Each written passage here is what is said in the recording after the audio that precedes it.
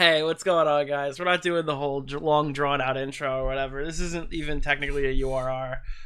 What's going on, chat? I have to watch this for my videos, so I might as well do it with you guys. I don't really see a reason to watch it alone. I've heard mixed things about this video.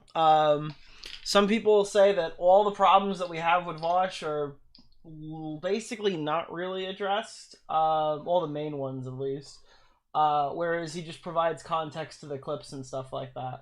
So, I've heard people say the context is good, so I'm gonna watch it with an open mind. But most of what I've heard so far is like, did you guys watch Xylee read all of our leaked DMs? That's kind of what I heard about this. Is that it's like long and boring, and the idea is to not be having fun while you're watching it, so you can't make fun of him as well. That's kind of what I heard about this. It's just a long, boring context video. So I figured I'd hang out with you guys and maybe we can make some jokes about it. Yeah, I heard it's a lot of horsing around. It's just a lot of yapping. Maybe we can have some fun. Maybe we can have a good time. What's going on? Toothless Possum in the chat. Luna Lizzie, Infatuated Coconut, Rich P. Anya, YS, Jesus Christ is in the chat, the godfather of the Catholic faith. What's going on? Marla, Angel. Wow, Jesus Christ and Angel are here in my chat. Amazing. Cilantro is in the chat. That's like one of my that's probably my 7th favorite vegetable. What's going on? How are you? Skeeter Wayne, you sound like you do chewing tobacco. How you doing? Oh, God. All right, so we have about 1,300 people watching. Vaush put out a response. It's an hour and 41 minutes. It's all we're covering tonight. There are a few... since this is a regular stream, not a URR, there's a few things I want to discuss. Because I think it's funny. So we have our best comment of the drama. This is by far the best comment of the drama. Someone reached out to me and told me that Vaush is actually super innocent. And most of the time I would say, all right, this is probably Cope in my comment section, but this one was highly upvoted. So I do want to point out, like, this is a good point in terms of Vaush's argument. So I said, dude, you got to stop being bad faith. Vaush, Tipster, and Keffels simply mistook those drawings of children for short-stacked goblins. It was an honest mistake, and it could have happened to anyone. Now, normally I think, all right, this is a pretty stupid comment. Like, this is obviously a fucking fan or something. But you have to look at the source on this one. And I mean, look, the name checks out. I think we might have got it wrong, chat. The official short-stacked goblin commented on my video to tell me that this happens a lot. Like, they're used to getting mistaken for children. Like, how do you argue with that logic, chat? How do you argue when literally the short stack goblin reaches out to you and they're like, hey, Nick, listen, buddy, listen, it's a mistake. You're fucking this one up. Oh, God. We have to talk about this. This is the next one. So are you guys familiar with the YouTube drama subreddit? I genuinely kind of felt bad because we went through like the history of one of the moderators once by going through their post history, and there were some memes in there, but I felt a little bad. I got rid of the segment because they didn't ask me to, but I did it or whatever because I felt bad about it, and they were pretty upset. I don't know. Maybe I won't do that anymore for people, but I don't know. I did them a favor when they were spurting out about it on the subreddit, but oh man, this is so funny. I gotta tell you, you guys did you ever hear the story of Nick DeOrio, the Redditor? Oh, this is great. So, there was a funny post that went up. I need to show you this. This is really funny. So, they made a post saying, new Turkey Tom Twitter post shows him interacting with Wendigoon. Okay? And it's a whole takedown post of people complaining, saying that, like, this is like an Epstein photograph for Wendigoon. You know what I mean? It's like Ghislaine Maxwell got fucking snapshotted with whatever. It's like, it's literally like you got caught taking a picture with Hitler to be in a picture with Turkey Tom, which is really fucking funny in my opinion. So all I wrote in my vicious harassment campaign was laughing my ass off. And I added my friend Tom, like, you know, we interact a lot or whatever. I added Tom because I thought it was funny.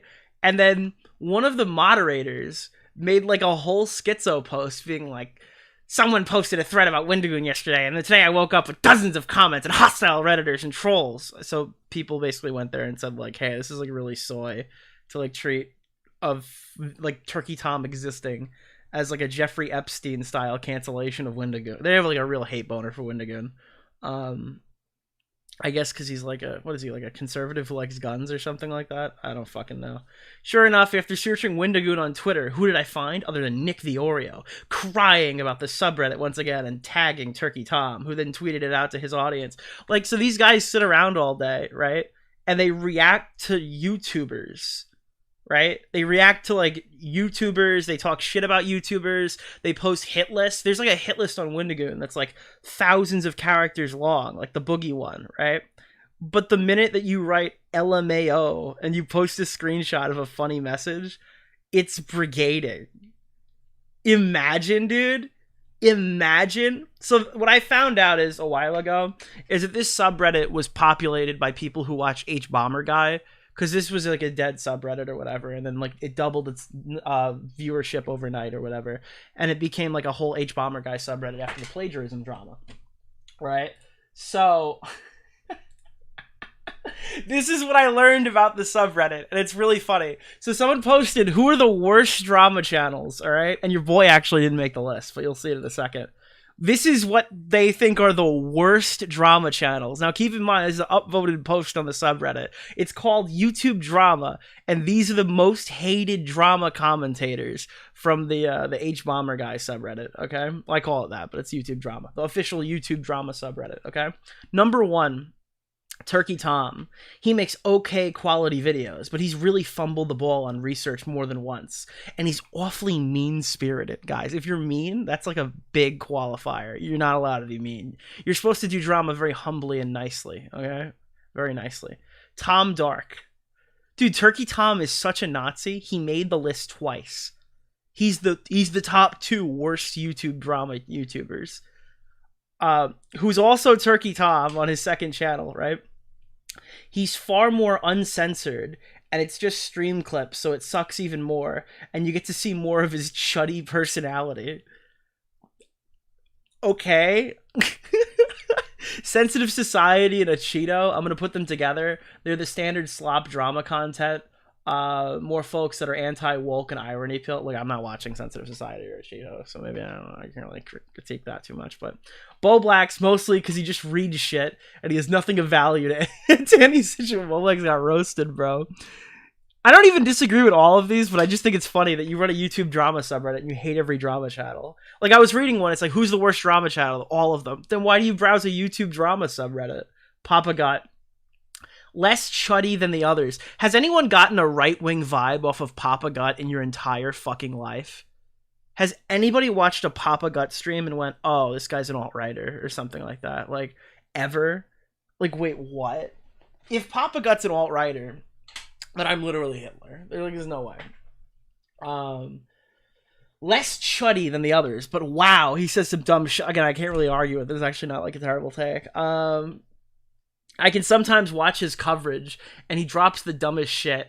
I don't mean offensive. The dude's just really stupid sometimes. Like, if this person dropped all the weird chud comments, this is actually not like a horrible takedown piece. Nick is not green, not a chud, but the shit he got during the controversy with Super Mega. Many people point out his videos are poorly researched and poor quality, I agree. Mudahar presents himself as far more of an authority on technology than he really is. What the fuck does that mean? Presents himself as far more of an authority. Was this written by Queeman?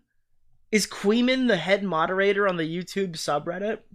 Then he moves into covering drama, and he adds absolutely nothing besides giggling. Like, what are you talking about? This guy has, like, huge takedown pieces in, like, several high-profile dramas. Unless he really has the fingers in the mess himself and he can gain something from it. I'm so confused. Like, you know, he's helping the Max victims offline, right? But I do want to point out that in his glowing review, the moderator said, and as for Nick DeOrio, well, he's just as trashy as the edgy drama tubers, just as offensive, but it seems like he takes more care to do the research than the others. But he can be very mean. Listen, guys, I got the research. I got the big check of approval from the drama subreddit. So yeah, listen, guys, I'm just a real mean guy. All right, we host Ultimate Rape Review, but we're not the nicest. So we need to start having more nice guy segments in Ultimate Rape Review in the future. I will be accepting said criticism. Now, obviously, what did I get for this honorable mention in the worst drama YouTubers post? I got banned. Yeah, I got banned from the subreddit. This is like getting banned from church for a Catholic. I got banned from the YouTube drama subreddit. I'm not allowed in there anymore. They said no more. You keep posting funny tweets. No more funny tweets. It's so over. Oh, it's so over, chat. All right. Is there any other preliminary topics I want to get into before we start watching this Vaush thing? Yeah, that was the Reddit topic. Oh, the Rangers won today. Pretty solid victory, if I do say so myself. I thought they walked away with it. Oh, brief tipster update, chat. Because to be honest, this is more. I care about this far more than Vaush. I gotta be real with you. I think the tipster segment of the Vaush video is gonna be like the Hassan segment in the Twitch streamers video. It's gonna be the longest section of the whole video. But man, oh boy. All right, so Tipster came out with a big response. So if you check after I went live. And you'll see, because I actually spoke to Keffels. Keffels not only donated to our last live stream, but she reached out to me after the stream. She said she knew I was going to leak it, so I will. But you have to wait for the video for that. But it's very funny, and you're going to love it.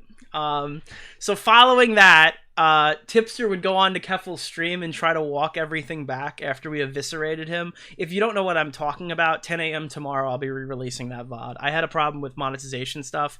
It shouldn't be a problem this week, though. I think for all these VODs, you'll be getting them roughly a day after because of monetization issues. But yeah, so Tipster put out a statement and said, note, it's been brought to my attention that there are more instances of Chris Tyson engaging with Shadman.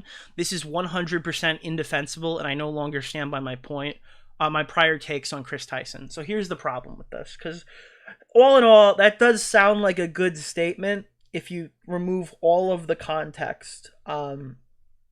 Tipster is claiming that new details have been brought to his attention. Keep in mind, if you're looking at the timeline here, Keffels condemned Chris Tyson before Tipster went public to defend Chris Tyson by like 12 to 24 hours. Keffels released her video on Ethan that we watched. That was really bad. If you're watching, if you're a VOD watcher, not a stream watcher, odds are you saw that today.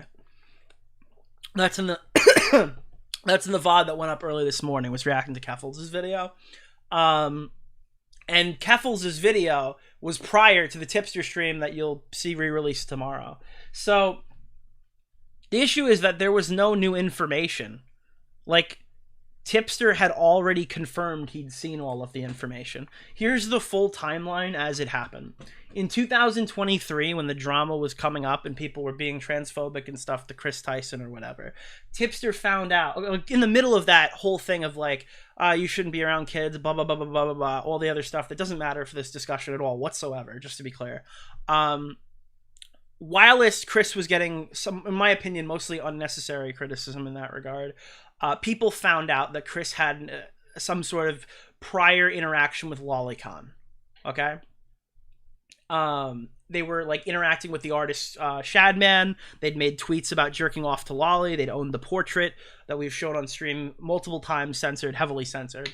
And Chris Tyson was defended by Tipster. We speculate, in the most charitable sense of the word, that Tipster saw a trans person and said, oh, this person needs my help, didn't think about the drama at all whatsoever, and just offered his support because he's a follower, because he's low IQ, because he's a dumb person who doesn't belong in drama. That's the most charitable. The least charitable is that it's one of the most recent in a long line of disgusting lolly controversies that Tipster constantly injects himself into that makes you really start to question what's on his hard drive, what he looks at in his spare time, blah, blah, blah, blah, blah. So there's like the charitable, the uncharitable version of that.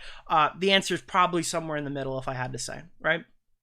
But Tipster jumped in to defend Chris in 2023, and I'd made this public, and I'd started criticizing him publicly about it.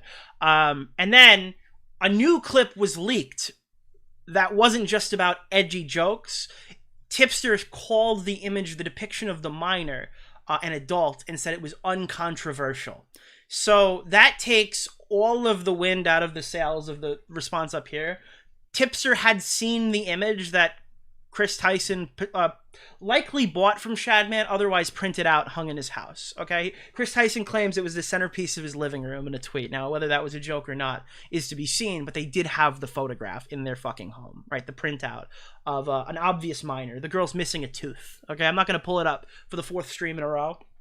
But the girl's missing a tooth. She's got a flat chest. She's got a fucking tattoo on her leg that says BBC on the Queen of Spades, which means like interracial sex. This is a sexualized fucking child. It's so very obvious what it was. Anyone looks at that, that's a child. Tipster's got a weird history of making comments like, the art style, the anime, to get out of these situations, and it's really starting to, you know, make some people a little nervous.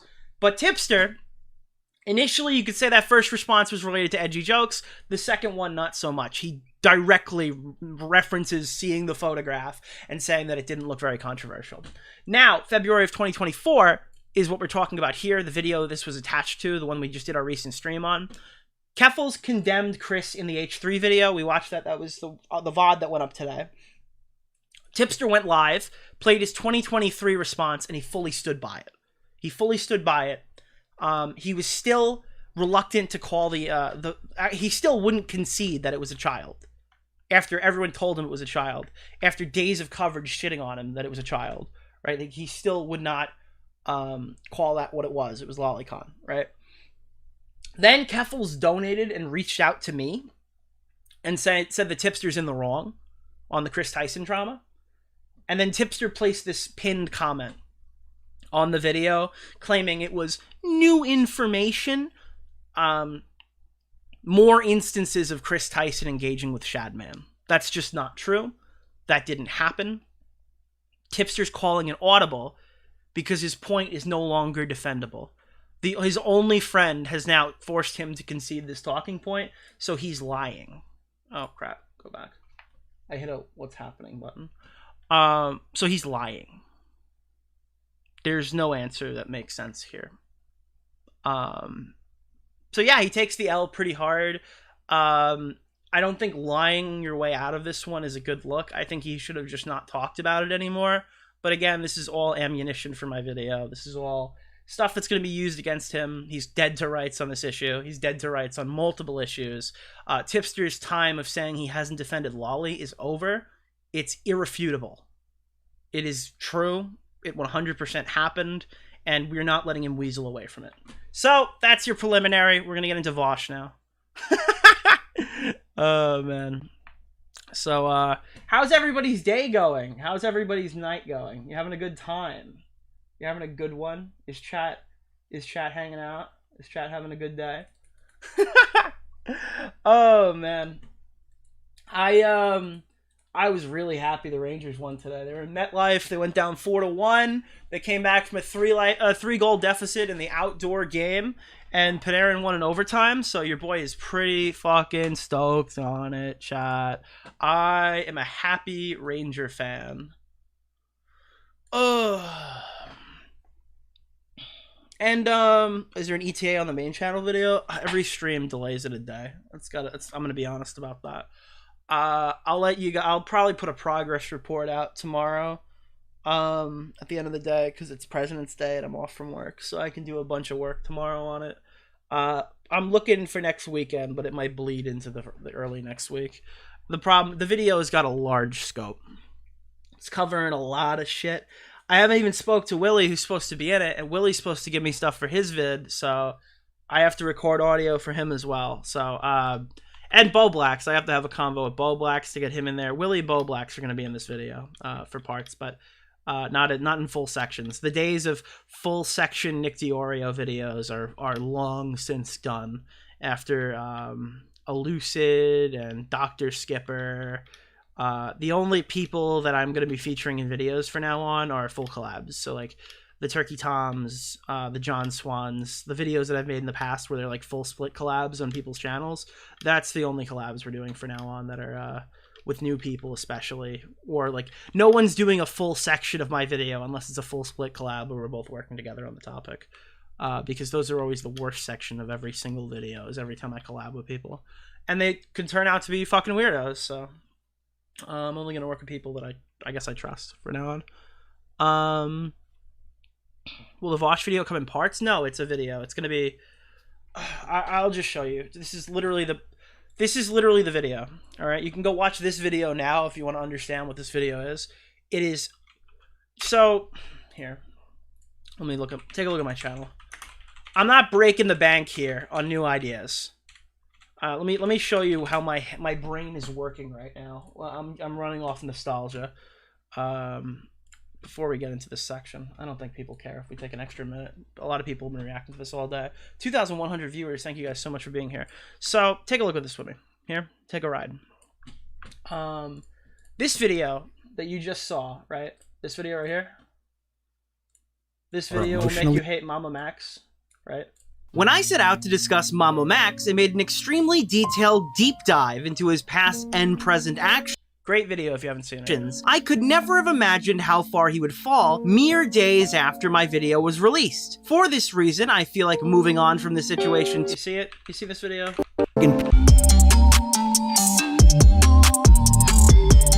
Eagle-eyed viewers would know that it's literally this video. With noodles and made an extremely detailed deep dive into his past and present, I never could have imagined how far he would fall mere days after my video was released. For this reason, I feel like moving on from this situation would be a disservice to my audience and to the community. Educate.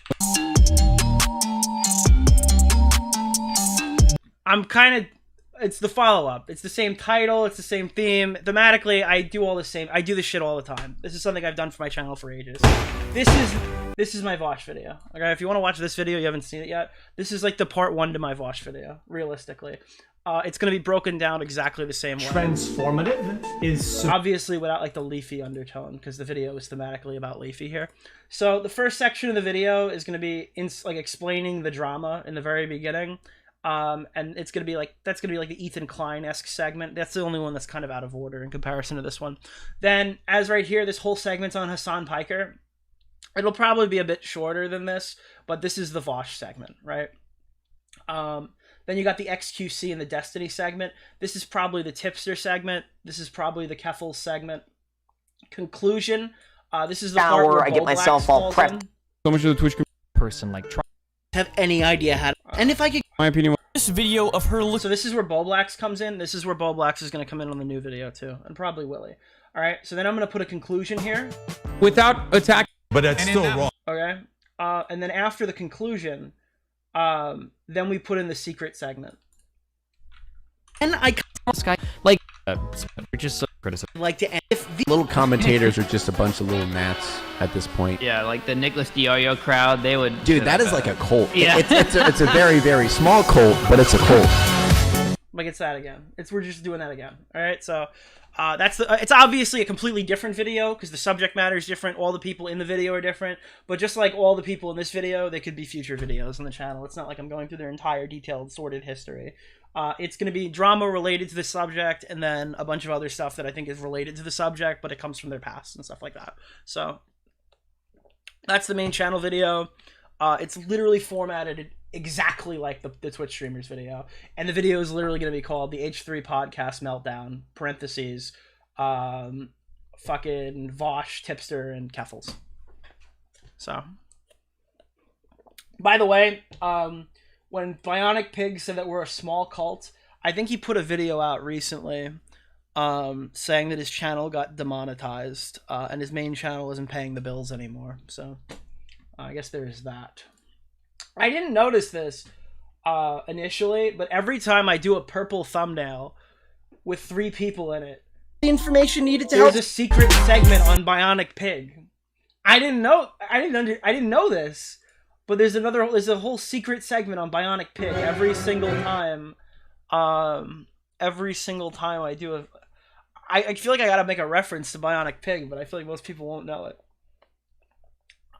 There's no Bionic Pig segment of this new video. He's not relevant to the subject, but I wish there was. I kind of want to do a 3-peat where I just do a random segment on fucking Bionic Pig.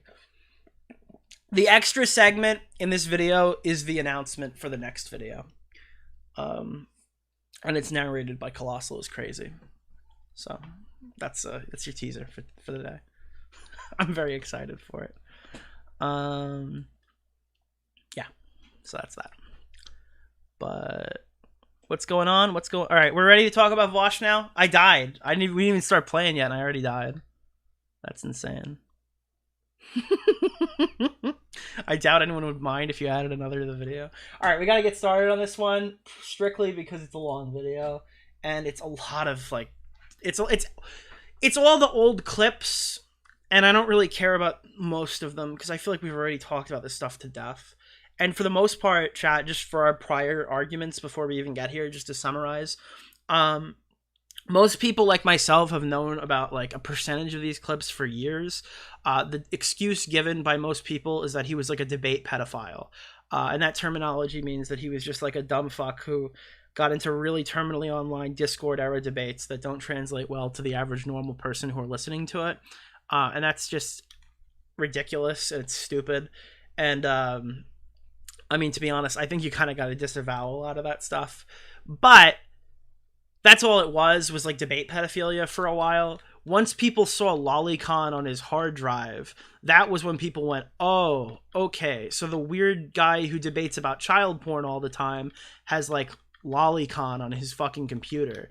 Now that's a bit more concerning. That's something that we ought to look into more. There are a few clips I'm interested to hear his response on. I think the one where he explains about like the potential goods that could come from minors or whatever, engaging in activities, that one is like the one I'm looking for personally, because that's the most damning clip in my opinion. But in reality, we've spent like our last 3 streams shitting on his weird Cobalt child porn argument, and I think it's like a hugely retarded form of argumentation, and I think he kind of concedes that, at least in his prior content he did.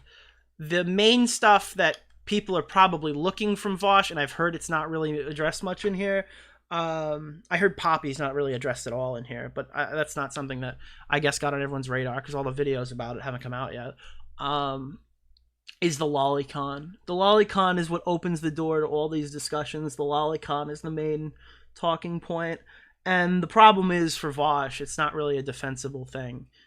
Anything he can say sounds bad. I think he's even conceded that point. So that's really where we are with Vaush. That's kind of a summary of where we were before we start the video. And I really don't think my mind is going to be shifted much here, but we're going to go in with an open mind. We're going to go in with a charitable perspective. We're not going to launch the ultimate rape review intro or treat him the same way we've treated Keffels and Tipster, because well, frankly, Keffels and Tipster are probably worse in this situation. They've said far worse. They've gone to lengths Vaush hasn't gone to for himself to make arguments he's not even standing by to look worse in the situation.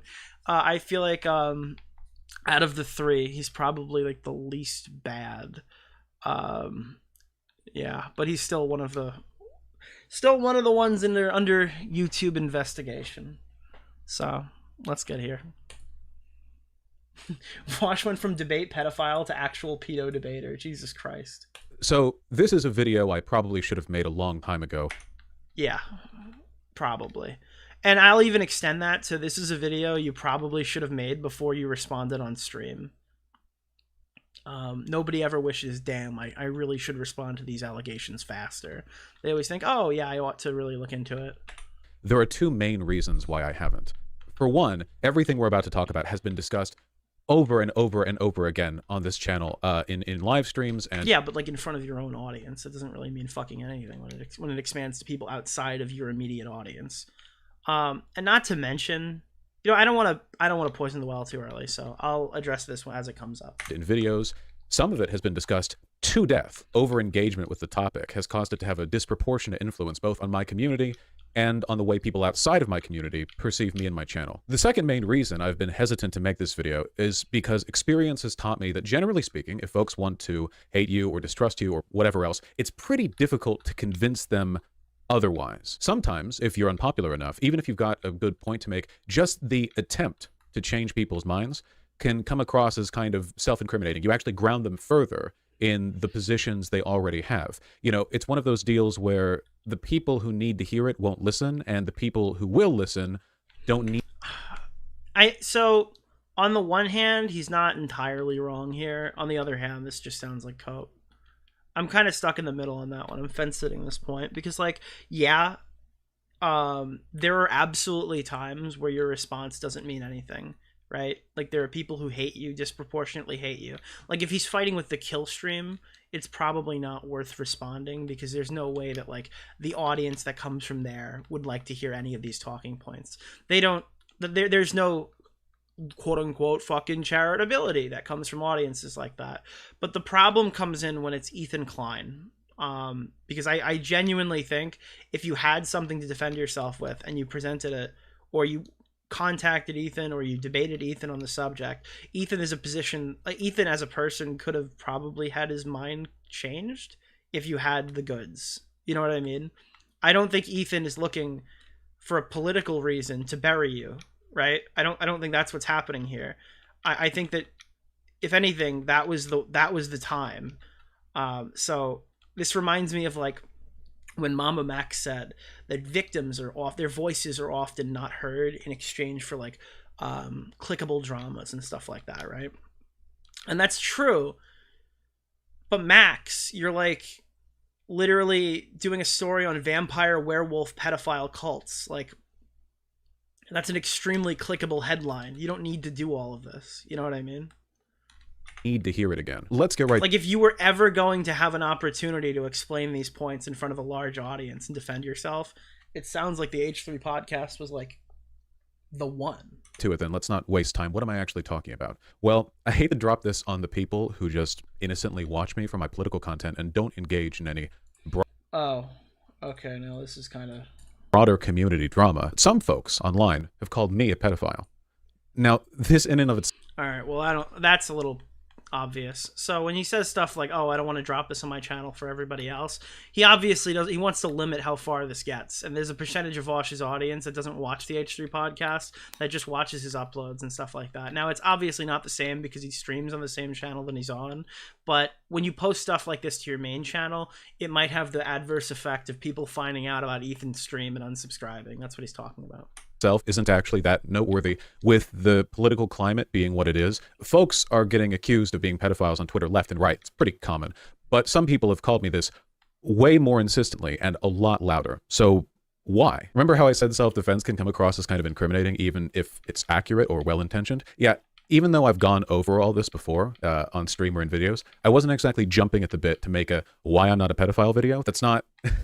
It's a rough subject, is what I'm saying. You know, that's one of the reasons why it's so effective as a smear, of course. It's just an incredibly difficult subject to engage with. So let's not waste any more time. We've got a lot to go through. What, then, is this video about? What do I have to say, and why do I want to say it? What are my goals in making the video? Well, the gist of it is this. When people accuse me of being a pedophile, they usually do so while presenting pieces of evidence, often clips from my live streams, that make me look bad. While I do think that a lot of the claims and pieces of so-called evidence used against me range from being uncharitable to outright dishonest, the fact remains that I have said some incredibly stupid fucking shit on this channel, especially really early. Yeah, this is what I was expecting. It's going to be a whole lot of I'm a fucking idiot. And, like, I don't know how else to I don't know how I'd respond to well, first of all, I wouldn't find myself in this position, but that's a given, right?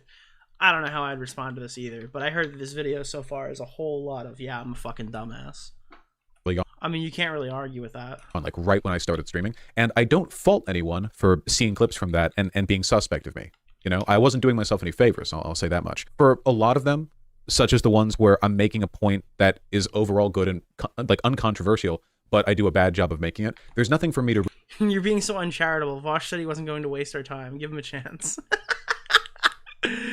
I'm just so silly and stupid. Anyways, don't look at my folder. Yeah. Really, like, debunk, you know? It's not a takedown. It's more a matter of charity. You know, I have to go and look at these clips and explain, what do they mean? You know, what was I thinking? What was I saying? Is this clip, like, so dishonestly cut that, you know, no reasonable person would interpret it as looking bad if seeing the full context? Or was I saying really stupid shit and I'm going to have to, like, work to explain what my thought process was at the time. And past that point, it's up to other people to either believe my charitable explanations or believe significantly. All right, let me translate this to normal person. Okay, is this clip so dramatically badly that it's going to be easy for me to explain, or did I say something genuinely fucking sus here? So I'm going to have to like weasel around it. Like, that's how I'm hearing it, because like I don't know. Let's hear his answers. Less charitable ones, you know, that's up to them. In addition, it sounds like this is the ultra charitable Vaush position, when in reality, I do think he's going to have to concede at least something in this fucking video.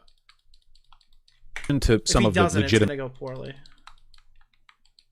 Really stupid shit I've said. I'll also cover some of the more bullshit accusations, because I don't know, they're transparently bullshit, a lot of them. I feel like you would have to already dislike me to read anything from them. But, you know, a lot of it is that, so I need to sort of point that out too. So as far as I can see, there are 4 groups of people that I'm addressing here, more or less. The first group is my core audience, the people who have seen me address this and provide context for this and deal with this bullshit a million times. For a lot of them, all of this is a repeat. The second group of people is people who just fucking hate me. I really don't know if there's much I can do to get across to those guys. All right, let's pull it. Hold on, I want to see who's here. I want to see who's watching. All right, who are you?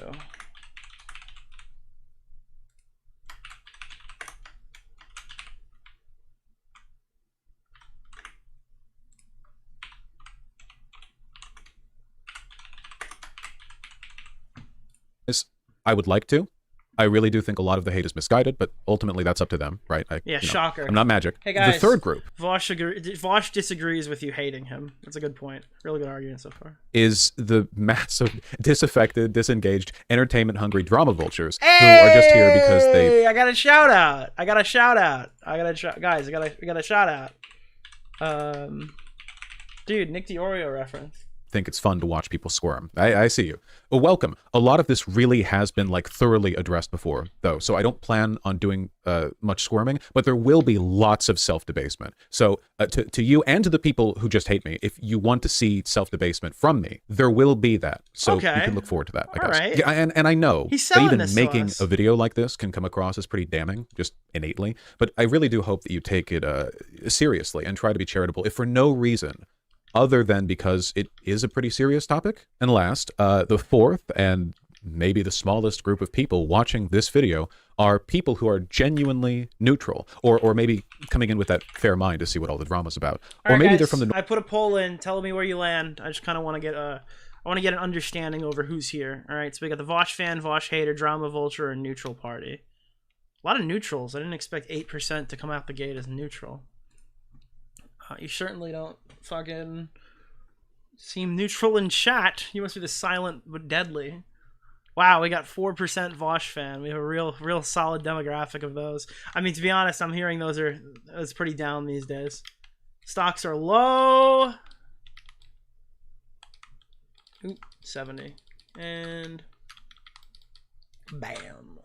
Normie side of my audience, you know, they don't engage with the drama and the community stuff that much. I don't know. This will probably be a weird one for them, but nonetheless, welcome. It's a pretty wide range of people as audiences go, but I'll do my best to explain things and go through all the drama in a way that's clear and straightforward, but also doesn't drag on too long. Now, without... Great. Fantastic, Jalen. Further ado, let's get to the content. We'll start with the absolute worst of it, the monstrously stupid argument that I made way back when I first started streaming that has since haunted me and irreparably tarnished my reputation. Now, this clip is the one that I see cited most often when people are accusing me of being a pedophile. That's not even a little surprising to me, though. It sounds pretty bad. In fact, and this is going to be a real hot take, I have yet to hear a convincing moral or legal argument as to why possession of child pornography should be illegal. Actual child pornography. Like I said, pretty bad. This clip is from right... Oh, God. Like I said, pretty bad. Oh, God. After I started streaming, so a significant portion of my career as a live streamer has been spent providing context for the clip over and over to many people and many audiences. I've addressed it so many times that it's turned into like a kind of running joke in my community, like a rake that I'm cursed to keep walking into over and over, and it hits me in the head. I often see people outside of my community, people who have seen this clip but not seen me address it, mock the idea that any context that I or anyone else could provide could possibly explain away something that sounds that bad. When they see me or my fans say that this or any other clip has been taken out of context, It comes across to them as an effort to shoo away legitimate suspicion, you know, chastising people for having an opinion on something that looks bad. Like, you see a clip that looks bad of me, and then I or a fan of mine comes in, and we're like, no, you know, you need... All right, how hard are we going to preempt these clips? When do we watch it? Oh, does he not show the clip? Okay, he does. He shows the clip after he explains it? Okay. Need to familiarize yourself with like 50 hours of stream lore before you can have an opinion on that. I have seen people weaponize calls for context in that way, so I don't fault others. So there's no reason to weaponize the context, because the context was provided. The lie that Vaush told his audience was that there was no context provided, and they just laughed at out-of-context clips and criticized him with out-of-context clips. But what he's about to tell us was present on the H3 podcast. This is not new information to anyone. For being like kind of suspicious of that or not taking it very seriously. Some people are just going to tune out right there. Now, don't get me wrong, the clip is bad. It's rhetorically bad, it's logically bad, it's obviously optically bad. And the broader argument that it's pulled from are bad in all of those ways too. But as for what the clip and the argument that it's pulled from say about me, I would like to make the case, if I may, that it does implicate me, but not as a pedophile, rather as a fucking idiot. Okay. I'm not going to keep repeating myself. Let's get through this, and then I'll kind of explain the issue. Debate bro, brain-poisoned jackass, because I took a perfectly fine argument. I think that, you know, when I explain it, the argument itself will make perfect sense, at least. And I ruined it with edgy, contrarian, devil's advocate nonsense. So let me explain. I had just started live streaming, and I was far, far more argumentative and belligerent and arrogant then than I am now, if you can believe that. Over the background of my mediocre Dead Cells gameplay, an argument with... If you guys don't know, he starts his YouTube channel in 2019, but you can go back and find his debates with Destiny, I believe as far back as 2011, definitely 2012. This guy was debating for years before he was a YouTuber. He had an existence in online spaces that predates my own in terms of time spent here. Chat on the subject of foreign labor and unethical production was getting increasingly heated. Just in case anyone watching doesn't know, many of the products that we buy from American companies on American store shelves are produced through supply chains that take advantage of what we could consider unethical business practices, you know, like bad workers' rights stuff. Often this takes the form of sweatshop labor, a practice near ubiquitous, for example, in the garment industry, where sewing work is difficult to fully automate. This isn't just a foreign problem, though. There are garment sweatshops where workers make less than $2 an hour, operating right now in Los Angeles, as an example. It's a broad issue. But American companies profit from even worse abuses. The mining of cobalt and the harvesting of chocolate and palm oil. Those are three practices that are especially notorious for their use of child labor. Chat, I've heard this fucking context like 80 times this week. Like 80 times I've heard about the cobalt and the chocolate. I'm sorry. I know it says that we're going into this with an open mind, but I've had this open mind discussion already. We've done this already.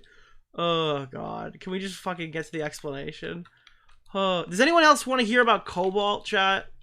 In practice, often just child slavery. American companies profit enormously from this because these, abusive work conditions, it keeps the cost of harvesting materials, of acquiring raw product relatively low. And as a consequence of this, the suffering of children is built into the fabric of our economy, of exploited workers broadly, to be sure. But like I said, I feel like he's trying to bore me to death. It's a widespread problem. I believed that in a just world, the American Everyone government knows what you were trying to standard argue. It just doesn't make any sense, and you sound like a pedo because you said it.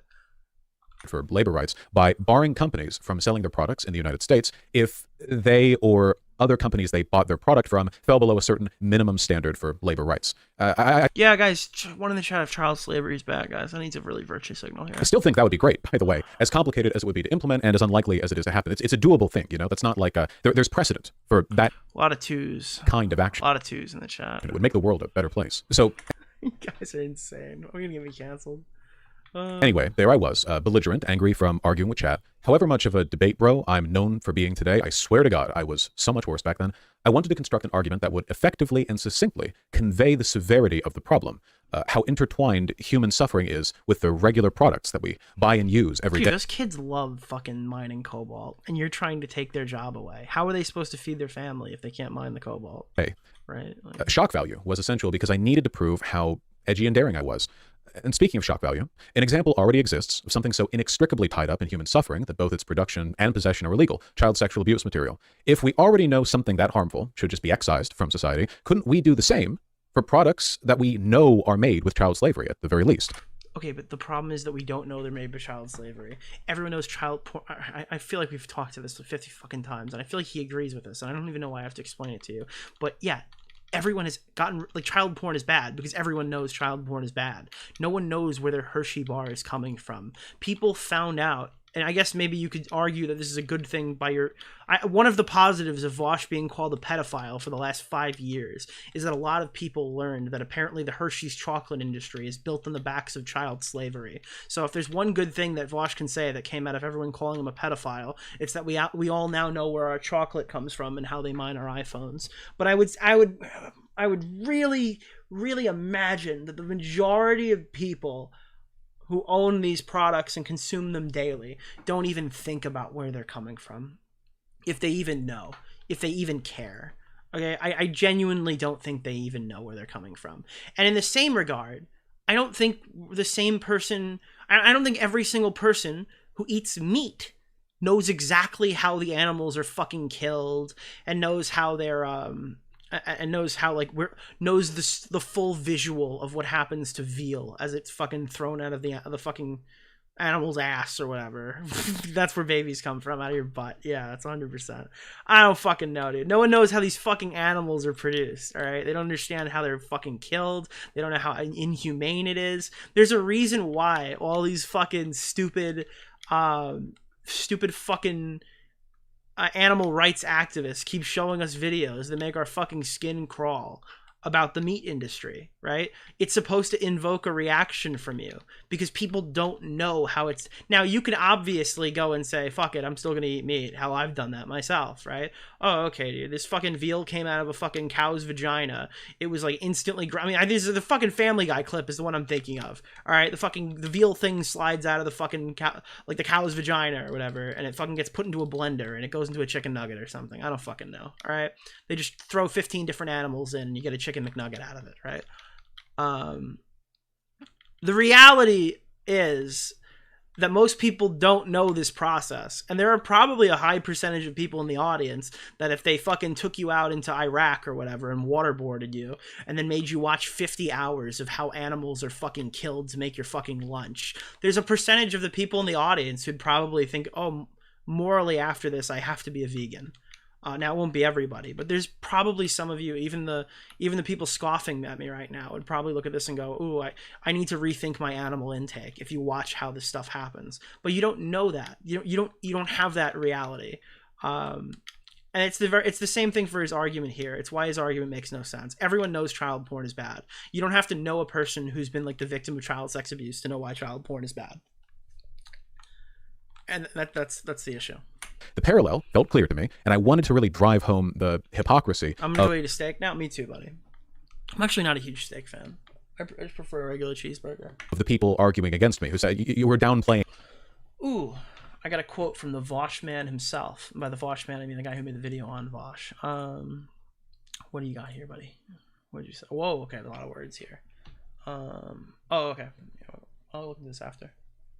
I guess the issue with the whole child slavery intertwined in our, economy thing. So, in fact, and this is going to be a real hot take, I have yet to hear a convincing moral or legal argument as to why possession of... Oh, and it just happened again, dude. This is the second time it happened, and I have to explain this to chat.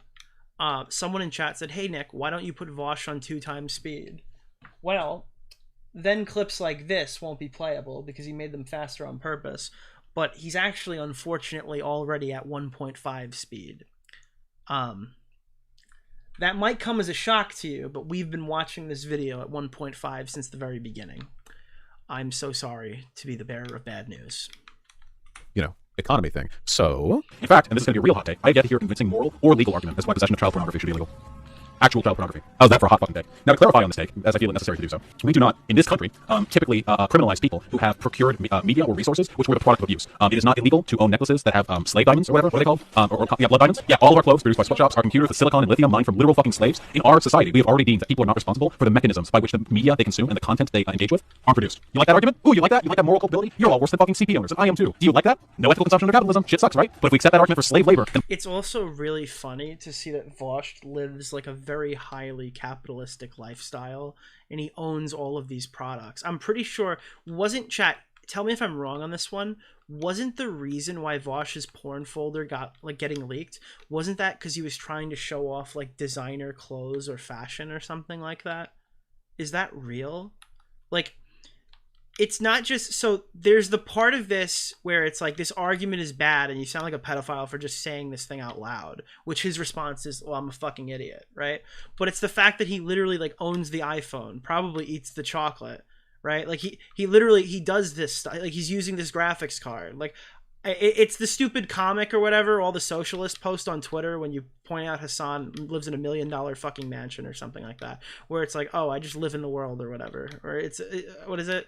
Oh, you exist or something like that. It's the stupid comic, but like you're saying that you're as bad as someone who owns child porn and you yet continue to engage in all of those activities.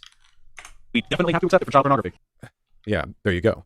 My dumb goal here was to spark We live in a society, man, yeah. and outrage, to make people who downplay the immorality of unethical supply chains to reflect on the harm they were enabling through comparison, or for them to, bluster and go, no, they're different. Child slavery is fine, actually, and look bad. It was meant to be like an invective, like something like, it's punchy, it gets right through to people. Obviously, it didn't work. The only person I succeeded in making look bad was me, and that wasn't one of the goals. That's true. So, yeah, no, pretty bad. Because I really want to make sure that I'm being clear with my thoughts here, because I don't like being misunderstood, and being misunderstood kind of feels like my job sometimes. Just in case the bad logic of my brilliant little devil's advocate it's not coming across, let me give you an example. Imagine that I was a vegan back when I started my channel, and I was angrily arguing with my audience about Jesus, my stupid argument from the other day made it into the video. the hypocrisy I have foresight. of America making animal abuse a felony, but also allowing millions and millions and billions of animals to spend their whole lives in torturous captivity before being slaughtered for meat. I'm flustered, and I want to make a point. So I start saying that, hey, if we're all being morally consistent here, we wouldn't even have animal abuse laws, huh? Why protect animals at all, I would say? Since we're clearly so okay with them being tortured and killed en masse, why not be consistent and just do away with all animal abuse laws too, huh? Of course, in that example, I wouldn't really be arguing. All right, but this is exactly what I just said. I didn't know he was going to even make that argument, but you're using chocolate and cobalt, and you're comparing that to veganism, which often that's a good comparison, I think. Isn't it? Because most people don't know where their food comes from, and most people don't know what makes their iPhone. Right? They don't have that foresight. They don't understand that. But they all know that child porn is bad. So you just decided, okay, let me make the same argument with an actual good example. For the removal of animal abuse laws, I'd be pointing out an apparent hypocrisy in animal welfare norms with an abrasive devil's advocate. The point would be to get people to sort of like angrily confront my position or reflect on theirs. Likewise, in real life, the problem is it's the fucking child porn example. The only reason that we're talking about it is because they found lolicon in his folder. His response here that I was just a dumb, like retarded debate edgy loser was enough for the vast majority of people who've seen these clips, including myself, for years. The reason why people are asking is because they found lolicon on his fucking computer. That's why he needs to address them. So I could sit here and I could accept all of this, but this is the fucking argument doesn't work at all. It doesn't make sense when he explains it, because it's not a good argument.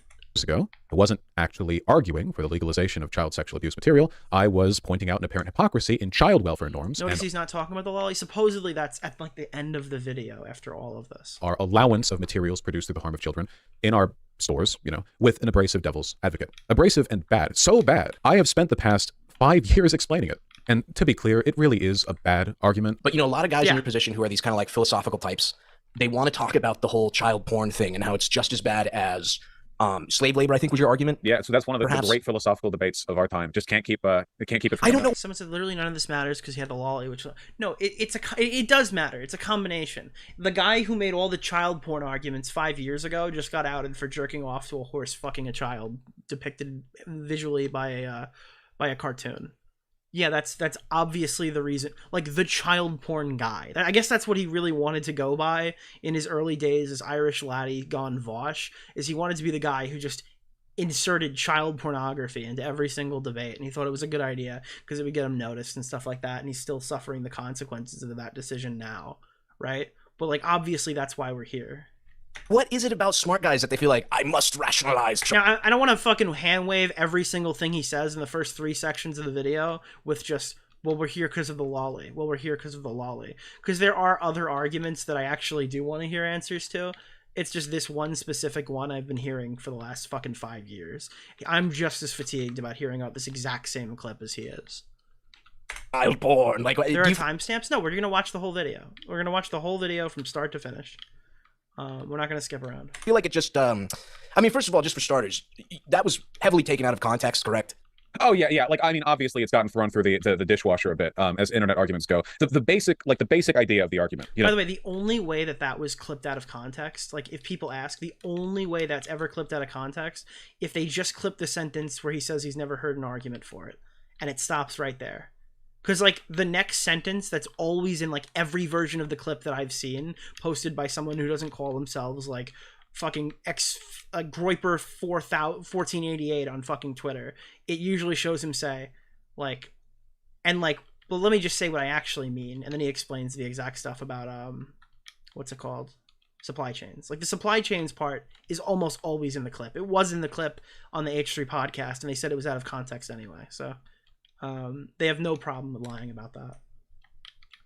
The fundamental, which is like it's bad to participate in the consumption of any product which, as a necessary prerequisite for its production, mandates the abuse of children. Everyone would agree with that, unless people are literally pro-child abuse, I guess. But most everyone would agree with that. People just don't like the direct comparisons because, in my case, it wasn't the most accurate one, due to some like nitty-gritty detailed bits. And 2, it's like deliberately provocative, right? And that's the problem. You know, that comes up the same reason people make comparisons to Hitler during arguments. It's like the most provocative thing you can get to. Like, jump right to it. Like, well, how do I make a point about why X or Y about capitalism is bad? But that's also like this is why everyone hates you. This is why everyone hates this politics community. It's because every single person they don't like is a Nazi. Every single person they don't like is literally fucking Hitler. Every single person they don't like is literally a fucking pedophile. Like, yeah, I understand the fucking. I understand. Like, I get where you're coming from, but but you're also contributing to that issue.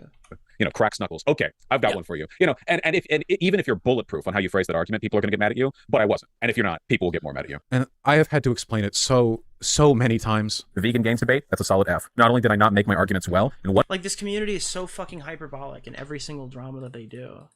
Right? It chases away normie viewers, and then normies come out and watch this, and they're like, why is the child porn guy have lolly in his folder? And then you don't really know what to say to them, because in reality, it's pretty fucking alarming, dude. And I agree, it's weird. At one point, I made my anti-child pornography argument so poorly. I'm so confused why many people in his audience can't acknowledge that Ethan did genuinely engage with the argument. Okay, Ryan, I will explain to you exactly why. It's because as soon as the stream ended, Vaush went live on purpose to his audience, told them he's not seen any of the information, and repeated what people on Discord said. So at that point, every single Vaush fan that was watching, and would later to go on to not watch any other coverage that happened, only heard Vaush say it was out of context and it was bad faith. And Vaush used his Discord as a shield. Right? He maliciously used his Discord as a shield, so he didn't have to know what was in the stream. He didn't watch it, so he couldn't possibly say it for sure. But by doing that, he's poisoned the well for his entire audience, and now they've gone and just regurgitated that talking point to everybody else. They got clipped out of context, and people are using it as an argument that I support child pornography. My basic argument is that, like, why is child pornography bad? Because to produce it, you have to hurt children. Because it hurts people to produce it. Yeah? Producing child porn requires harming a child. The argument I'm making is that it frustrates me that liberals recognize child pornography as bad. Great, nice, well done. But then they're really, really defensive of like global commodity production chains that involve child slave labor. Like, they'll talk that off like really readily, you know? Like, oh, well, there's no other choice. Oh, well, we don't have to care about that. Oh, yeah, dude, like cobalt that's mined up is done by child slave. But, you know, like, whatever, that's just how the economy goes. Oh, dude, whatever, like, we make computers, they look sick, bro. Like, don't think about it. So that was the argument that I was making originally. I don't know, me personally. Oh, someone in chat. Mark Dagger. Guys, a man has died. Well, pour one out for whoever the fuck that was. I don't really care. Personally, I would have tried to find another example. Me too. Hey, no, hey, me too, buddy. The reasons for this argument being rhetorically and optically bad are pretty obvious, I'd say, but I wanted to explain why it's also logically bad. The parallel between child sexual abuse material. I don't think a Vaush fan edited this. No, I'm pretty sure it's the same clip Tipster showed, right? It just had a new background. I'm 99% sure Tipster showed this in his video already. And commodities made with child labor is tenuous. By the way, I'll read Dono's after this section. We're gonna, because it's broken up. We're almost through the explaining child labor argument one. Mostly due to a huge gulf in personal moral culpability, right? I mean, hopefully that's obvious. It certainly wasn't to me back then. I still believe the presence of child labor in our supply chains is a massive issue, but, you know, I've stopped making that point in such stupid, pointlessly abrasive ways. You know, there's a sickness in the mind of the very specific kind of debate bro that I used to be, where you believe that if using the most inane, hyperbolic shock value arguments, it makes you seem smarter. I'm sorry. I can explain what I was thinking at the time, but I can't for the life of me understand what I was thinking, if that makes any sense. Yeah, all edge and no point, truly. Oh, and to be clear, I didn't make that argument just once. Remember, the whole rhetorical strategy was edgy, abrasive bullshit designed to bait arguments, and it worked. I mean, arguments were had. You're a live streamer, you know, you have a hot take or you make an abrasive argument. You know, chat brings it up in the future. You argue about it again. I'm sure there are a million clips of that argument from different streams, but it's all the same damn thing. You know, it's like taking 500 photos of me getting in a car accident and then saying. And that's the thing, right? You did this how many? You're saying there's like a million clips of this like same specific argument, right? How old are you? How old were you when you said this? Like, you're 30 years old now. This was what, 5 years ago? So you're my age. You're a year younger than me at the time, because I'm 26, right? I need to put myself in your shoes. Would I have gone and made the same child porn argument last year? Like, no. And would I have, if I did make that argument, don't you think I would have caught myself in one of the next 12 subsequent times that I made that argument? At some point, like, it's Darwin Awards. It's Streamer Darwin Awards. Like, you kind of deserve this pushback because you're a fucking idiot. And this is the guy who's supposed to win us the election or something. I don't fucking know. It's kind of crazy. It's 500 different car crashes. It's all the same stupid fucking argument. Unfortunately, 5 years back, it took me a little while to catch on to how fucking stupid and self-destructive my edgy argument was, safe within the bubble of my then... Like, I don't... But, like, so let's say I'm super duper duper duper duper duper charitable, and I take his response here at face value, and this is now, like, my official new position on Vaush. Why would I take this guy seriously in his regular content if, like, this guy's so fucking retarded at 25 years old? He didn't differentiate this being, like, good from bad arguments. Like, he's just unable to debate in this setting while he's getting so much practice. Like, he's in the fucking... This guy's literally been talking to Destiny, right? He's been debating with Destiny since 2012, okay? So he's had, like... fucking, what is that, like 7 years of like debate, like knowledge and stuff like that from being on stream with high level like community debaters in the community that he's intending to join. And this guy's supposed to be like an intellectual. I'm supposed to look at this guy and go, oh, okay, he's one of the most positive progressive voices or whatever. Maybe progressive isn't the right word. He's like one of the most intelligent leftist streamers. Yeah, okay, dude, that's a really good point. Community, where the only eyes I had on me were the eyes of my, I don't know, 100 or so committed fans or whatever back then. I wasn't really seeing any negative consequences from employing this rhetorical strategy. I mean, it would bait arguments from chat, of course, like I got those disagreements, but that was what I was looking for. So I didn't interpret that as a sign of the argument itself being flawed. You know, it wasn't until I brought it up in debate with Vegan Gains, a far larger. Dude, the thing is, right, like he doesn't understand, or he didn't understand, he probably understands this now, that the reason why people say things for attention and stuff like that so they can like bait debates and stuff out of it isn't because like it's edgy for the sake of being edgy. They actually then have to explain those points, right? And if you can't explain those points, you just look like an idiot. In this case, he just looked like a pedophile because the argument wasn't good. The reason why the incest debate by Destiny was such like a popular polarizing subject is because a lot of people didn't understand what they were getting into, and they'd willingly walk into those debates with Destiny, and he would make them look stupid debating incest. That's why that was such a successful debate topic. Every time they debated Vaush, he just walked away looking like a pedophile. and he was just like, I don't want to be super ableist here, but he was just so fucking autistic, he thought he was winning. Like, imagine just showing up to a debate, convincing everyone you're a pedophile and leaving, and then going back and going, damn, dude, that was a fucking great debate. Can you believe how stupid those people are? And I'm just sitting here like, okay, cool. Well, I guess this is better. YouTuber that I realized how people outside of my community bubble perceived the argument. Pedophiles, right, who buy child pornography, would you say they should not be held responsible for doing that? Yes. Really? Even though they're directly supporting child rape? Yeah, I think it's hypocritical. If because I bought my computer and the silicon in it was farmed in Africa by slaves. If I can do that and that's legal and no one's gonna call me out my shit, then yeah, I have to be consistent in that respect. Okay, look, I think there's levels to this. So I wouldn't equate buying a computer to buying child pornography. I mean, it's in order to pretty much have a job anymore, you need a computer. So do you really think it's reasonable to equate something like buying something that might cause some amount of cruelty exploitation in the world that you need for your job, just to be able to like not be homeless, to something that you're buying purely for very shallow personal pleasure that causes horrible, irreparable damage to somebody lifelong? I mean, we can actually like partition it out. I don't know how much child pornography goes on the market these days. I haven't exactly checked, but Oh god. Oh, I didn't even know that. I feel like I've heard this so many times, but that one caught me off guard. Holy shit. Holy shit. Do you understand what I'm fucking saying now? Now that you just heard that clip. I understand that his argument's that he's an idiot, but it can't shake me that he just had Lolly on his computer and he's fucking saying all this stuff. Oh, like, you're telling me that a 25-year-old man didn't realize that he sounded like a pedophile here, and he only found out through, like, sitting down and thinking about it in retrospect? Really? Be willing to bet that the total amount of suffering that goes into the child slaves that mine out like the silicon in Africa, you know, in terms of me supporting that industry, I mean, that's pretty bad, and I didn't have to buy and your whole fucking argument is that, like, it's as bad as buying a computer or something like that, but you own a computer. So when you say there's all this stuff, like, well, waving your iPhone around like a retard, like, it just sounds like you have child porn on your computer. Like, this is just so stupid. I don't know how you can make this mistake. For this big, I could have bought. This is like if Mr. Girl comes out and goes, dude, I made a tremendous career mistake. I started debating pedophilia, and then people thought that I was one.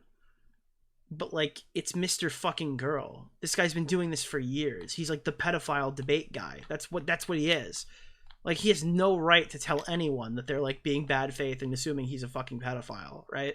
And that's kind of what it sounds like for Vaush. This is like Ethan Klein learned the N-word was bad. Not Ethan Klein. This is like iDubbbz learned the N-word was bad when he turned 30. It's just like, I don't believe you. I can't believe you. It's so radically... It's so retarded that I feel like I'm being punked if I believe you on that. Something smaller. I could have bought a little Chromebook. You know, I don't wonder how many more hours slaves had to mine up that silicon to justify me being able to own this. But I'd go with it too. Clothing I wear, put together by slave shop work or sweatshop workers. Sorry, glasses, like everything. And if you wanted to step beyond the slavery element, like all of the stuff that I buy, it goes towards corporations. I believe that wage slavery is unethical. The exploitation of workers, and everything you buy contributes to that, unless you're buying from a co-op. Okay, well, look. There are, like, I think we can both agree that reducing suffering in the world is a good thing, correct? Even if you can't get rid of all of it at once. It's always a good thing to reduce suffering. Yes. It's insane to me that I needed that kind of external confirmation to understand how bad it looked, how bad the argument was. But I have a very low opinion of me in a lot of these older clips. It just makes me look fucking stupid, to be honest. As it turns out, when you're talking to other people and making... Yeah, this is going to be my problem for a lot of this, is every time Vaush is criticized, it's just falling back to, I was a real dumbass when I was 25 years old. Okay, whatever. Arguments about ethical labor laws or whatever. I mean, like, even Ethan's audience, who thinks that dating a 20-year-old makes you a pedophile, would be like, well, Vaush, your brain was fully developed at 25. Like, you know what I mean?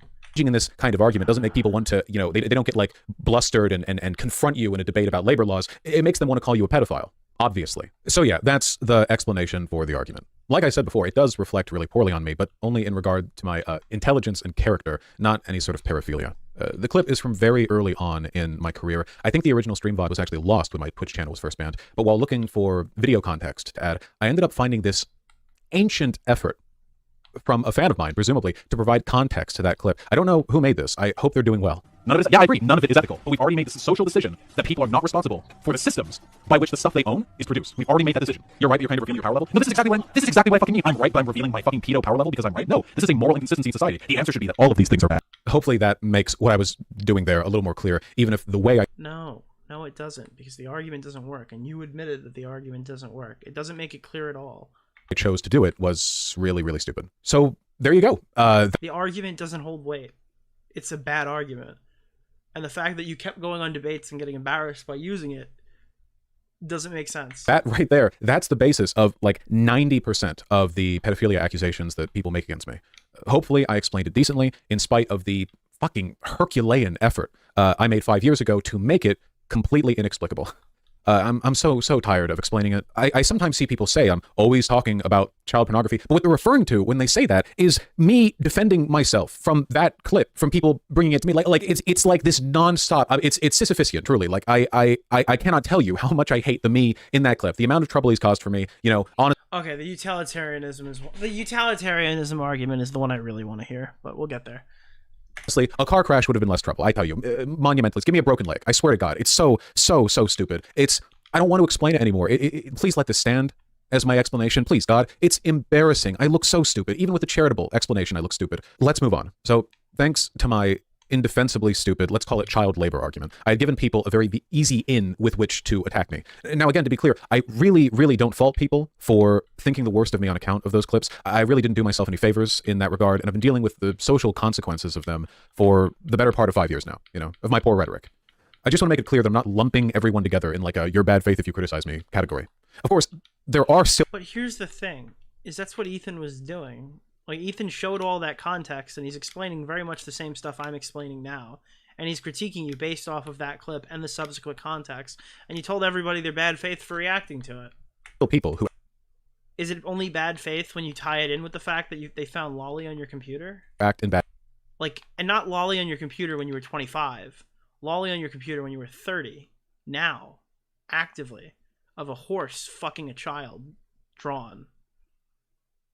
faith, and not all the people who wanted to attack me were interested in being honest about it. I'd made it really easy for people to make pedophilia accusations against me, but the problem was once I stopped... No, but all of the major players were 100% giving all of the context. I played the context at least 5 different times across 3 different reaction streams and went through it. I even explained it. Fucking Ethan watched it, explained it, asked a co-host to explain it. All of the major players, even if you don't consider me as one of the major players in this situation, all of them were talking about this. So I don't. Okay. Making the child labor argument, yeah, what he's saying now directly contradicts what he said directly after Ethan's stream, where he admitted to not watching. Yeah, I mean, I think that this is a far better response than that first stream. The first stream will go down as one of the worst responses to anything I've ever seen. But not just because it was bad, but because it was like openly malicious. Like, you can't really come away with a different understanding of that conversation there.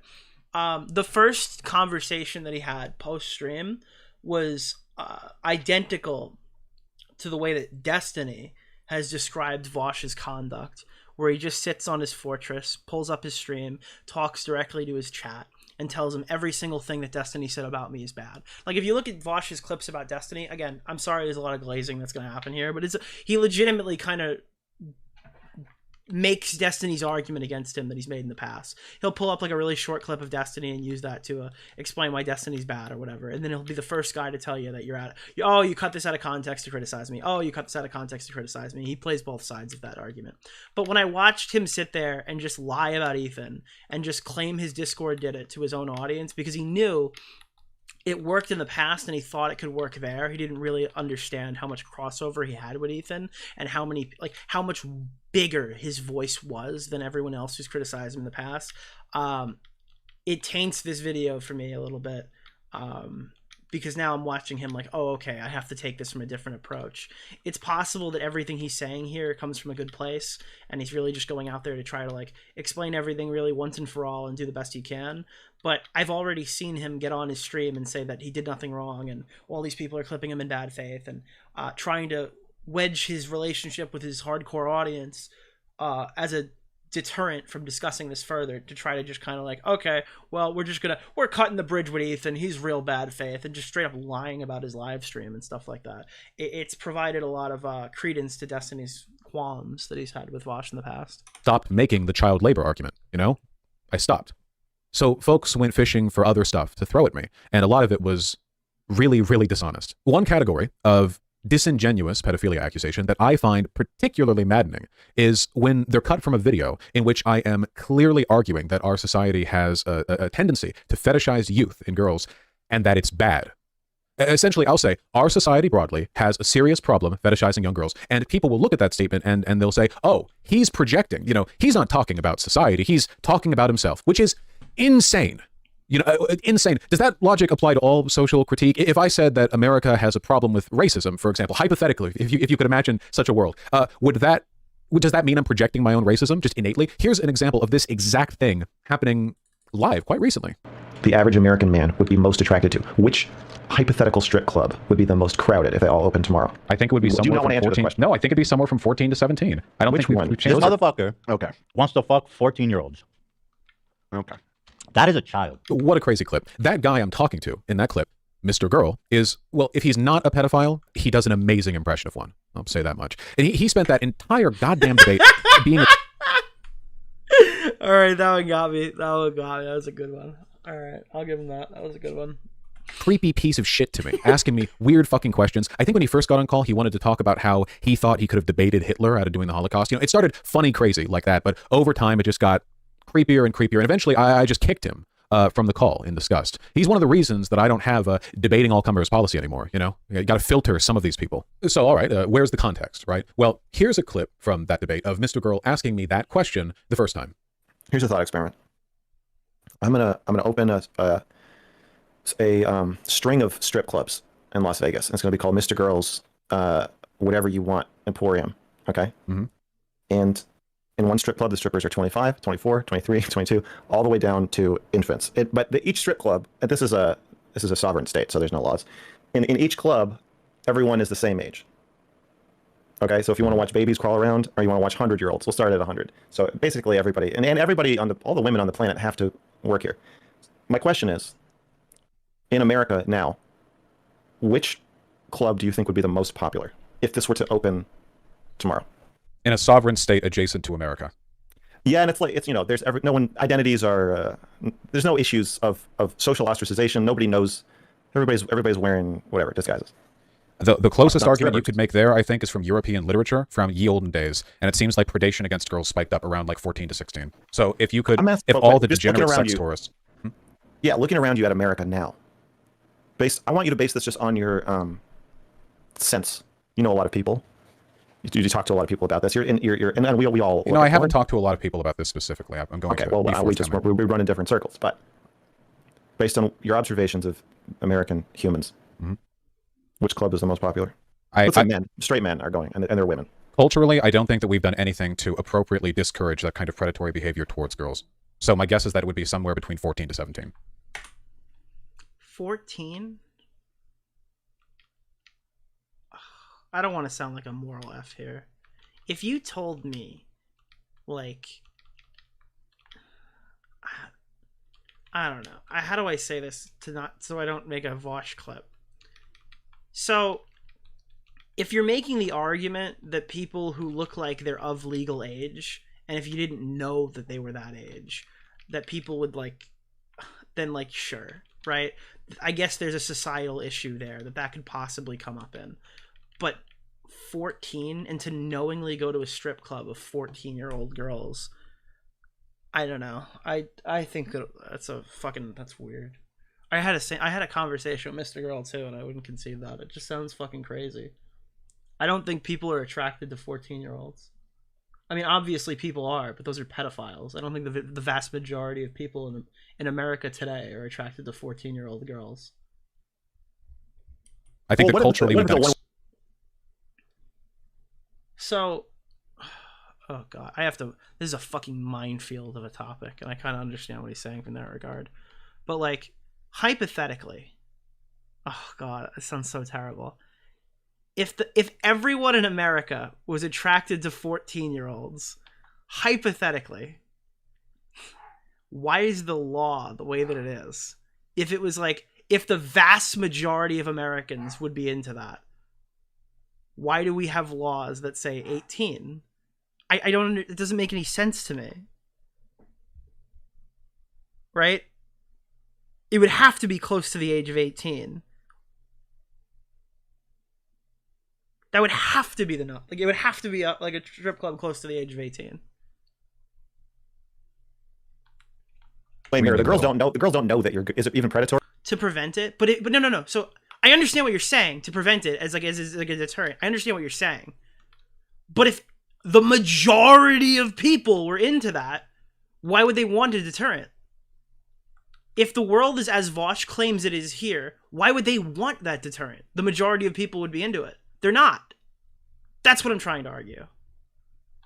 To go look at them, they don't know that you're looking at them. I would say that. Is that crazy? Like, is that a retarded take? That's predatory. It's a website where you can log in and look at locker rooms. Just forget the slavery aspect. I would continue to believe that's predatory. Yeah, for sure. But much harder type of predatory behavior to discourage if no one will. Like, there's a reason why if someone's like 17 years old and uses a fake ID, there's so many situations where it's like, oh, I didn't know how old she was or whatever, because they look of age, right? No one's like, oh, well, no normal person is like, oh, 17 or whatever. No, they're looking for people of age. I don't know. Ever know that camera was there? If you put a camera... You're saying that in Vaush's ideal world, no one would exist to defend the age of consent to being 18. In an underage girl's locker room. Fuck off. The police found it. I assure you that they would be able to very quickly, succinctly... Yeah, that's what I'm saying, dude. Is if the world is as Vaush claims it is, then people wouldn't think that was wrong. But they do. So I don't understand this argument either. Here's what I'll give Vaush. The context here is very different than the context that was presented on the H3 podcast, and I don't remember if they played any of the clip that you just showed me. So I guess that's like a plus, but again, I still don't understand the argument. I don't know. And with great confidence explain to you what you did wrong. All right, then I have to go take care of something. No, I'm just kidding.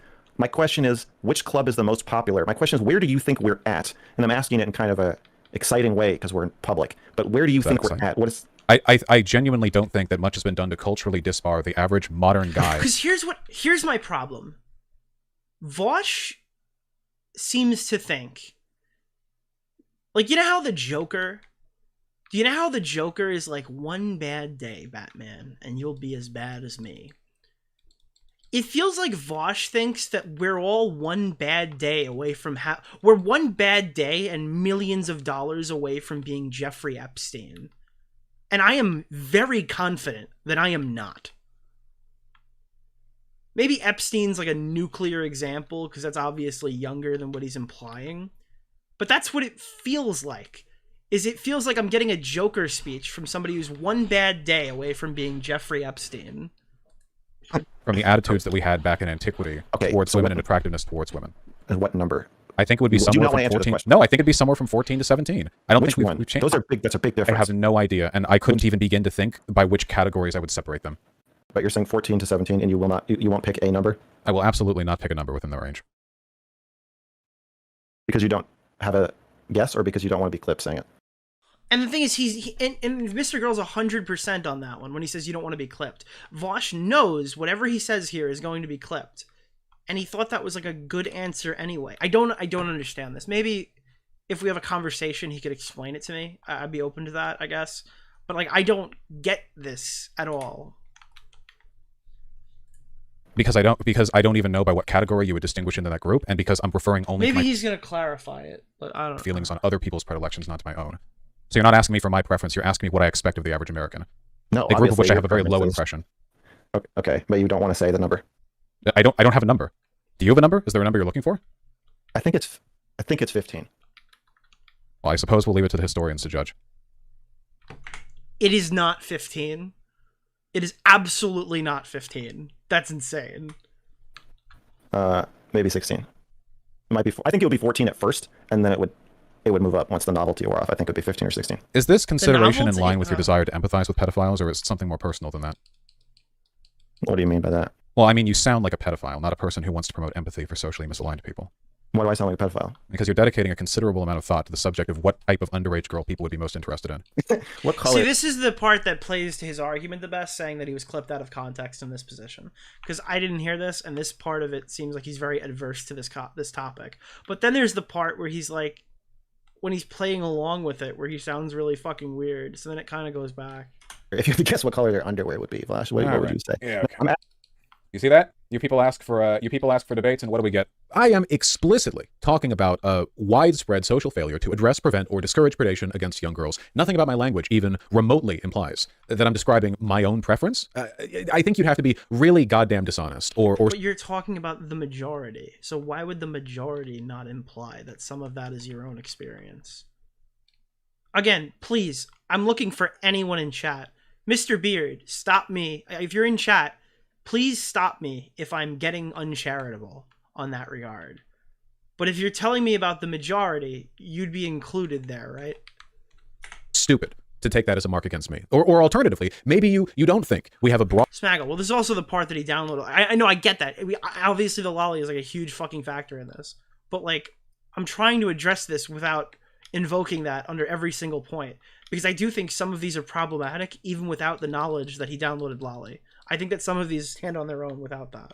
Broader social issue when it comes to the fetishization of young girls, and my belief that such a problem exists is just me projecting my own desires. You know, if you really think that, if you really don't think that broader social problem exists, then I think that's a mark against you, not me personally. You know, with regards to being a suspect. Look, at this point, at least, ought to be taken seriously. Isn't that literally pedojacketing?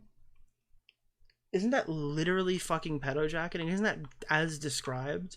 Isn't that as fucking... If you disagree with my position on that, you must be a pedophile. Like, that's literally, like, the definition of pedojacketing. And I know it because I've made comments like this on Twitter before. It's like, oh, let me check your hard drive, loser, or something. Cops, I can't wait till the FBI checks that guy's hard drive. That's literally, like, that's it, yeah. Yeah, I don't know. Seriously, we all have female friends who started getting catcalled when they were young. I mean, young. Teen is one of the most popular porn categories. Barely legal is a strip club advertising cliche. So common, a lot of people don't even think about how fucking weird it is, you know? Clearly, a problem exists. I don't think it's a problem that exists inherently. Joe Daly. My view on the Vaush Mr. Girl discussion is that Vaush was uncomfortable with the topic and Mr. Girl engaged in a debate chicken sort and forced the answer out of him.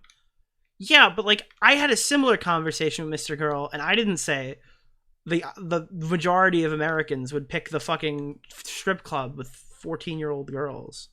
I fought back on him, and his chat called me a pussy. Like, I mean, 14 is like that's what would you call that? Pubescent? Like, that's literally directly after, like, puberty, right? Like 13, 14 is like directly after puberty. This person doesn't look even remotely like an adult. I think it's a product of our constructed social environment, capable of being made better or worse through the influence of, you know, different ideological forces. One of the most shamelessly predatory, pedophilic ideas I've ever seen taken half seriously is the wall. You've heard of it. You know, not the Pink Floyd, the red pill idea that women become unattractive and lose all sexual value after the age of 30. You know, I know the harm of this specific idea is mostly hypothetical because the median believer in the wall is like a 14-year-old boy who doesn't talk to women anyway. But it's still an example of how political ideologies can influence the extent to which predatory attitudes against women are socially normalized.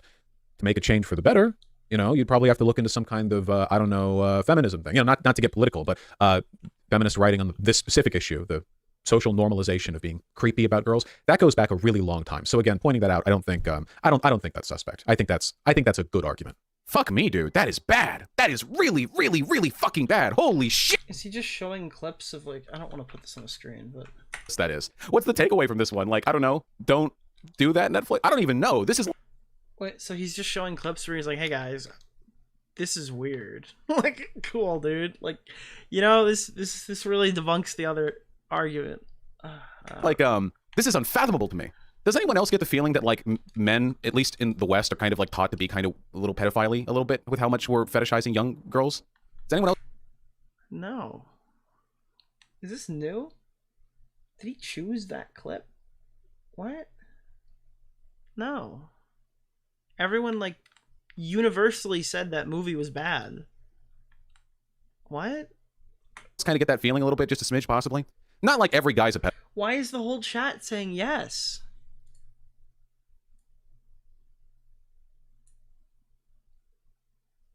What? I never heard this one before. That's a new one. And I don't believe that. But like the way we hyper fetishize youth for girls is like really weird. No one hyper fetish. Wait, no, wasn't that movie? Chat. What country created the movie Cuties? It wasn't America. That's not an American film. That wasn't a Western film, was it? Where was Cuties from? France? It's not even a What?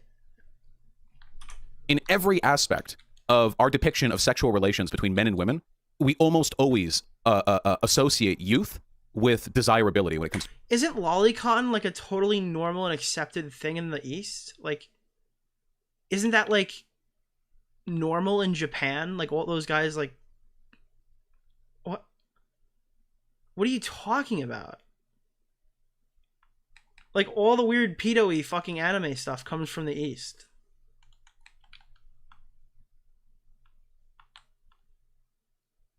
I don't... women, but not just youth, like earlier than like... No, not all of the East. No, but I'm saying like every single thing that I'm thinking of, like immediately off the top of my head, is not from like America. It's not produced by America.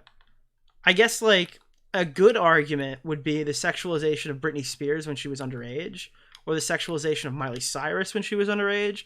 Like, yeah, sure, that was fucking weird. That was a weird part. That was a weird piece of modern American history. Yeah, sure, that's a good argument. But like, Cuties, a French film? The guy who's got lolicon in his folder is saying that about the West? Asian country, yes. Yeah, I don't... 40, you know? Because people before, I'd say like people like 20 to 40 are all like... I guess Justin Bieber too, yeah. Pretty conventionally attractive range. Sometimes beyond that, depending on, you know, a variety of things. But like, the girls are never like 35 or 40. They're always 18. Wait, but 18 isn't pedo-y. Like, what? That's not what pedo is. That's not even close. Right? Even if you're using the fucking Poindexter, whatever version of the word pedo, where it's like, well, actually, that means prepubescent. Like, that's not... 18 is not even close to prepubescent. Not to mention, like, a ton of porn is like, just turned 18, barely legal, you know? That's a fair... That's probably the most normal argument he's made in this area.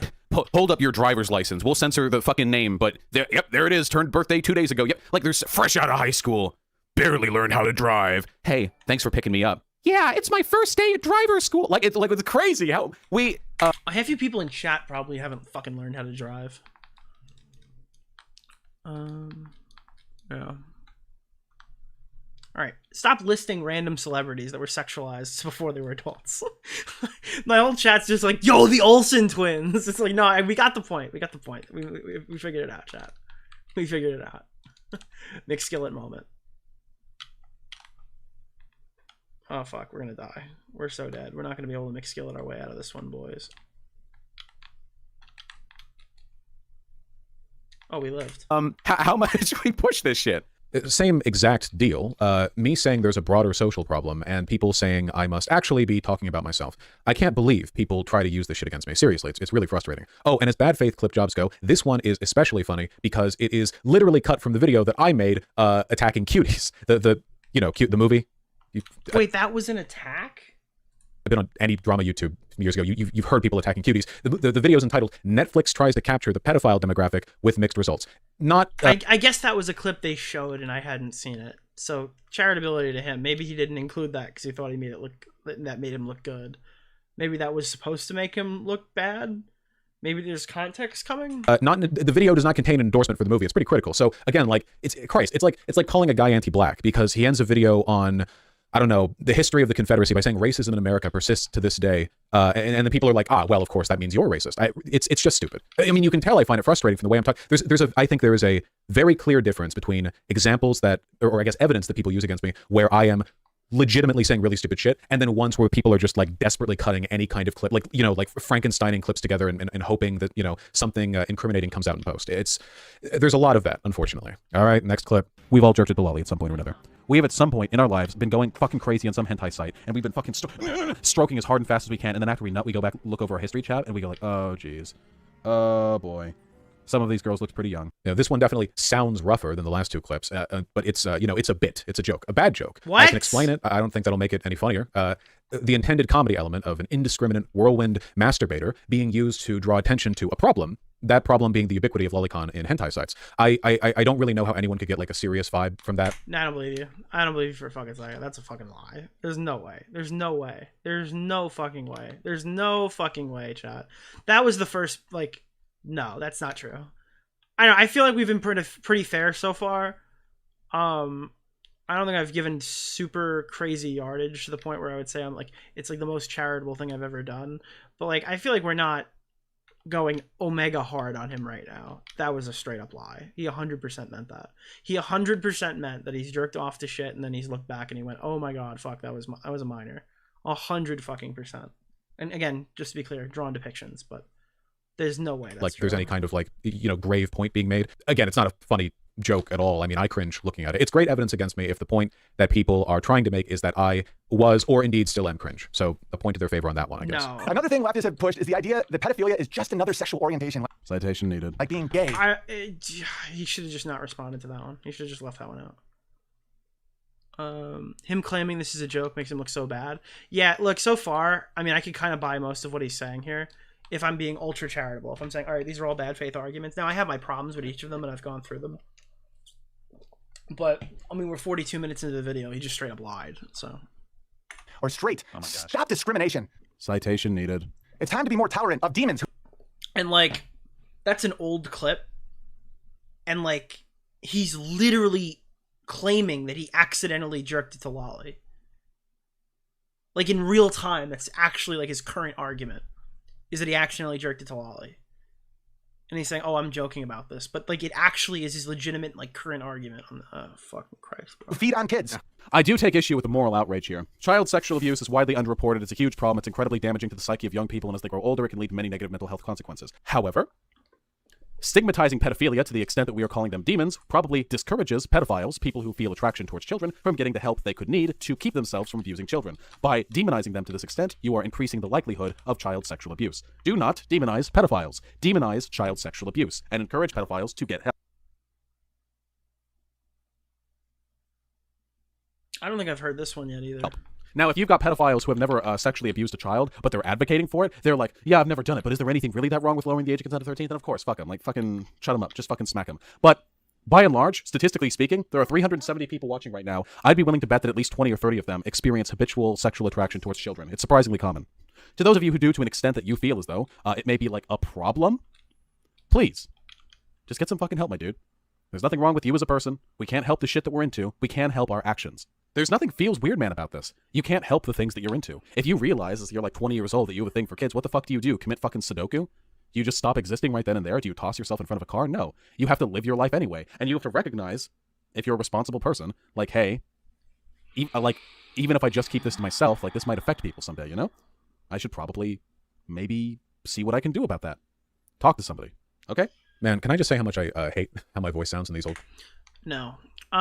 So this is I would argue a popular talking point from like the last 2 or so years, really when Mr. Girl was active in the community, and it's definitely one that sounds far better in your head than out loud. Yeah, no, that's not a... Ooh, Jesus. So here is the ultra charitable version of this response. Is there a difference between a pedophile and a child molester? Yes. Obviously. But like, you're encroaching on like Todd Nickerson territory. And that, if you don't know who that is, we need to do a live stream watching the Ross debate with Medicare, where there's like the guy who claims he's like a virtuous pedophile. And it is one of the funniest debates that I've ever seen in my entire life. We're encroaching on like bathtub Ross territory of like, yeah, there's like a difference, but I mean, I don't think the average person nor myself really cares. If you're showing me, if you're talking about this from like a hypothetical of a study saying that like child molesters are more likely to offend due to stigmatization or whatever, that's not like a societal issue that can be fixed. Pedophiles and child molesters are bad because they're fucking pedophiles and child molesters. I know that's not like an axiom grounded argument that's going to win in the battlefield of Mr. Girl, but like that's what most people think. That's how most people engage with arguments like this. I'm sorry, I'm not like debate bro brained and all that stuff, and this probably sounds retarded to like Vito, but everyone thinks Vito's a pedophile. So who really loses this debate? Hint, not the person who says this is retarded. I'm gonna be honest with you. Yeah, I don't. So yeah, I will say difference between child molester and pedophile. Yeah, 100%. There's definitely a difference between the two. Obviously, a child molester, someone who's harmed a child, is worse than a fucking pedo. Someone who's attracted to children, right? If someone rapes a fucking child, it's worse than a person who jerks off to lolly and is attracted to children, right? But like, do I care? Not really.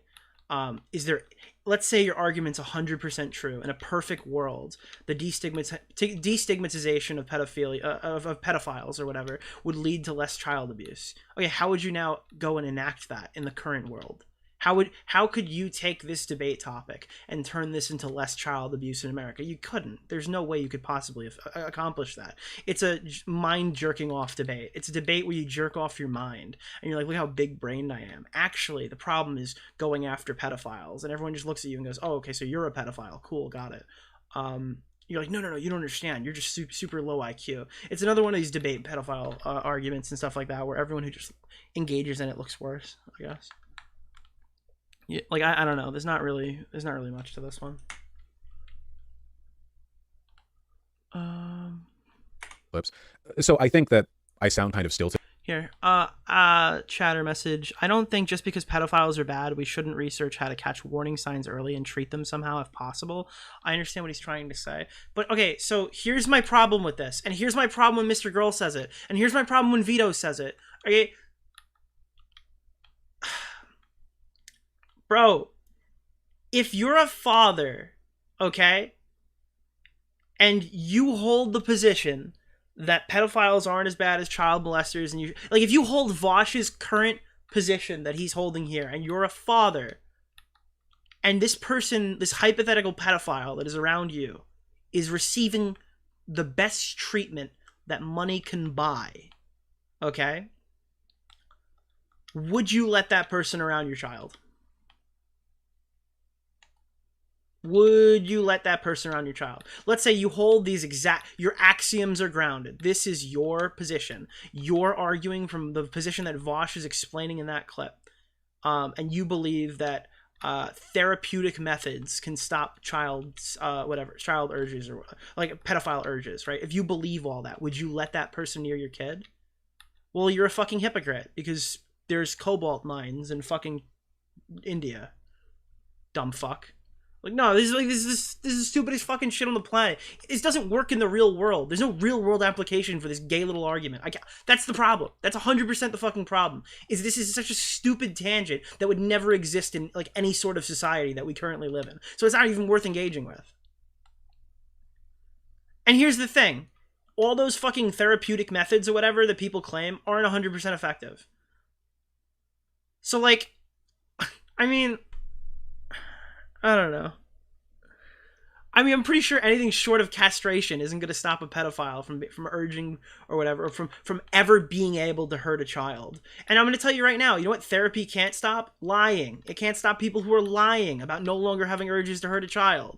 It doesn't matter if you've molested one. If I know that you're one, I wouldn't keep you around my kids because I can't trust you at that point. I know there's something that's chemically wrong with your brain that makes you attracted to children.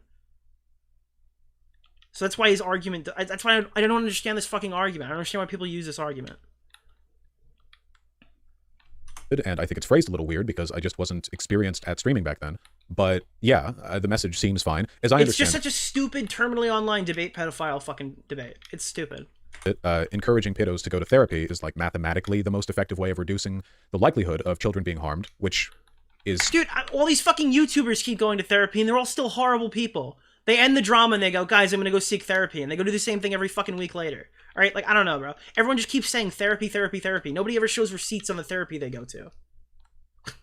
Everyone's just like, guys, I went to therapy, guys. I'm gonna pass. Here's my $200. I'm gonna go pass go now or whatever. And they're like, guys, I'm cured. I went to therapy. This is such a fucking common thing. It's like, I don't know, dude. It's not that I don't believe in therapy. I don't believe therapy can stop you from being a fucking pedophile. The point, I would hope. It doesn't have the punch or the charm of the classic kill yourself debate tactic. You know. Yeah, mini lad. It's like, oh, guys, I'm seeking help in therapy. That's fucking great, dude. I don't believe it's gonna help you. Those And if it does, no one's gonna believe you. elements are lacking, admittedly, but my understanding is that that classic debate tactic... And here's the other thing. What is social stigma? Like, why is social stigma the reason why pedos can't go and get professional help, why they can't go seek therapy on their own? What, because they think the therapist is going to break, like, every single law, report them to law enforcement, and then the law enforcement is going to go, oh, well, you haven't touched the kids, so you get to go home? And they're going to tell all their friends and family? I don't understand. Like, what do you mean? Oh, okay, well, the social stigma is that pedos are bad, so they guess they just have to offend? That's the line of logic here? We can't get... So they're socially aware enough to say that they shouldn't come out and talk about it, right?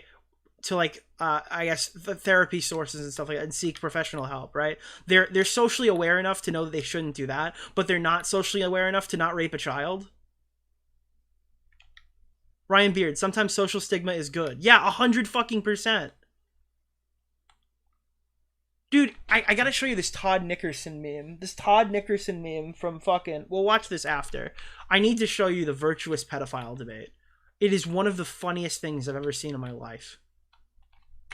Also just tends to push them into, like, really insular, like-minded communities where they're more likely to enable each other's worst elements. So I don't even know what in this clip implicates me, to be honest. But, all right, enough with the clips that are easy for me to defend. Let's address the clip that I see second most often. It's probably my least favorite one because it is... so stupid and so unnecessary, and the bad optics of it. Wait, repeat that, Nick. Todd Nickerson. Wait, I don't understand. What's the controversy? Am I gonna get clipped? Todd Nickerson. Wait, why are you saying optics? It's Todd Nickerson. Wait, hold on. No, let me find it. Wait, why is chat gaslighting me? 3,000 people are gaslighting me right now.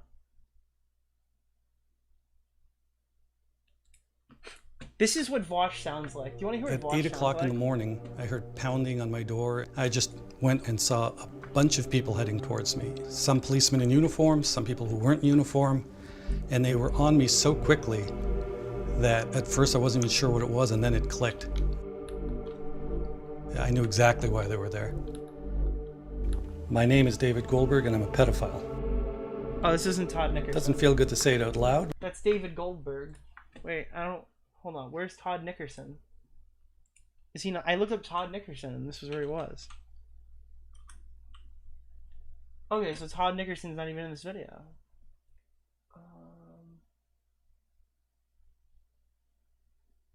Dude, Todd Nickerson looks like this, bro. Oh no. Oh no. That's what he looks like. I forgot that's what he looked like. Wait, did they take all of the Todd Nickerson videos down? There was like one where he's like, I'm Todd Nickerson. Like, it's like... Hold on. How did he tell you? What did he say? As I remember, it was that he said that he had been, that he was... Wait, hold on. Todd... Wait, I'm gonna watch this. Can I watch Dr. Phil, or am I gonna get claimed? No, I'm gonna get claimed. It's Dr. Phil.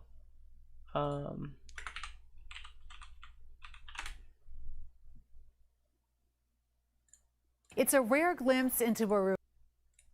Is this it? I promise this is a real person. Oh, here you go. Okay, I found this. Watch this. This is what you guys need to... This is what you're missing, alright? This is the context you're not understanding. You guys think I've created Todd Nickerson. It's a rare glimpse into a reviled group. Tonight, a self-described pedophile shares his story, and the Toronto expert who tells us why hearing from people like him could actually help protect your kids. Dude, are you going to tell me that that guy looks like a pedophile? Chat.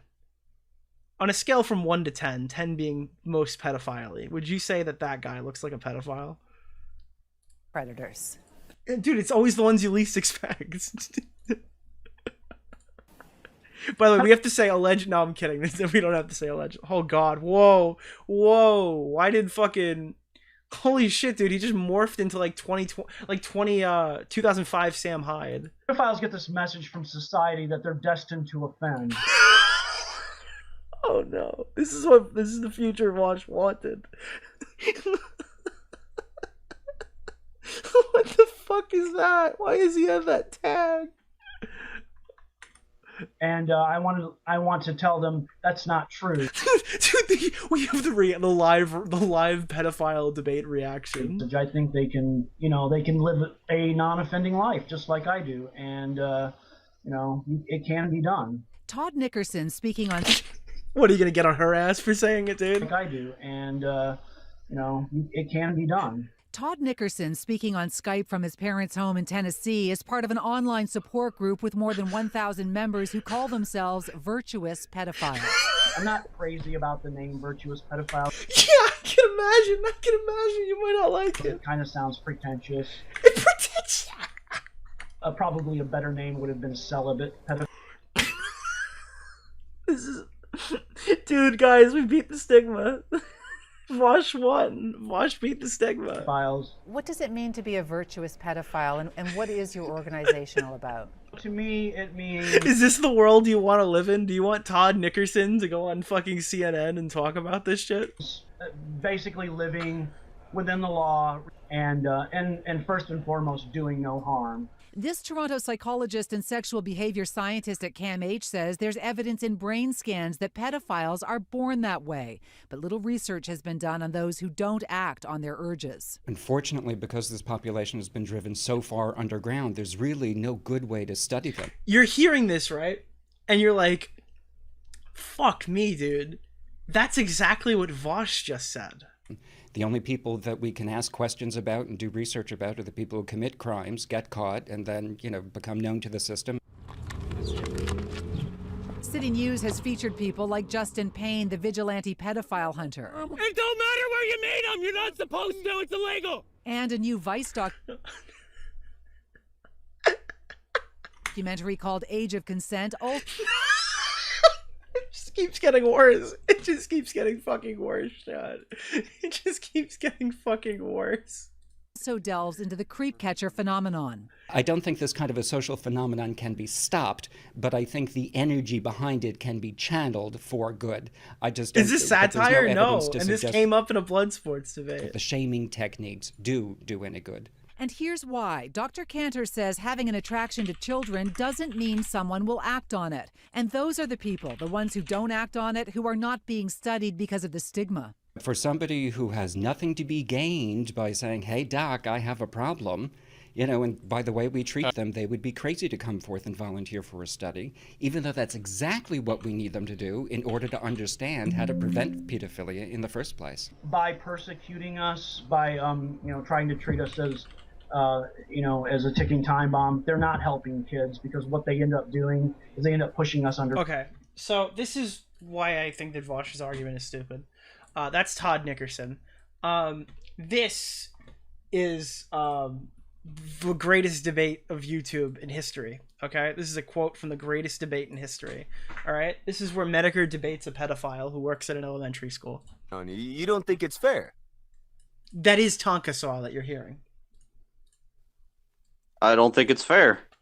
Yeah, but here's the thing, right? Yeah, no, it's not Rubber Ross. It's not Rubber Ross. It's Bathtub Ross. What's not? No, it's not Bathtub Icarus or something. Or Bathtub Rem. Rem the Bath Boy. It's not him either. It's Ross. Let me explain something, all right? Oh, what are you going to explain, Ross? You don't like being exposed for being a piece of shit? Is that pretty much when I was going ahead and actually talking with failure? I was literally talking about me getting help, me doing all this shit. Dude, you know who Todd Nickerson is, right? No, I don't.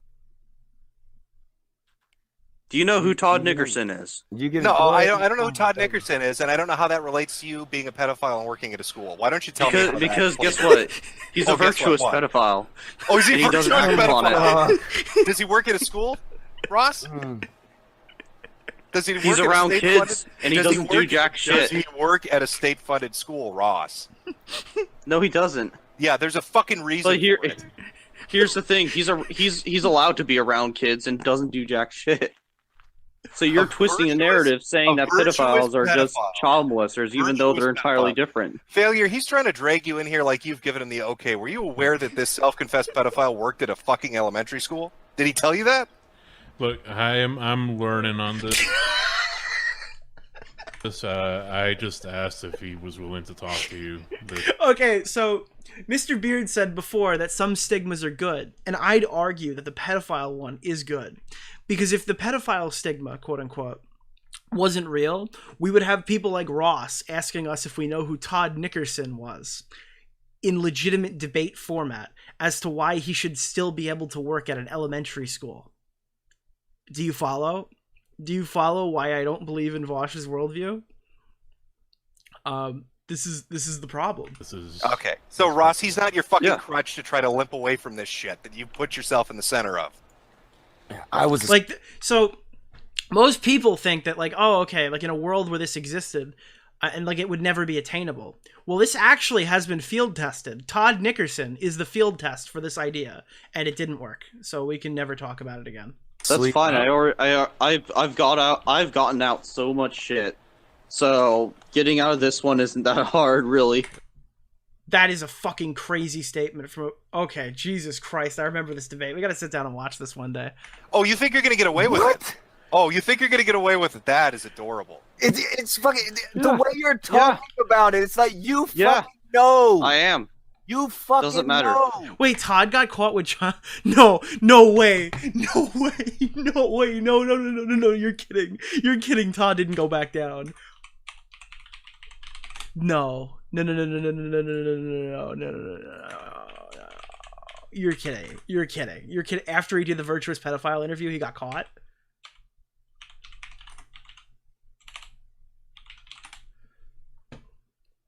No. That was in 2018, 2019. There's no articles on him since, right?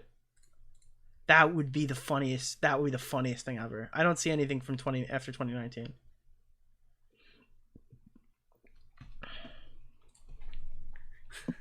It really doesn't. But if he did, that's the ultimate fucking W for why this argument is stupid. Matter. It matters so much. You're saying that I'm the bad guy in all this, and I'm saying that there is no bad guy in this. Dude, I want to debate Vaush on this, and in the middle of the debate, and I just want to be like, do you know who Todd Nickerson is? Holy shit, Taco, what is going on? I don't know. I'm not even making an effort to shit talk you right now. Oh, this is your effort to shit talk me, is killing your reputation by telling people you're a pedophile and you work at a school, and you think that tomorrow you're going to wake up and things are going to be sunshine and roses? You are fucking deluded.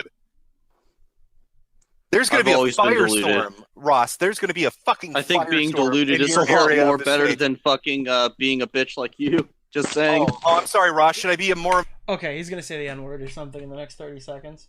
So, all right, but that's the thing, right? Like, that's what we're talking about. Dude, I'm tired of hearing this argument, too.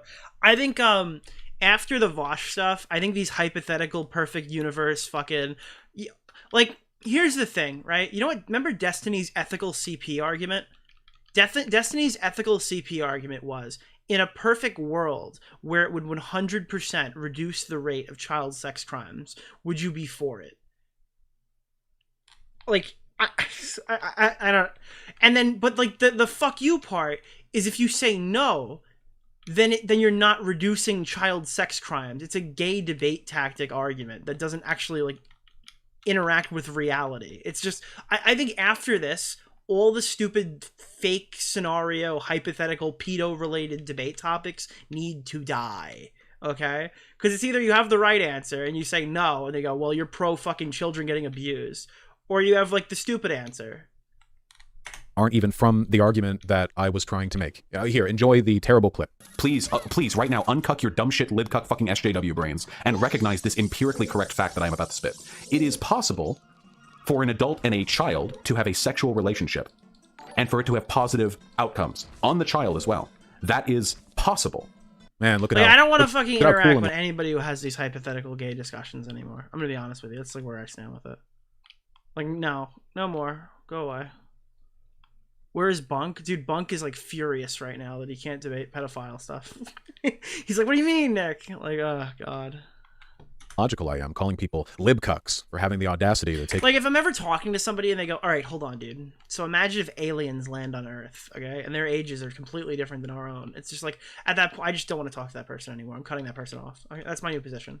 My new position is if anyone ever stops me and goes, listen, dude, you haven't thought enough about the age of consent. If aliens come down from the sky, ban them from the chat, ban them from the Discord, get them out of here. Issue with anything that I'm saying there. My IQ must be massive. The way I'm willing to, and this is the charitable take here, saw my own legs off at the knee, you know, optically speaking. No points for guessing. This clip's from 2019, you know, same as the fucking child labor argument. So same era, same brain. Before I can explain what was going on here, we have to finish the point that I was making because this is a really nasty clip. It is possible for an adult and a child to have a sexual relationship and for it to have positive outcomes on the child as well. That is possible. However, categorically, we discourage those relationships because as a rule, it is substantially more likely that enabling them would cause harm in society. That's the difference between act and rule utilitarianism. All right, An act utilitarian would say, oh, this is why we're here. So before we get to the part where why we're here, because this is this is actually legitimately the argument I want to hear the most. Okay, let me just run through donos real fast. Thank you guys for supporting the channel. Howlin' Barrow gifted 5. Thank you. Blueberry gifted 1. Illusion Glory, $5. These streams have helped me make peace with the fact that Augie's never coming, but he is coming back. Fact Junior Roll, $5. Here's for your Drama Sigma grind set. Clever Nugget 2, $5. Thanks for the content. Ciron, thank you for the 10 PLNs. Please post the song somewhere else. If you go on YouTube, type in Vaush AI songs, they'll pop up. Ian Sharp, $5. Thank you for watching this so I can give you the view and not cringe up my algo based. Somebody, thanks for the gifted. I Bully Bullies, 20 sec. Tipster is an ogre who's into goblins. Somebody, $2. r/petty soy boys. Joe Mega, $5. What's ironic is the most relevant Tipster's ever been in the past year. True. Puce Planet, $2. Vaush went from pedo to debate. Sorry, to pedo debater. That's don't know, by the way, just for the record. Teddy, $10. Man, we went after Mama Max and now Vaush is on the loose. Max tried to warn us. Member 1 month from Passion 76 PJ. Do you think this is the end of his streaming career? Maybe. Somebody, thanks for the 2. You're playing as Omni-Man. Do the Thug Shaker. Doc O'Malley, thanks for the 2. Gooner 3 Stooges is a good thumbnail. Sick of Siphon Ninja, thanks for the 2. Imagine watching Vaush for 50 hours, my god. Nerd York Times, $5. Nick, I'm sorry I voted Vaush fan. I didn't know he looked at Lolly. I only thought it was horses, which is 100% fine by me. Detective Stabilizer SVU, $5. Add your honor to the... Oh, hold on. Wait, I'm sorry. Someone asked me for this. All right. Add your honor at the end to each sentence in his explanation. It really corrects the mood. Norman Normie, $2. This content is too meta for me. Chelly, $5. Hey, Nick, unrelated, more lighthearted question. What's your favorite NHL team? Also, the Cobalt, Nick, the Cobalt. New York Rangers, for sure. Sully, thanks for the membership. Cobalt works better when it's mined by a child. Teddy, $9. Kids that, $10, actually. Kids that don't mine Cobalt. Wait, kids that done mine Cobalt in Minecraft. Kids inherently want to mine. True. They're trying to take the mining away from the fucking community that created Minecraft. Like, it's actually so fucking true, dude. These kids literally are basing their entire social stigma off of what Cobalt they're able to mine. 100%, I agree with you. To stop Cobalt slave labor, we need to invade the DRC. Rents $20. Vaush was cooked from the moment he was caught with it after spending years calling Rev and other P words and Nazis. All these people are going to be on his ass for years to come, plus normal people will be worried out. Yeah, true, 100%. Drake Snake, $5. First no since Internet Apocalypse via Jim. I think you're talking about IBS Apocalypse, but maybe I don't know. And Vaush just deserves this, and you deserve my money for mocking him being a shameful human. Teddy, $10. Mr. Girl in the dark reflection of Vaush and his shadow self. Teddy, $10. Joker, no, that's bad faith interpretation of my argument. Look, what I'm saying is you're one bad day away from killing the 14-year-old girl. Not having... Okay, cool. Good one. Stone Vase from Home Depot, $2. It was made in the country Alaska. $5. Subscribe to Himbleton. Admitting to jerking it to Lolly is actually the first joke of Louis C.K.'s new special. I don't know what you're talking about, Nick. Somebody, $5. Therapy won't help them. If they want to act on their own urges, they most likely will. Yeah, and again, but I can't know. I can't look into their head. I can't know what they're thinking. Even if it could, it was 100% cure rate. What if somebody's a sociopath? What if someone's a psychopath? What if somebody's lying? You can like, that's why like a lie detector test doesn't fucking work. Okay, people can beat those, right? So like, there's human error. It's not an ideal, perfect society where we can know what every single person is thinking or how well they're taking to treatment. Buzzsaw, $5. Who'd be more trustworthy for a babysitter, Vaush or Mr. Girl? Chat, you can answer that one. Hysterical Chaos, $4. Your poll should include Nick DeOrio fan. Well, I picked that one because those are the 4 that he aligned. Fuck Chino, $5. I trust Todd Nickerson more than I trust... Okay, Jesus Christ. Passion 76 PJ, $5 Australian. I know this is off topic, but do you see that video that Chud watched about exposing those kid creeps? Those kick creeps? No, I haven't seen the kick creep stuff. I thought... Was Muda looking into that? You know, Nick, after watching this, I want a social persecution against pedophiles to be worse. Thank you, $5, somebody. Chris Cartoon, $5. Facts about Bathtub Ross. He was arrested for having CP on his computer, so his argument means nothing. Was he arrested? I didn't know he was arrested. Strictly Patrick, $5. Wasn't a dude looking into a school file taken down for I don't know. Lord Azurman, $2. Can we get a Ross Mega Re for nostalgia sake? Oh, God. I don't think chat wants to hear that. Their ears will implode. Strictly Patrick, thank you for the new membership. Somebody, $5. The story from Vaush, from Chronic Master Debater to Lolicon Defender. Simpman, thank you for the 18 months of membership. Breaking news, check Kristen Ark's posts. Also, when are you getting Godzilla Pinball? I'm on the list for Pokemon right now. I got room for 3. It's looking like it's going to be Stranger Things Pro, Godzilla Premium, and Pokemon Limited Edition is what I'm looking at. But... that's if they release Pokemon. That's the current setup.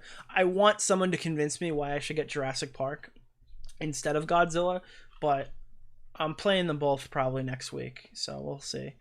I really want Jurassic Park because I like the theme, but I don't like the artwork. And Godzilla is supposedly a much better game, so I was just hoping somebody would tell me fucking Jurassic Park Premium is better than Godzilla, but I don't fucking know, dude.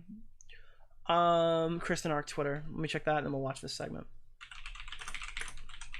Breaking news. Artwork is a killer. What is a killer? Because the thing is, Zombie Yeti is so fucking good at artwork. Like, Zombie Yeti is the only good artist, bro. Like, in any context. Oh, okay. Tipster's released his final statement on Vaush. We'll look at that too. While my intentions were good in this situation. Oh, fuck me. This is a bad response already. I saw one thing about it. And I realized this response is bad. But yeah, so Zombie Yeti's artwork is really good. I don't think Johnny Crap did a good job with Jurassic Park, but I don't know if anyone even knows what I'm talking about.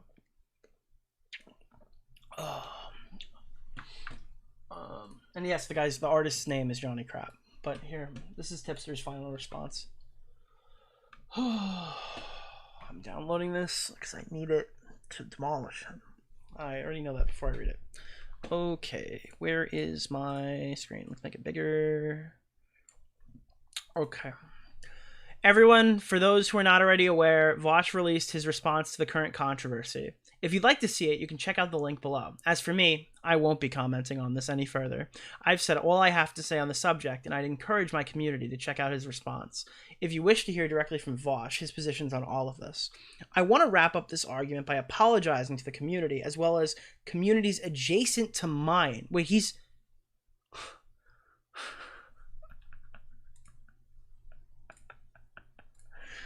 Wait, he's apologizing to me?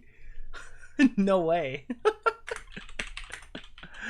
All right, guys, we're going to take this humbly. All right. We're going to take this humbly, and we're not going to rub this one in, chat. We're not going to He wants to say sorry, chat. He wants to say sorry. Do we accept his apology? We're gonna accept that apology, chat. Do you guys one in the chat if we're accepting this apology?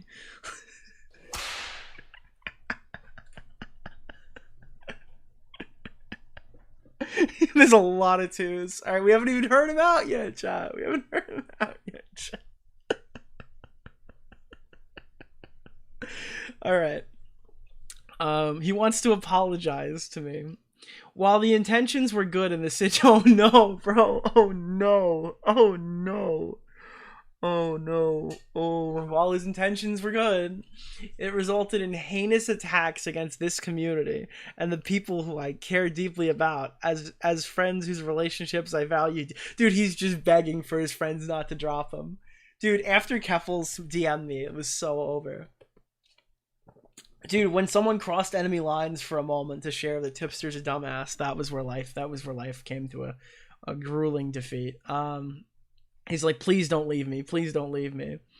And for that, I apologize. It was never my intention for any of this to happen, but it's been a learning. No, it's not a learning experience. You have this learning experience every 6 months.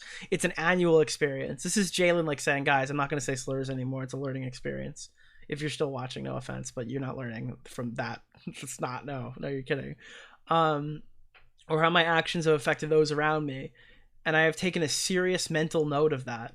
No, but you don't understand. So, if that was true, let's say everything he's saying is true.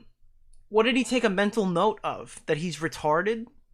Did he take a mental note that he's so vastly unintelligent that he just shouldn't speak ever? Is his next move like, and my next trick will be, I'm leaving the internet forever. And I'm never going to speak on a topic that my friends are talking about ever. Because I guess if that's the case, I could understand, right? I take full accountability from how my actions affected the community. How about you open up with saying, I lied today in my response, and I defend, like, I'm not going to say that out loud, but why doesn't he just say that he defended Lolly? Why doesn't he admit the truth that he lied? Why doesn't he admit that he defended Lolly multiple times, Shota one time? Why doesn't he just come out and admit that's true? And say that he's going to do better or something, which no one's going to, because no one cares, that's why. But why did he open this with, my intentions were good in this situation? This feels like I'm beating a fucking, I don't know, I'm beating him with a stick. It just sounds like we got to whip him into shape, chat. It's just like insane. This is a crazy response. This is a horrible, horrible, horrible response, dude. Oh god. We're beating a dead horse. Yeah, I mean, I don't understand this at all. Oh god, that's fucking crazy. So yeah, that was Tipster's final response. Again, we're watching this now. We're about to get the meat and potatoes of the video, in my opinion, right? And I cannot stress to you enough how much better Vaush's position would be going in if this was his response video. And it is a response video that I am wholly saying I have large problems with. But if we're looking at this comparatively to all of the other content that we've watched in the last 48 hours, this is the best response video so far. Now, it's tainted by the fact that his stream was so bad, and I disagree with a lot of the arguments presented in it, but it is miles better than both Keffels and Tipster's response videos. Keffels and Tipster have made this situation dramatically worse for Vaush directly by engaging with this drama at all. Again, I've made the comparison, but Tipster and like, you know how they say Hillary Clinton is an unelectable candidate and she brings the entire Democratic party down every time she engaged with like running for president and stuff like that, and that like she created a situation where they're going to lose? That is Tipster. Tipster and Keffels are like the Hillary Clinton of making good arguments. There is no chance that that's going to go well. They should just leave. They should stop engaging. But, and Keffels, who admits this is partially money motivated, and she's perfectly fine with doing all this stuff because a silver lining is how much viewership she's gotten in the recent days, right? and other comments that she's made that I haven't even gone through on stream and stuff like that, like have screwed this guy who's already screwed himself and made the situation a lot harder on him. So, I mean, I wouldn't, like, if you want to argue it or whatever and say Vaush's career was over without them, I'm not going to tell you you're wrong, but what I will tell you is I've made 5 streams on this, and I would not have had 5 streams worth of content if those two didn't start talking. Because they've pushed this to entirely new audiences. They've kept this discussion going almost daily. It has had no opportunity to simmer down at all, because the next Tipster statement or the next Keffel statement is being covered by Ethan and covered by the subreddit and covered by our streams and stuff like that. So, like, there's really nothing that you could possibly say to defend these people. They have made the situation significantly worse for Vaush. So I guess that's why Tipster's apologizing, because he made Vaush's life worse. And that, like, Vaush has made an argument here that will quell probably... maybe I'm being a bit over dramatic, but I feel like at least his audience will come away from this still supporting him based off of what I've seen thus far, unless something crazy happens. And, like, 10 to 20% of the people who are mad at him will watch this video and they'll just like brain off, switch sides. I think he'll retain most of his viewership, and he might gain some back off of this video. Oh, this is an instance where it was good for the adult and the minor to have sex. That would make it a good action. But the rule you... Oh, fuck, man. Every time I hear these clips, I remember, no, that's probably not true. I don't know.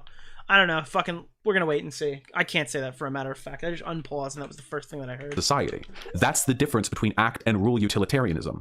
An act utilitarian would say, oh, this is an instance where it was good for the adult and the minor to have sex. That would make it a good action. But the rule utilitarian, which is what I am, would say, even though that individual outcome was good, the act was still bad, because in general, in a broader application, for adults and children to have sex with one another leads to horribly destructive outcomes. For that reason, it is an unethical act. Yeah, look at that. There is no fucking answer that I will accept here other than, like, he needs to say there are no positives that come from an adult fucking a child. That is directly what I need to hear in this segment. This clip ended it right before I said, but really nasty work, and I clearly don't need the help making myself look terrible. So, all right, what's going on here? What point am I clearly failing to make? And why did I say any of that terrible shit? What I'm trying to explain, poorly, mind you, is the difference between act and rule utilitarianism. They're two different ways of understanding what's right and what's wrong. At least that's what I thought back then. To understand what I was thinking at the time, I'm going to have to explain this in the context of my past self's, like sophomoric Dunning-Kruger-esque understanding of utilitarianism. We have to enter the very tiny shoes of my brain back then. We have to step into the shoes of my brain back then. And back then, as I understood it, act utilitarians decide if an action is moral by assessing the outcomes of that action, right? So you throw a brick at a person, it hits them, it hurts them, that's a bad outcome. Okay, so don't throw bricks at people. And rule utilitarians do this while also considering the value of broader judgments or rules that might consider an action moral or immoral by default. I don't care about any of this. We understand what act and rule utilitarian. We understand it based off the context that we've heard on several clips. Because the outcomes are always bad. I mean, you could miss, for example, and not really do much of anything, but we still have laws against bad. So I'm trying to explain how I thought about it. I know. You'll have to read up on the subject elsewhere. Don't get your normative ethics lessons from me, please. Don't get any ethics lessons from him at all. No, this is the guy who fucking thought that, like, his child porn argument was good at the age of 25 while he was doing debates after being involved in high-level debates and stuff like that for the last fucking 6 years. Okay, like, please stop. Please stop. Don't get anything from him. Don't get your politics from him. Don't get your ethics from him. Don't get your morals from him. Don't get anything from him. Just go away. Just don't watch this if you're looking for morals. It's God. So let me continue with the distinction. To keep with the theme of bricks, we would consider it morally wrong to toss cinder blocks off of a highway overpass. I think most people would agree that's bad. It's possible, however incredibly unlikely, that doing so might actually end in having a positive outcome. Maybe the cinder block. Do you understand how annoying it goes through the these windshield fucking and it smashes the face of the kidnapper, and the car crashes, and the kidnappee. Time out. I need to just play you a clip of a fucking debate. Hold on. This is a legitimate fucking conversation that came up, and it's funny. All right, it's funny. I'm being honest with you. It's funny. Okay, so I'm not like getting super aggro about it, but listen to this. This is like the average fucking debate. Okay, this is the average breadtube debate, least unhinged breadtube debate. Okay.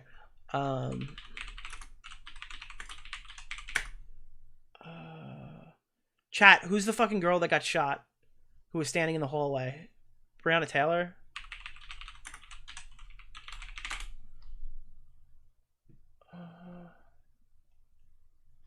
Hold on. Is this it? All right. What do you got? Is this it? No, there's no way. That's 3 years ago. This can't be it.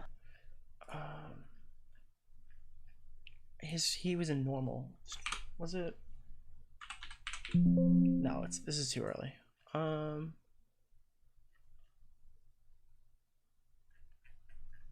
on.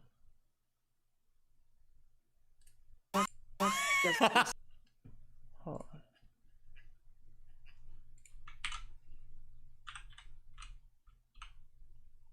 Nope, not that one.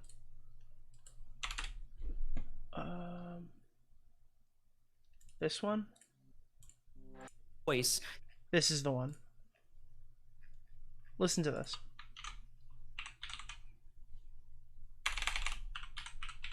Ah, there it is. Okay, so this is a... Alright, so this is a debate about ethical consumption over... ethical consumption under capitalism. The crime is that there is nothing but. Whether or not a lefty chooses to open a business has no bearing on the existence of capitalism, and it also does nothing but, and this may sound like a capitalist argument, but I do believe this, expand the opportunities for workers in the region, because they have N+1 places to potentially work at now. Furthering Okay, so you understand what's happening here? This is the normal part of the conversation. It's about to get funny. their opportunities and potentially giving them a better shot. The implementation of a business only adds utility, it doesn't derive it. Whether or not you're a lefty. The problem is you committing the action that you deem immoral. You can't use the system I don't think that's immoral. Okay, fine. So here's a question. You enter a shady business, okay? Let's say that there is a woman, she's locked in a fucking cage, and it says, not going to be freed until she's raped. You know that no matter what happens, somebody has to rape that woman in order for her to get freed. It doesn't matter if you do it or someone else does it. I'm not going to dignify these hypotheticals. Alright, I don't know. I like that one. That was funny. Alright, I guess it's not about child rape, so it's funny to me. But I get clipped enough. Well, so with your moral system, whether or not you do the immoral act, you know what? Just because it's maybe I'm biased. Maybe I just like Destiny. That one's funny. We'll go for a toned down one. Let's say that you walk across somebody's car, and let's say that on their car seat, you see that their window is down and their wallet's laying on their car seat. If you steal that wallet, are you just as okay to do it as anyone else because anybody else could walk by and steal the wallet? Is it okay for you to do it because someone else will steal it if you don't? See, you didn't even have to make the rape one. That one just worked. That was just a good one. You didn't be like, oh, it's a fucking rape cage example. I know, but this is the fucking problem. When everyone makes fun of BreadTube, they're making fun of this shit. This stupid shit, dude. It's so dumb. Oh god. Yeah, it's literally, dude. It's literally this. Toned down one. Let's say that you walk across. No. Okay, fine. So here's a question. You enter a shady business, okay? Let's say that there is a woman, she's locked in a fucking cage, and it says, not going to be freed until she's raped. You know that no matter what happens, somebody has to rape that woman.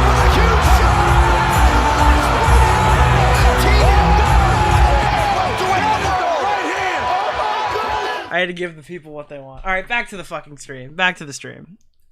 Is able to escape to safety. But you understand that's why people don't take these people seriously. Is they hear stuff like that. But I mean, I think it's funny, so I don't know. Right? I mean, that's a morally good outcome from the action, So the question is, then, is an action morally wrong if its expected outcome is overwhelmingly likely to be bad, but it somehow, just through sheer chance, ends up not being bad, Is it morally wrong to drunkenly drive through the front doors of a school if the only person you hit is, by sheer coincidence, about to do a school shooting?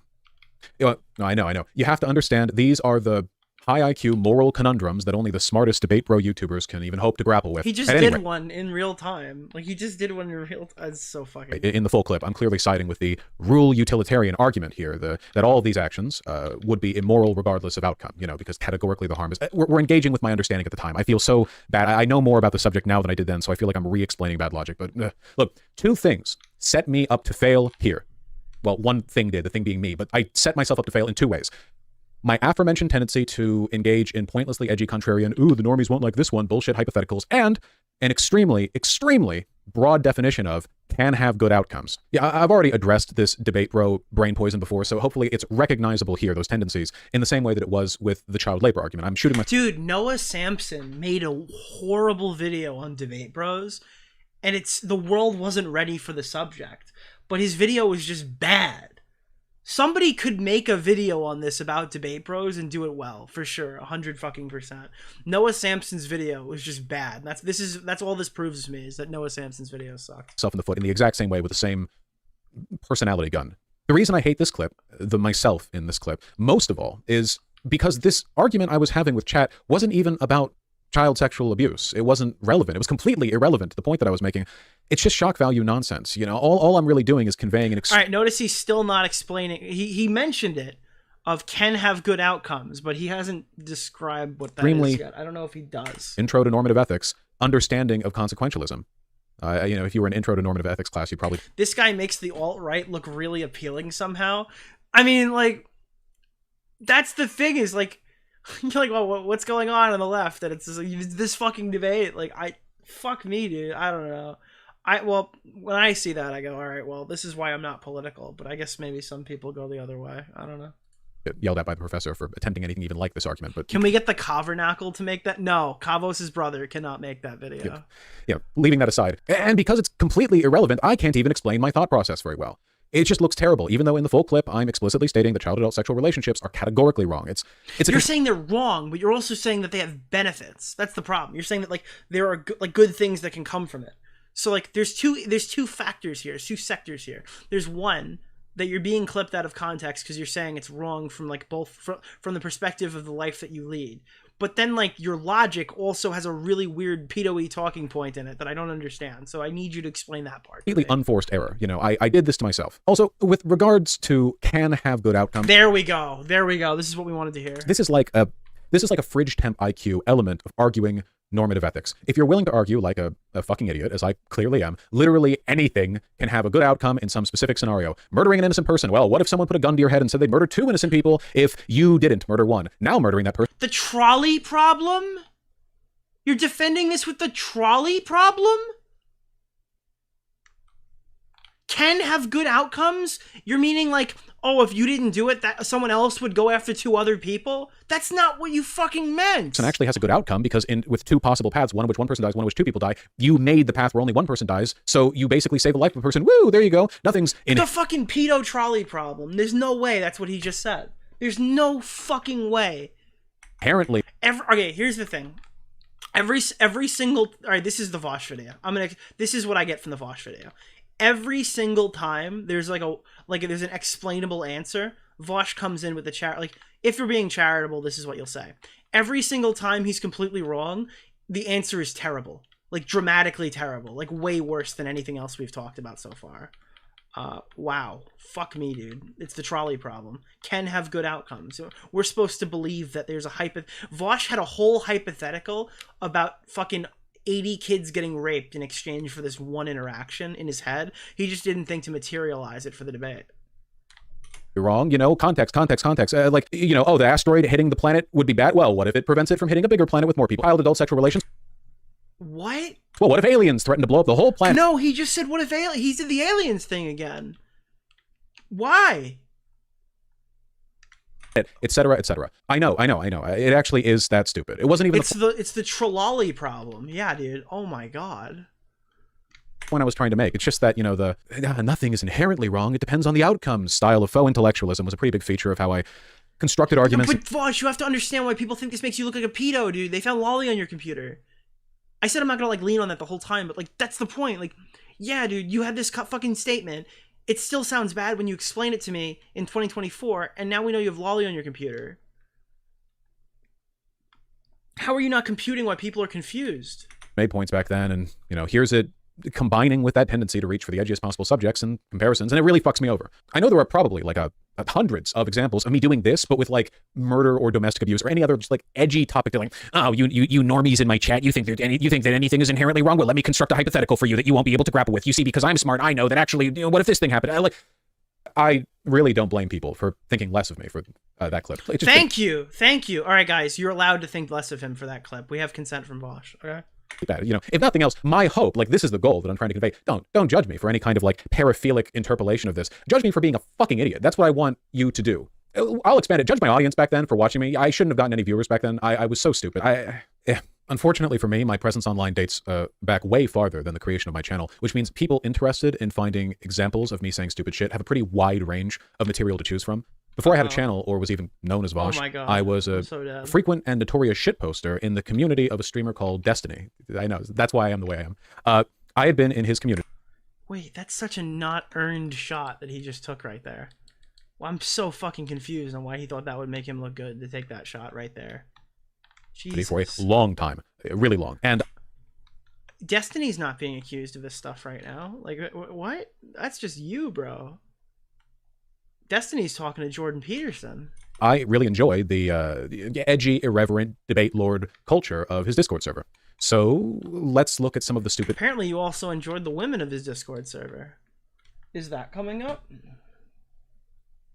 Edgy, irreverent shit I said 6 years ago there that people have since screenshotted out of context in the pursuit of calling me a pedophile.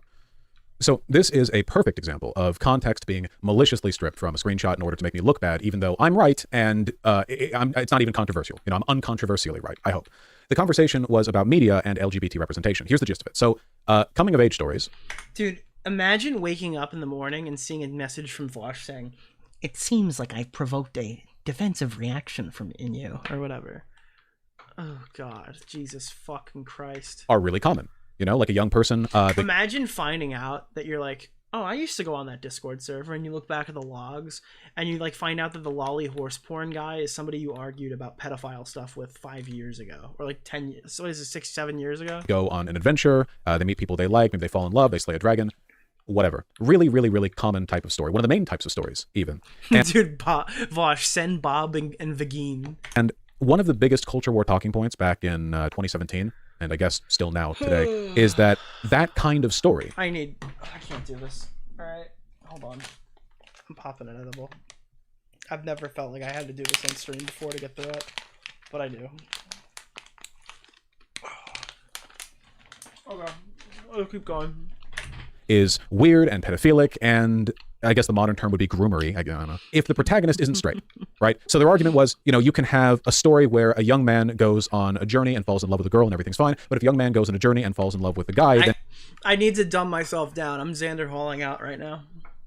I can't. I feel like I'm too intelligent for this discussion. And it's weird and it's gross and it's different, and that's sexualizing them because young people can be straight but they can't be gay, you know, because that's weird. That means they've been abused or whatever. That's the argument that I was pressing against, you know, and hopefully everyone watching understands it's a ridiculous and homophobic and, you know, irrational argument. It's a stupid double standard, but that's what I was pushing back against. You know, the exploring sexuality there in that context means it being incorporated as a plot element. Like, it's a plot element, guys. You guys don't understand. It's the plot. Wait, are you not familiar with the plot element? This is so fucking dumb. Like in every story, right? The Last Airbender, Aang. Oh, no. He just picked an anime where all the kids are underage. Likes Katara. Spoilers. That's sexuality. That's heterosexuality, I believe, is the term for it. You know, in Teen Titans, Robin. Why are all of the examples where the children are underage? Wait, what is going on? Starfire, not Raven, right? Starfire, whatever. Like normal, uncontroversial. You know, homophobes will say like, oh, well, actually, it's bad if it's, you know, if young people can be gay, even though everyone knows they can be. Like, it's. I have a feeling the person who clipped this to like use it against me wouldn't even disagree with the argument I'm making, because a lot of these like really bad faith clip jobs come from people who are. Was that on purpose? Wait, I guess that was on purpose. Or maybe I missed something. Possibly left-leaning, which makes me wonder, like, if they don't understand they're doing the same thing that like the conservatives they would otherwise disagree with would do. I don't know. It's really, really, really frustrating. Nobody disagrees with me on the argument that I'm making here. I hope if I had only known then what my future would hold, then maybe I would have optically workshopped it a little more. On to the next one. Okay, so this one actually is bad. Oh wait, what was the other one? What was on screen? Wait, what the fuck? Why did he put? Okay, what? All right. Whoa. Okay. Yeah, he didn't say that out loud, did he? I didn't read the message on the screen. This is. I have to make this bigger, I guess, while we're looking at each of these examples.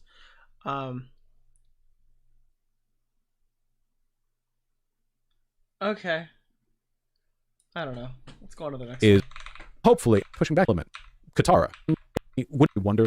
Okay, so the intention was to pull up minors or whatever in media. Would hold, then maybe I would have optically workshopped it a little more. On to the next one. Okay, so this one actually is bad, and I've apologized.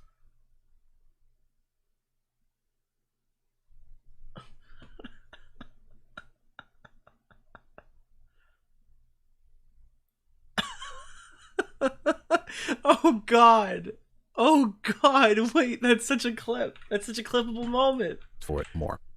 On to the next one. Okay, so this one actually is bad, and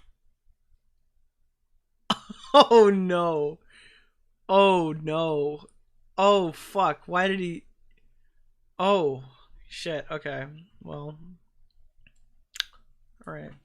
and I've apologized for it a few times. Basically, here I'm doing that thing that guys do where, you know, a hot female teacher will be arrested for raping a student, and the guys in the Facebook comment section will be like, you know, where was she when I was that age? Could have used me some of that. And basically, like, the thing they do where they downplay and trivialize the sexual abuses of the teacher because they personally think it would have been cool if they could have slept with their hot teachers back when they were 14. And yeah, when I was 14, I also wanted to fuck my hot teachers, obviously. By the way, I'm pretty sure that was during the timeline where he was sexually harassing Poppy and months before he was about to start his YouTube career, if we're wondering where that lands on the timeline. But, you know, 14-year-olds are idiots. Their interests, desires, and preferences shouldn't really be accounted as a solid moral argument to anything. So this screenshot isn't really missing any context. It actually is shitty, but I've since come around on this, and I've recognized how bad it is to downplay or idealize that kind of thing, so... Wait! Okay, maybe I'm fucking retarded. Isn't his... Wait, whoa. So what, I thought his argument was that he was making a meta joke about how people trivialize it. But then he says, I've come around to realize it's bad to trivialize it. Why would he have to come around to... I need to rewatch this. What the fuck did he just say? Slept with their hot teachers back when they were 14. And yeah, when I was 14, I also wanted to fuck my hot teachers, obviously. But, you know, 14-year-olds are idiots. Their interests, desires, and preferences shouldn't really be accounted as a solid moral argument to anything. So this screenshot isn't really missing any context. It actually is shitty, but I've since come around on this, and I've recognized how bad it is to downplay or idealize that kind of thing. So, you know, I've been consistent about that for years now on my channel. Hold on. No. A few times. Basically, here I'm doing that thing that guys do where, you know, a hot female teacher will be arrested for raping a student, and the guys in the Facebook comment section will be like, you know, where was she when I was that age? Could have used me some of that. And basically, like, the thing they do where they downplay and trivialize the sexual abuses of the teacher because they personally think it would have been cool if they could have slept with their hot teachers back when they were 14. And yeah, when I was 14, I also... Oh my God. Why wouldn't he lie there? Maybe I'm... I didn't mean to say the quiet part out loud, but that's fucking crazy.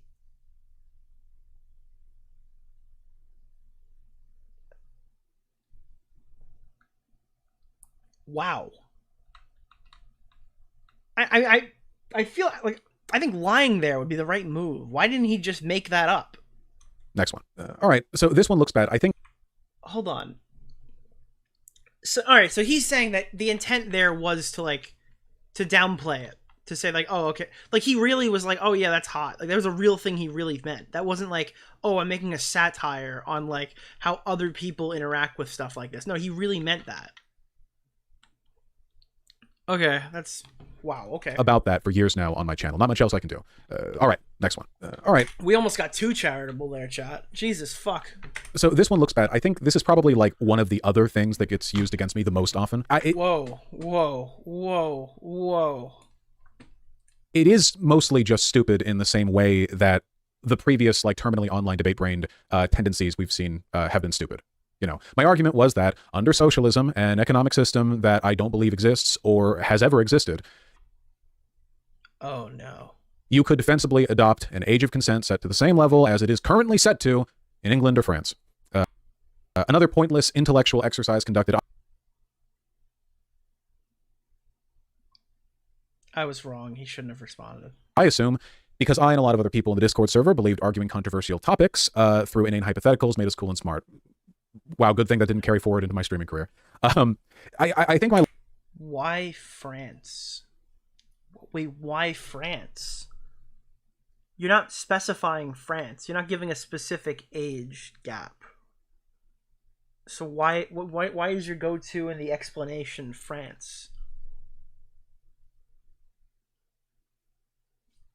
Logic was, no, I know what my logic was. It was that the idea that economic disparities are a primary element of the power imbalance between adults and minors, and that removing that imbalance through total economic equality would rectify a part of the power imbalance. What?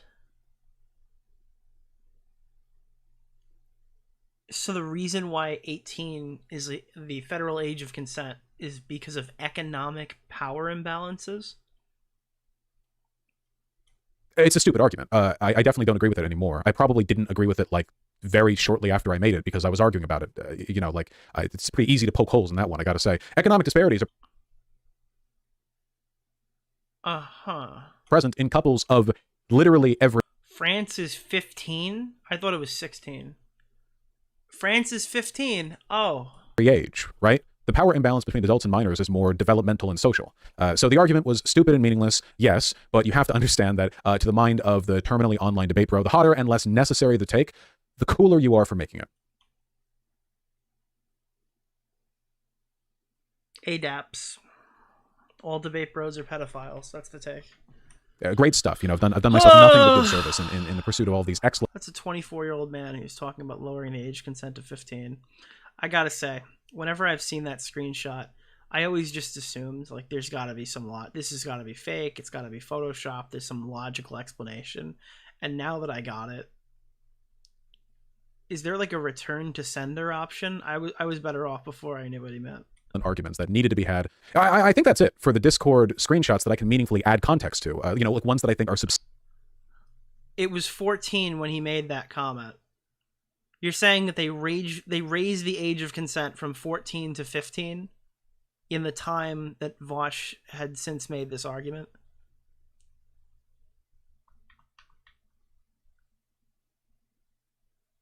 Oh, God.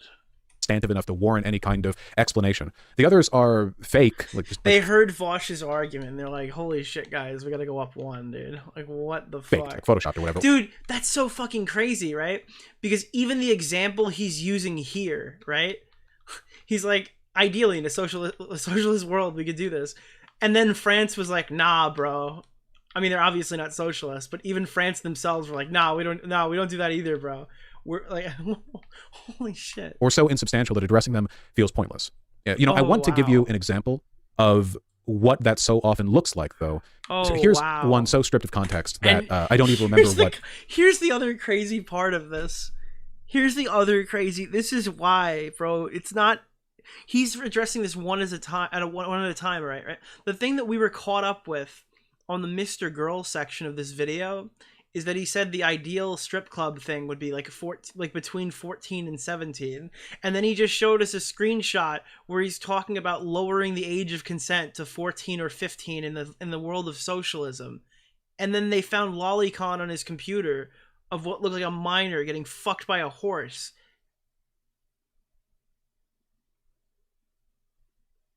Man, oh fucking Christ, dude. The conversation was about. Yeah, I see so many attacks against me substantiated by evidence like this stuff so insubstantial you would have to already dislike me to buy into it. All right, so this one is obviously like, this is legit what bad faith. That's clearly a joke. Leaving aside the fact that, like, if you're does anyone, all right, even our most uncharitable, that's clearly a joke, right? That didn't even need to be included in the video. Does anyone disagree with that? Screenshotting a message so selectively that you remove, like, not only literally all the surrounding information, but the image exclusively contains a single sentence. I mean, Jesus, like, if that's the standard for making a person look bad, you can make anyone look bad. Like, it's incredibly easy to make people look bad if that's the standard. But the one sentence that remains is literally a stock joke. It's wry sarcasm, like, oh wow, what did Benito Mussolini ever do to you? Wow, what did arsonists ever do to you? Wow, someone got murdered in your town and you think that's bad? He lost the benefit of the doubt over an hour ago. Yeah, I know, but I mean, to be honest, here's the thing: if you start like grilling him on shit like that, then you give Vaush an out, where it's like, oh look, dude, come on, he went after me on that point. Why are you gonna listen to anything else he says? You really have to try to, like, I don't know, you have to separate yourself a little bit there. Yeah, I don't think that message is damning, that last one. Hold on there, buddy. What did murderers ever do to you? Like, there are like 50 worse examples that I've seen, and this guy's only addressed 5 things, and there's 10 worse examples, dude, than the one that we just showed. That, like, the very last one or whatever, where he said, what was it? Yeah, that one. Yeah, dude, I don't know. There's like way more damning shit in here. I'm not wasting my time on this one. Nobody actually says that when they're defending a group, like, sincerely. Like nobody, it's a stock joke.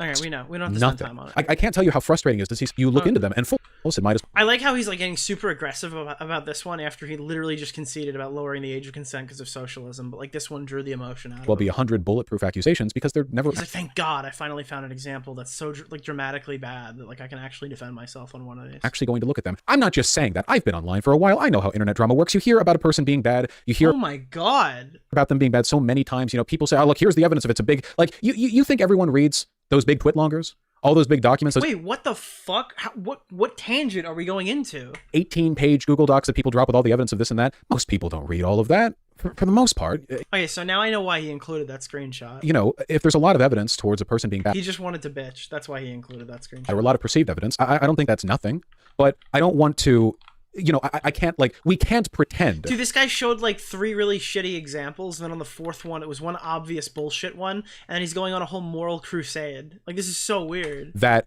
it's not impossible to pack a bunch of sawdust in with the grain, you know? And I think that oftentimes I am either responding to people who have a couple of very pointed criticisms, almost always the child labor argument thing. This is the longest response yet. Talked about, of course, but the more frustrating one is like and Ethan never showed the screenshot he's arguing against. Is that true? Wait, he just went out and found a screenshot that no one was using, and now he's having a whole moral panic about it. That's so funny. Sometimes, you know, you see people saying stuff about me, and then you turn and look behind them to see what like evidence they've mounted, and a lot of it is like nothing. And I feel like if you could tell them like, hey, look, turn around, like look at what you're using. Do you not think it would be good for you to stand by any of these criticisms? Or yeah, my frustration here is clear. People were using it. That's how he had it. Who are people? Is it fucking Groiper Lover fucking 1488 on Twitter? Or is it like, I don't know, the people who are actually engaging in this argument, like Ethan Klein? No one's asking for a response to every random fucking Twitter user. They're asking for the response to Ethan, because Ethan is the loudest voice who's presenting all the information. And if you loop him in with like crazy psychotic people or whatever, it just kind of like looks shitty, I guess. I don't know. I don't want to oversell it. I have said legitimately stupid stuff. You know, I'm not. Yeah, it looks like he's stacking the deck. That's 100% here. Like, if it's such a stupid argument that even me, who's been fairly critical of Vaush, looks at that and goes, yeah, there's literally nothing to that. Like, I literally immediately picked up on that the second I saw it, right? I don't know.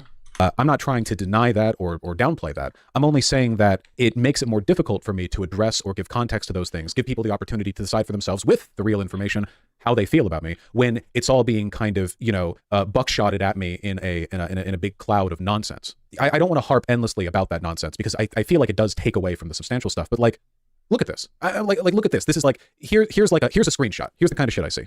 Like what does this mean? You know. Wait, why? Wait, what? Wait, what? Why is it on the screen? Why do I see this included as like, what did I mean here? I don't know. How is this supposed to implicate me? Why is this being presented as evidence that I'm a pedophile? Like, Jesus, look at this one.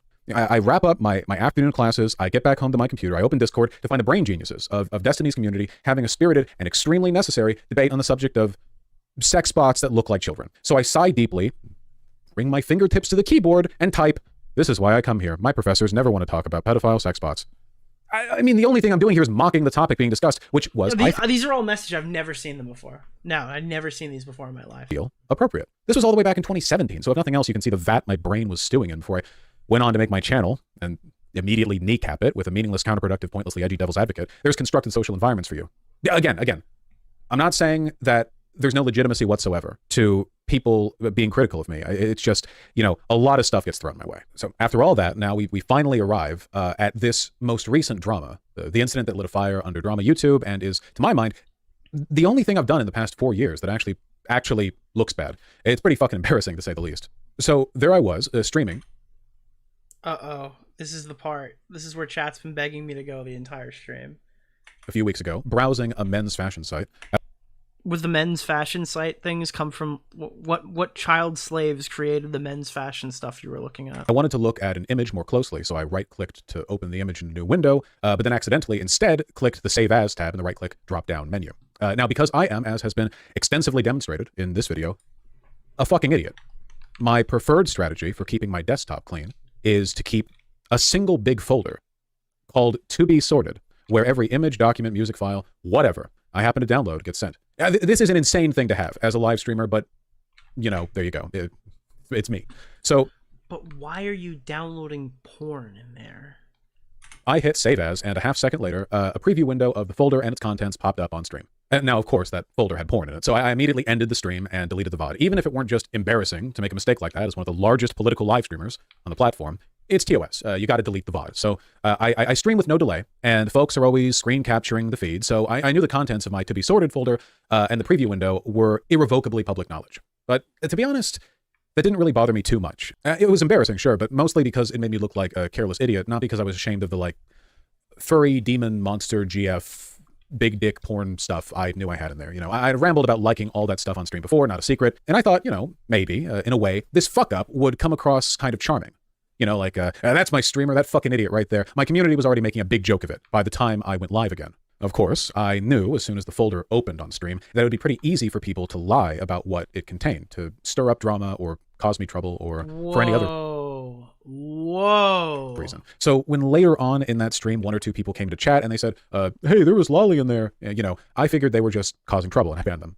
Of course, we know where this is going. By the next day, I had learned from what felt like the entire goddamn internet that two of the images in my folder preview window were actually from a well-known lolicon artist, and therefore definitely intended to be lolly shit, which has to be the worst possible way to find out about that sort of thing. Now, obviously, the accusation here isn't just that I had those images saved. That part's true, not really an accusation, but also that I must have known that they were lolicon and saved them because they were lolicon. Now, the obvious and predictable, but nonetheless true response from me is that no, I didn't know that, and that must not have been the impression I got from those two drawings, because if I had gotten that impression, then I wouldn't have saved them. You know, I mean, drawings are abstractions, and art styles and body proportions vary massively, even for characters that are unambiguously adults. That doesn't mean lolly shit isn't a thing or a problem. I've bitched about it being a problem, like, a lot on stream. It just means that carelessly or inattentively failing to notice it isn't exactly impossible. You know, I know what some people are going to say, you know, no, you must have known. There's no way you didn't know. And like what am I going to do? Make a fucking evidentiary argument here? You know, like, I'm not putting up the images so we can argue about the pixels or the proportions or whatever. I know fully well that like 99.9% of people who have heard about this drama haven't seen the images, nor do I think those people should go looking for them.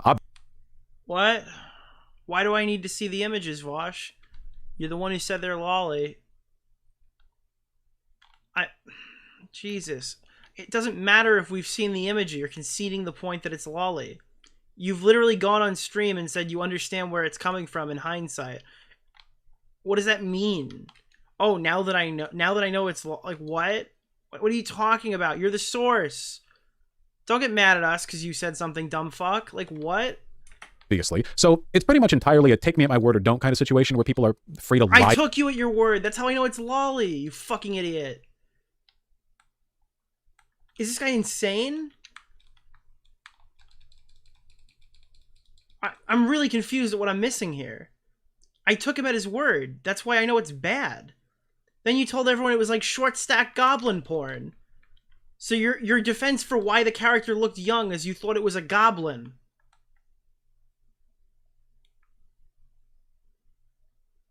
Okay. About the drawings, or as I've already seen on Twitter, just post other really bad looking shit and say that's what I had in my folder. There's not much I can do about it, right? It's all totally unfalsifiable, and people are going to make whatever assumptions and inferences they want to make. All I can really say is that I didn't notice the problem while saving the drawings, the same way a person could fail to notice any element of any drawing if they were careless or inattentive or distracted. Chat also pretty much immediately clocked two other drawings in the folder preview window as being AI art, something else I didn't notice, and they gave me plenty of shit for that too, because I'm not a big fan. Yeah, no, AI art is not as bad as Lolicon, I would say. I would say like Lolicon's probably like a lot worse than AI art. Fan of AI art. You know, I think I've done a good job of demonstrating a tendency towards carelessness, if nothing else. So leaving that stupid, least charitable argument aside, someone might then ask, okay, I get it. It's possible to make a mistake like that. Why then would you save the images? And what about them did you like? And look, there's really no way of saying this without sounding crass or flippant or whatever, but you know, it's already pretty revealing video. There's actually a very clear and simple explanation for why, you know, for not just those two drawings, but in fact, all the drawings in that folder and all my porn tastes generally. And it's an explanation that is extremely well known and well substantiated. I'm a size queen. I like big dicks. Yeah. Okay. Oh man. Holy shit. Like, is his argument really going to be that like, dude, this is like if it sounds like Vaush just said that like it's better because your hands look smaller holding it. That's what I got out of Vaush's response right there. Maybe that's the most uncharitable thing I've ever said in my entire life. But that's legitimately how this fucking feels. I'm sorry. That's what it sounds like. That's what it sounds like he just said. He's like, you're a size queen, so all you were doing was looking at the cock, but then when you're questioned on it, you said, "Oh, I just thought it was a short stack goblin. I didn't know it was like a minor. I didn't know it was meant to be a minor, guys. Oh my god!" But it's okay because I was just looking at the giant, massive cock. Like, okay, cool, whatever. I was looking through drawn porn, like furry or hentai or whatever else. I saw big, well-drawn dicks. I thought, cool, and saved the drawings. Then never looked at them again, as evidenced by the fact He that literally stuck to all of his worst arguments. Yeah, I don't get this at all. or in a big dump folder, literally called. By his own standards, he's a zoophile. No, you don't understand, all right? Okay, hold on. Listen, dumb fuck in the chat, all right? I'm gonna activate your fucking brain right now, chat. All right, do my best Vaush impression. Listen, dumb motherfucker in the chat, all right? He's not a fucking zoophile, all right? He's fucking, if he would put his brain in the fucking mind of a fucking horse, where he'd be the animal, and he'd be fucking you, okay? In reality, you're the fucking zoophile, because you enjoy his fucking horse fucking mental, I don't know, dick inside of you, you fucking zoophile. Yeah, that's... I'm debating you. Do you hear me debating you? Like, this is the debate. Like, to be sorted. Cool, dude. What a fucking dude. You guys hear how intelligent I sound right now when I say that? That's, you know, my hands are cold. That's the extent of the consideration that I gave those two drawings before my community. Oh boy, and the edible hitting. Fuck you. The entire fucking internet. Hopefully corrected my mistake. That's literally his argument, though. When people say, "Hey, dude, why are you looking at horse porn? Isn't that like animated like fucking bestiality?" He's like, "No, dude. If I could neuralink my brain into a horse, then we might have a problem with bestiality." Like, that's something he said. Go watch his stream. He literally said that. It's hard to even say anything about it. You know, 5 seconds of, ooh, nice dick, cool line art, saved. And it's a whole discourse. You know, I wish I had an answer that was more satisfying, but really for something like this, I feel like people are going to believe what they believe. I do think there is a real argument to be made about carelessness, especially with regard to lolicon and its seeming omnipresence in the anime community. You don't have to know much about anime to know that's an issue with it. I find it repellent, and I've been bitching about it for years. Plenty of that bitching has been on stream too. But it's possible to find something repellent while also not being perfectly vigilant about it. You know, especially in art where stylization and abstraction can kind of, I guess, cloud awareness and judgment of the extent to which any artists you follow or people in the community might be doing sussy shit, right? Pardon me for taking my most indefensible position yet on this, you know, in this video. In the history of my channel, I actually do like some anime, you know, and there's a lot of really good shit out there in the anime community broadly, and in a lot of the God, he sounds like Tipster in this segment. Anime babes getting railed on Twitter. You know, I'm sorry, like often that is also cool, and I hate the fact that you know the pervasiveness of lolicon means that the entire community is tainted, basically, right? I don't like the fact that like you could be looking through what looks like a bunch of totally like normal, fine, cool. Well, isn't that the West's fault? Didn't capitalism create that? Cool babes getting railed. I thought the capitalism was creating that. I thought it was the West. By big dicks, whatever you're into, you know. While also feeling like you have to be vigilant that in this incredibly normalized process, some of these drawings might be of characters that are canonically underage, or that like an artist who generally draws in a kind of like cartoony style might be fine, but then another artist does that, but then they're like actually drawing like they're meant to be teenagers or whatever. I don't like it. And it's a normalization issue. And I think one of the best ways you could deal with it is by being aware. I'm not perfectly aware, so I fucked up. This wasn't the first time that I fucked up in this specific regard. You know, after the whole child labor argument saga, people went through a bunch of like likes in an old public Twitter, or, you know, porn account that I had, and over like thousands of liked, you know, furry big dick monster girl images or whatever. I think they found one that was like the character was meant to be a teenager. You know, like, and it's not surprising to me that that might happen because, you know, I'm running between classes, scrolling on my phone. I look at an image maybe 2 or 3 seconds before I like. The degree of scrutiny required there indicates. Okay, that's the fucking problem. He doesn't even realize what he just said is a fucking problem. This guy's running from class to class, liking porn on his phone. This guy is like a sex-obsessed degenerate. Like, this is fucking crazy. Imagine, remove the word lolly from the discourse. Imagine being in fucking university, pulling out your phone in public, and scrolling through hentai porn.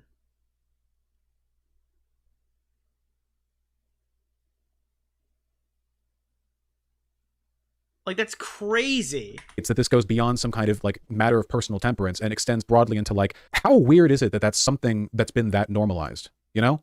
Anyway, I don't mean to like make a big point or make it like a broader issue, you know, as a way of pulling attention away from me fucking up. I just think it's a broader issue, you know? You know, people are going to say what they're going to say. They can judge me for what they're going to judge me for. I think a lot of people have been real and charitable.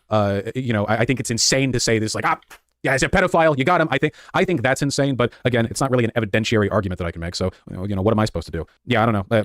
God willing, anime culture will get better one day. I wouldn't hold my breath though. So yeah, that's the long and short of it. I'm sure there are other clips or screenshots or arguments out there that people have thrown into their big anti-me documents. But like I said, I wanted to focus on the accusations that I feel are at least somewhat grounded. If I took the time to tackle all the obviously fake or disingenuous shit, we'd be here. Wait, he just said he didn't take any of the obviously fake stuff. What was that whole fucking segment of obviously bullshit fucking claims with Discord DMs? Did he just pad those in there to make his other arguments look better by association? What was the point of including that whole rant if he's not including obviously fake stuff?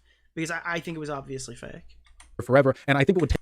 Have you noticed that he never focuses on the VTuber short stack picture? He addressed the VTuber short picture, but he never does the little girl giving the horse. I thought that was the same picture. Take away from the stuff I actually did feel I needed to address. I'm pretty sure the one where he's talking about the horse was the short stack one. Am I wrong? Again, walking that line, there is a lot of bullshit. I use the word short stack sarcastically for the record. Bullshit, but I don't want to convey the impression that I feel every attack against me is illegitimate, or at least not properly motivated. See, this isn't about debunking a narrative, it's about waving away the most transparently bullshit stuff so that I can focus on explaining the actual mistakes that I've made, the actual stupid shit that I've said, providing context and laying out my thought process so folks on the fence have all the information before deciding to lean charitably or not. I can't make someone be charitable. It's just up to how they see things. And, I can't ever view all this drama from an outside perspective. I'll always be biased because I am literally the only person who really knows how I feel and why I've said the things I said. And, but to cap all this off, I'd still like to try my hand at it. I'd like to try and present the charitable narrative, how I feel this all looks with all the information and how I hope. I don't even know what short stack means. Like, does anyone, what is short stack? Like, fat and short? Like stocky? Is that what that means? People take it. I keep hearing people say it. I don't know. What does short stack mean? What is a short girl who's stacked? Like short when curvy? Ew. Again, not holding my breath on that one, but this is what I hope for. I have said some really, really stupid and difficult to defend stuff. Chat is about to out themselves. Great. Just clear. But almost all of it comes from the very, very beginning of my time as a live streamer. Looking at it all laid out like this, 5 or so years of drama and accusations, I think it should be clear to people who have watched this far that the explanatory variable in all those old clips was my stupid fucking debate bro brain. The obsession with inane hypotheticals and devil's advocates and shock value bullshit, which I employed because I thought using examples and comparisons that normies couldn't handle proved I was smart. It really is impossible to overstate how much I dislike the me in those clips, how I used to act in general. That being said, the terrible arguments and hypotheticals really were contained to those shock value debate bro moments. And as I stopped being that kind of debate bro, the terrible arguments and hypotheticals stopped. And that's why just about every clip used against me is at least 4 years old. They're more or less contained to a period of time during which I employed a rhetorical style that I would describe as a fucking stupid and insufferable. Even if the point I was making was fundamentally okay. Oh, man. I don't know. I don't think I can listen to much more of this. Is he almost done? I feel like he's just reiterating all the stuff we've already addressed. I'm not giving a great reaction to it. And his photos aren't 4 years old. Again, I'll say this for the 500th time. The reason people are investigating those old clips, even people who have already looked at some of them in the past and went, oh, okay, he's just an edgy, retarded debate bro. I understand what he's doing. The reason why people are talking about this is because of the lolicon in the folder. It makes every question after that justified. Okay, because now we saw the to be sorted folder. We haven't seen his porn folder. Okay, his porn folder, his to be sorted folder contained 2 images of lolicon. I don't know how... I don't know how many would be in the actual folder if that's the case. If we only saw like how many images, right? The percentage wise of lolicon in that folder makes you question how much more is actually like on his fucking hard drive. And he's no doubt been looking through and clearing out everything in the time since. He should probably just delete his porn folder in general because that's not a normal thing to do. Okay. I was also just... Yeah, where do those get sorted to? Way worse at communicating, which didn't help me. And that's another thing I'd like to stress. If anything has been thoroughly, objectively, uncontroversially demonstrated in all of this, it's that I'm a loudmouth. Yeah, literally, Connor in chat, each fucking image has a 1 in 5 chance of being lolly based on the folder we saw. Each image in his actual porn folder. I can't shut the fuck up. I have no filter, etc. Worse then than it is now, but nonetheless, it's a character trait. But in all the hundreds of times that sex or sexuality or kink or whatever else has come up on stream, sometimes... The problem is you tried to become the child porn debate guy. Okay, that was literally your fucking thing. You're trying to become the child porn debate guy. All right, and now there's a new thing that's come out that people are questioning. And then apparently you had a position years ago where in a fucking socialist society that fucking the age of consent could, like, bro, this is not fucking rocket science. There's reasons people are saying this stuff about you. Okay, maybe the edible is hitting a little bit, but I feel like I already said this stuff when I wasn't chilling, you know. Times while I'm dude, this is how Augie does after hours every fucking night. Near blackout drunk from celebrating some event or another, you know, no filter. I was right about Nick being a Ranger fan. Oh god, Jesus, sorry.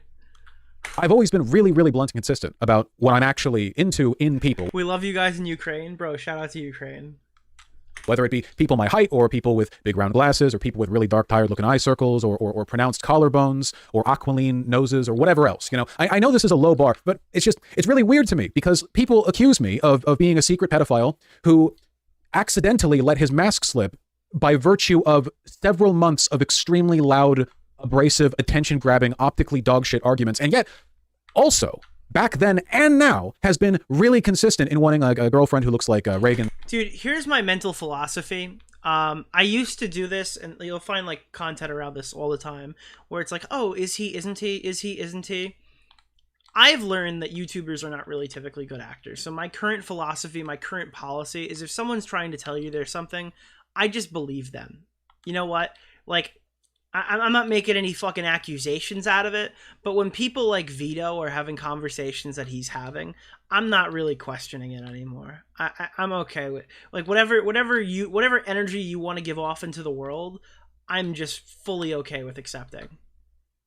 It's like the Amos Yee thing. Nobody wants to get caught in the Amos Yee spectrum. There's a ton of YouTubers you've probably watched who thought that Amos Yee was like a troll. He's like the funniest troll on the planet or whatever because he keeps going on debates to look like a pedophile and something like that. That guy literally got caught with child porn on his folder and he got fucking arrested and he almost got killed for it or something like that. Okay, bro? No one wants to be fucking friends with Amos Yee. Nobody wants to sit there thinking, is he, isn't he? Is he a big troll? Is he a big funny man? It's the same thing with Mr. Girl. If Mr. Girl wants to fucking pretend, if he wants to walk around and make comments where he sounds like a fucking pedo and people start calling him that, I don't fucking blame him. All right, people on YouTube aren't good actors. They tell you exactly what they are because they're not good enough to make it in any normal show business. That's why they're social media influencers and not just celebrities. Okay, that's literally what we're dealing with here. So if you're gonna walk and talk and sound like a fucking pedo and people start calling you that, it's your own fault.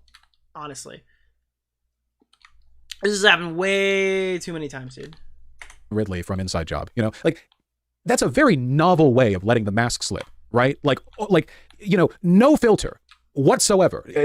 Clearly a poor sense of how other people will, you know, interpret his words at times. Not always the best communicator. And yet it's, every time this happens, it's always contained to hyperbolic debate bro bullshit. It's always shock value. Yeah, you don't get to be mad about this. You literally just, you said there's like hundreds of debates where you're making these terrible child porn arguments when you're 25 years old, when you should have known that these arguments were stupid. All right, I'm sorry. Maybe it's ableist to say, but like there's literally no excuse. Like, shut the fuck up. Rhetorical bullshit, which again, like, I know, low bar, right? But that, to me at least, that's the pattern. That's the clear pattern. And I don't do that anymore. I'm a lot better at making arguments than I used to be. I'm a lot less, I don't know, I'm not trying to deflect. I'm a lot less autistic than I used to be. I don't know. At least marginally. These edgelord debate bro tendencies. Yeah, dude, that's the difference, bro. Dude, his argument is he learned what optics are. Like, he just learned, oh shit, dude, I should just stop debating and have my little secluded community in my fortress arc and never interact with anybody again. Because if I do, I may make some retarded decision and debate child porn again on fucking YouTube. Am I being super duper uncharitable when I say that? Yeah, dude, he doesn't do that anymore. You know what else he doesn't do anymore? Debate. He doesn't do anything like that anymore. He stopped. He realized he was bad at it. Like, oh god, I don't know. Led me to think that the best way to construct my arguments and convince people that I was edgy and smart and blah, blah, blah, was through the invocation of the kind of stuff that I have been dealing with the consequences of for 5 years. I, more than anyone, know the problems with those arguments. I just think that they indict me in different ways than people think they indict me. I think if nothing else, I mean, I think they just make me look like a fucking idiot. You know, I have one that I'm trying to be less of, ideally. All right, I agree with him on that point. I would like that. I certainly don't think I act now the way I did then. I don't think 5 years from now, I will look at me now and think as poorly of me as I do looking at me 5 years ago. There has been some improvement. That's the charitable explanation. That's the best I can offer. I think I set the stage with that child labor argument. You know, me being who I am, I mean, I was always going to get on, people's nerves. And to an extent, I don't think that's necessarily a bad thing. A degree of abrasiveness, I think, is a necessary and endearing trait in some people. Cope. Vaush made his response thinking that public opinion couldn't get worse, and he might be right, but it definitely can get worse for him in the Nick DeOrio video. Jesus. No, but I think that a lot of the stuff that's happened in my career over the past 4 years has been tainted by the way I made those initial arguments. And a lot of the stuff people throw at me, they wouldn't have thought to throw at me if it wasn't for that initial poisoning of the well. You know, I think a lot of this is inertial. You know, it builds up, and I don't know how to stop that inertia, right? I mean, people... Well, honestly, the answer is probably to make a definitive video like this that you could push people to when people are asking questions. Like, realistically, it's not rocket science. You should probably put all of this stuff in one place, or a Google document of some kind that, like, has probably a video. It really had to probably be a video. This is something he should have had on his channel, like, strapped and ready to go. But, I mean, as we've seen, I don't really think not every answer was equal. All right, that's the nice way of saying. I don't think every single explanation was built equally. Say, you talk about this often. It's too late now, yeah. All the time, you CP on your stream. But well, here I am talking about it again. Will this be the last time, or will a month from now I'll be talking to someone and they'll be like, aren't you that pedophile? And all right, the reason why this one's different is it's not like a community-related drama. This isn't like a Kiwi Farms thread got dropped on you. This is literally like one of the largest creators who are left-leaning found out about it, asked a bunch of questions about it, and then you said you wouldn't fucking debate him. That's why this conversation is so fucking huge right now. Like, and that's the only reason you're making this video, because if you thought if you could skate through it without addressing it, you absolutely would have done that. Like, if you thought for a second that you could avoid making this video, even though you're saying that it's probably the right decision to make or whatever, you absolutely would. What am I going to do? Stop the conversation and link them the video? You know, inertia is a difficult thing to stop. I think that's actually like the meaning of inertia, like definitionally. So I could opine at length about how a lot of the hate I get is inconsistent. It's all a big popularity contest, and I'm an easy target, and people get upset with me for shit they'd write off if other people did it, and blah, blah. But pointing out all of those extremely true and correct facts, it doesn't solve the problem. I don't want to be disliked. I don't even really want to be controversial. I think the stuff that I advocate for is universally good. I want everyone to live a better life. You know, people disagree about how to do that, but as long as you're on the path, as long as you think people being happy is a good thing to fight for, then I think there's at least some agreement to be had. I don't want to be controversial for that reason, or for a lot of the reasons I seem to be. You know, I get into fights with people who agree with me on like 99% of shit. I think my channel's a cool and positive place, and it and my community are both a big source of pride for me. So I'd like it if everyone, or half of everyone, some proportion of everyone could see it that way. There's not much I can do about the optics black hole, though, at least not right away. I don't expect this video will get much positive attention on release. Vaush should have worn a jockey outfit for this video. Yeah, dude, imagine if he literally dressed up like a horse or something in the video. That would be kind of funny. That would be pretty meta. But it would probably be like a ukulele moment. I think it's going to be kind of broadly ridiculed, largely, I think, from folks trashing it who haven't actually watched it. This is something that I expect. This is something we all know will happen. Whether or not you agree with me on any of this, you know that'll happen. It's unfortunate, but I can't... Like, imagine if he ended the video, and then you heard some, like, bass in the background, and it was just like, country road, take me home. And he's just, like, walking out, and he's wearing, like, a full horse uniform under the cap. Like, it'd be crazy. That'd be so iconic. Dude. Like, literally from, like, the shoulders down, he's dressed as a horse.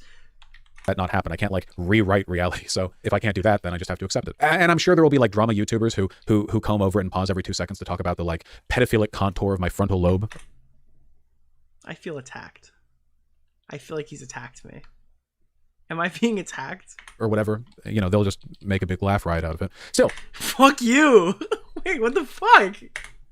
In spite of all of that, as best as I can, it's honest and straightforward, and I don't think there's much I can do besides present it that way and let people make their own judgments. So yeah, that's it. I'm done making all of the arguments about my past and how people perceive me and blah, blah, blah. I want to take a second here at the end to directly address just my audience, what I'm hoping for in the future, and what Yeah, I'm I feel like I don't know. I feel like I'm gonna get shit for being too charitable at points in this video. asking for I don't know. from them.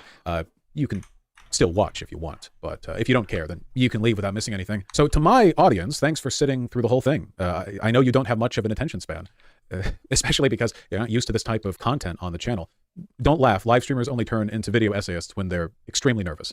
Look, first of all, I want to apologize for making it so difficult to be a fan of mine and a member of my community. Oh God, save me the soy. We're gonna go a little faster here. There's no more clips to be watched. We're gonna go 2x this. Let's get through this real fast, boys. Seriously, I'm sorry. In this respect, at least, you know, I think I've let you guys down. I think this is a great community, you know, exceptional even. And as a consequence, I think your community sucks, and I hate everyone in it. Nuclear attack. Of my obstinance and carelessness and stupid fucking debate bro hypotheticals, many of you have been ostracized from other online. Half of these people probably became fans because they heard you like gleefully debating child porn 4 years ago, and they're just probably like, "Oh shit, dude, he's not gonna do any more child porn debates. I'm gonna unsub." Communities or harassed on my behalf. The content of this channel and my messaging is unambiguously progressive and inclusive and good-spirited. You know, it's that might not be the popular conception of me and my content, but it remains true nevertheless. None of the people who enjoy my content for those reasons expected, I imagine, to be pushed out of other communities with similar values because they were a part of mine, because of me and my reputation. Yeah, I don't want that to continue being the case, but I don't really know what I can do to change it. You know, there's already such a massive gulf between what I know I am and what people think I am. The inertia of the uncharitability that I'm trying to push back against, it just feels overwhelming at times. While I'm working on that, you can help, you know? I want you guys to chill. Stop fighting on my behalf. Stop arguing for me against others, especially... Wait, hold on. Wait, I got an idea.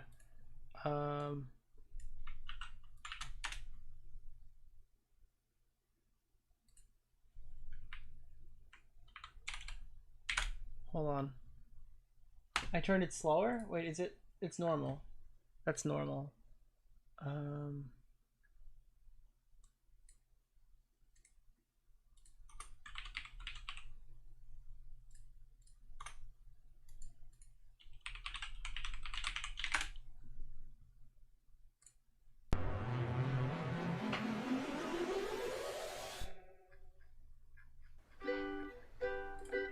On the subject of this video. That's one of the reasons I made this video, you know? I saw so many people in my community tirelessly arguing against the worst and most dishonest shit people say about me, and I wanted them to have something that they could point to.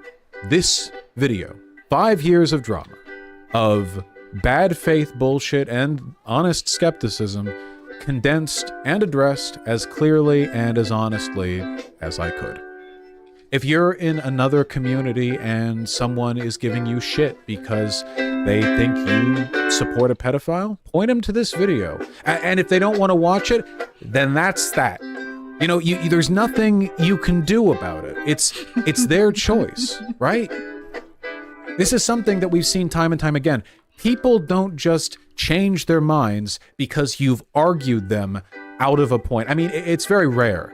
You have to make people want to believe. You have to sell them the argument. And if you try to get away and they just keep calling me a pedo. The argument is that this community is good, then hey, or that I'm good. Look, there are ways to do that, right? You know, you can. I'm not saying it's pointless to be a positive advocate for this community, but I want you to be just that, a positive advocate. Don't let me and this space and all the people who are a part of it be defined exclusively through raging against the constant, pointless bad faith drama. You know, don't let that be what this is. You know, to be frank, nobody's ever been sold on a YouTuber because they saw a fan of that YouTuber passionately arguing that they're not a pedophile, right? When have you... It doesn't work. That's all people see. Listen, if you're a debate bro, hold on. Listen, if you're a debate bro, you gotta stop before you get in. Come on, you just wanted to jerk off to a short stack goblin. I mean, like, oh, no. Looking in from outside this community, you know? a lot of this is me, you know, a lot of this is my fault, but as a natural consequence of the... Not the way to go. You gotta stay off course. I mean, listen, my name's Vaush, and I just want to have sex with a horse. My particular kinds of brain damage, the people in this community like arguing, and it's very frustrating to a lot of the people in this community to argue a point that seems absolutely, completely, inarguably straightforward. Straight line argument, no way people are going to disagree with it, you know, something about me, about the community, and then other people don't respond well to it, and it's frustrating, and it feels like you're just... This is so bad. Battling non-stop against tides of irrational hate, and to an extent, yeah, but what has arguing against it this way done? What has it gotten you or us? Not much, I'd wager. There are better ways to make these points. Talk about the good bits, you know? Look, oh god, dude. If you're an incel, you get off Discord, get some friends, and you know, have some bants. Maybe go outside, touch some grass. You know, maybe just go hang out with some friends and dance. But please don't spend your time thinking about the age of consent out in France. The funny bits, all the good arguments, the fundraising for charity, or the canvassing, or positivity, or life advice, or whatever. There are lots of good things to talk about.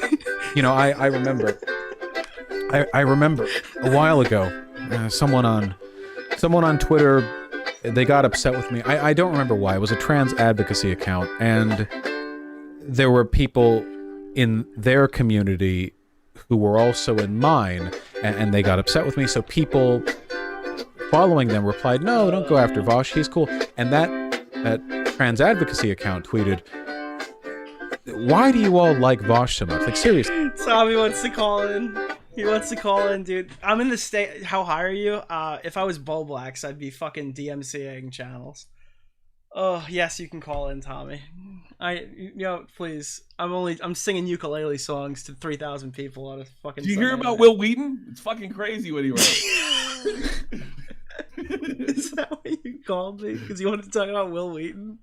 Yeah, he's like nuts, like crazy. He's like freaking out over Elmo. You gotta check it out. Actually, I'm gonna let you go real quick.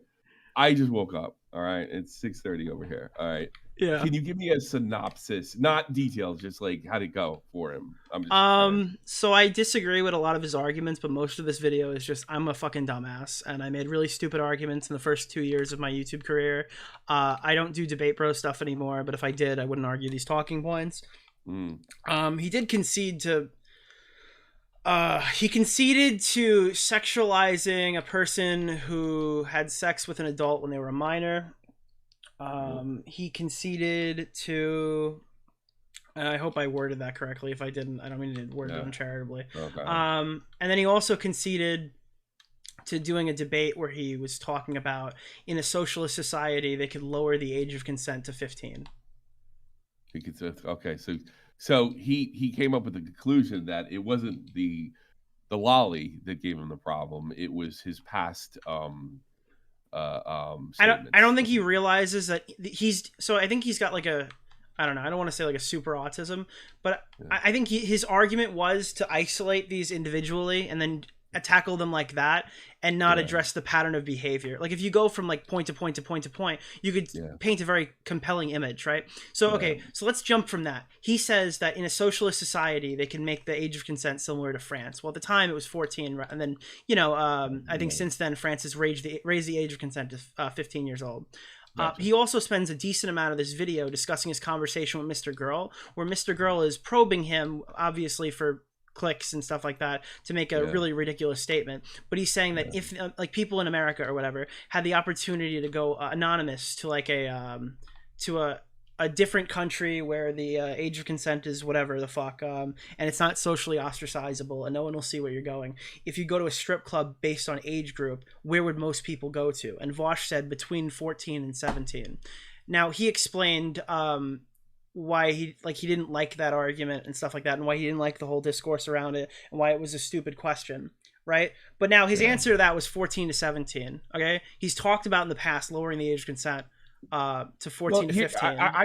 You know, somebody lives in Europe here. All right, I'm just going to interject something. The age of consent is technically, and I wonder if it's the same thing in France. Remember the neighbor country is technically 14 here still, but that 14 is only goes between 14 and 17. Yeah. Everybody above that it's almost like normal. It's almost like it is in the States, except for one thing. It's different. So you just call Romeo and Juliet different stuff? Yes. Okay. Well, here's the thing. It depends on the situation. Okay. So let's say a 15-year-old sleeps with a 25-year-old. Okay. Yeah. All right. In the States, you're fucked, right? It's clear cut. So in Germany, they do an investigation. If the investigation involves the girl who's dressed like she physically looks like in her 20s, right? She was in a club where everybody was supposed to be 18. They let the 25-year-old off. If they have a situation where the 25-year-old was like, do you know your mother cancer would get cured if you drink all this alcohol and sleep with me? Then the guy's going to be prosecuted as if it was in the States. But a 15-year-old girl? Yes. That's crazy. Yes. So anybody, it might be crap just saying what it is. But how could right? how does a 15-year-old girl look like she's 20? Like, that's my question. That's why that would be my rebuttal to that argument. I don't know if that's possible. I've seen it before. I mean, I mean, my daughter's 15. She looks like she's about 22. That's crazy. Yeah, it's just, well, I mean, like, it just depends on the girl. Like, if you're thinking about the 15-year-old girl next door, yeah, sure, then they probably definitely should have known better. But they wouldn't have gotten the club in the first place if they looked like that. That would be their argument. Well, no, because here, like, I don't know, maybe just bar culture over here, especially bar culture Bar culture is, if you are a second over the day of 18, you're fucked, right? No. I'm saying bar culture is, like, as long as you can show a fake ID, you can get into some of these bars. Oh man, I couldn't get in. I tried to go to Limelight when I mean, I had a fake for years. I was getting into bars when I was 17, 18. 17, 18? I couldn't. I maybe, I don't know, maybe it's Long Island, maybe you knew somebody, but I couldn't get, I had trouble getting into bars when I was 21 in Jersey. I had more, I got checked more times when I was 21 than I did when I was younger. Yeah, well, yeah, but here's the thing, like, like, if you look at pictures of me when I started on beta, I'm 39. I don't look like I'm 39. So imagine what I look like when I was 21. I look like I was 15. Mm-hmm. You know, I weighed 110 or 20 pounds and I was skinny as a rail. And they're like, you're not 20. You're just giving us a fake ID. But that's the thing is, in his hypothetical that you're talking about, like the hypothetical strip club thing with Mr. Girl, it's so retarded. It's like they know they're going to a club of 14-year-old, 15-year-olds, and 16-year-olds. That's and 17-year-olds. Okay, all right. That's the hypothetical he's creating. No. But I'm just saying, like, and you take that take, right, and you say it alongside the fact that he said previously in a socialist country you could lower the age of consent. Now he's argued, okay, he knows why he can't do that now, and it was really stupid, and it was an edgy thing. I was actually using this. I was using this argument to kind of attack him. I was basically saying we got off. The French law probably isn't what he thinks it is. Yeah. That's what I was trying to say. Like, it's probably 15, but only 15 between high school ages, and they don't do it. But again, what does France have to do with socialism? Why is France the go-to? Nothing. Because in the messages you don't see France. Why can't I uncharitably say he's talking about Japan? What is? I'll go in further. Like, what does socialism have to do with any of this horse shit? Well, no. I'll tell you exactly why. Because his argument was that the power imbalance is created by a capitalistic lifestyle in terms of wealth inequality. Right now, he says, obviously, I know now in hindsight that that's not the case. But he's making all these arguments when he's 25 years old. Right, 25 years old. I'm 25 years old, and I know that the reason why you can't fuck minors isn't because they're poorer than me. No, yeah. Like, that's crazy. That's a fucking crazy argument. Yeah, because it's wrong. Dude, you don't understand. In India, they don't have an age of consent. They just have the caste system. Okay, so if you're in the army over here, it's clear 18. So we had a situation here where this kid was just out of high school, 18 years old, and he slept with some first sergeant's 17-year-old girlfriend. Right? Yeah. He's now a sex offender. Oh god. And this happened here, but he wasn't charged in a German court. He was charged in an army court. I mean, that's a little rough, right? They were literally months apart. Yeah, 18, 17 is insane. Yeah, it's just ridiculous. But that's the law in the States. That's the law. Not in most states. In Europe, well, yeah, it depends. It depends on how hard they come after you.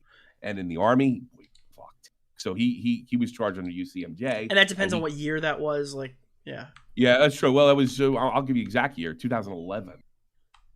You know, again, I would love to answer this and say like, oh, I know the Romeo and Juliet statue from 2011 and whatever. Well, there's no Romeo. There is no zero fucking Romeo. I can tell you this. There's in UCMJ. There's zero. It's just 18.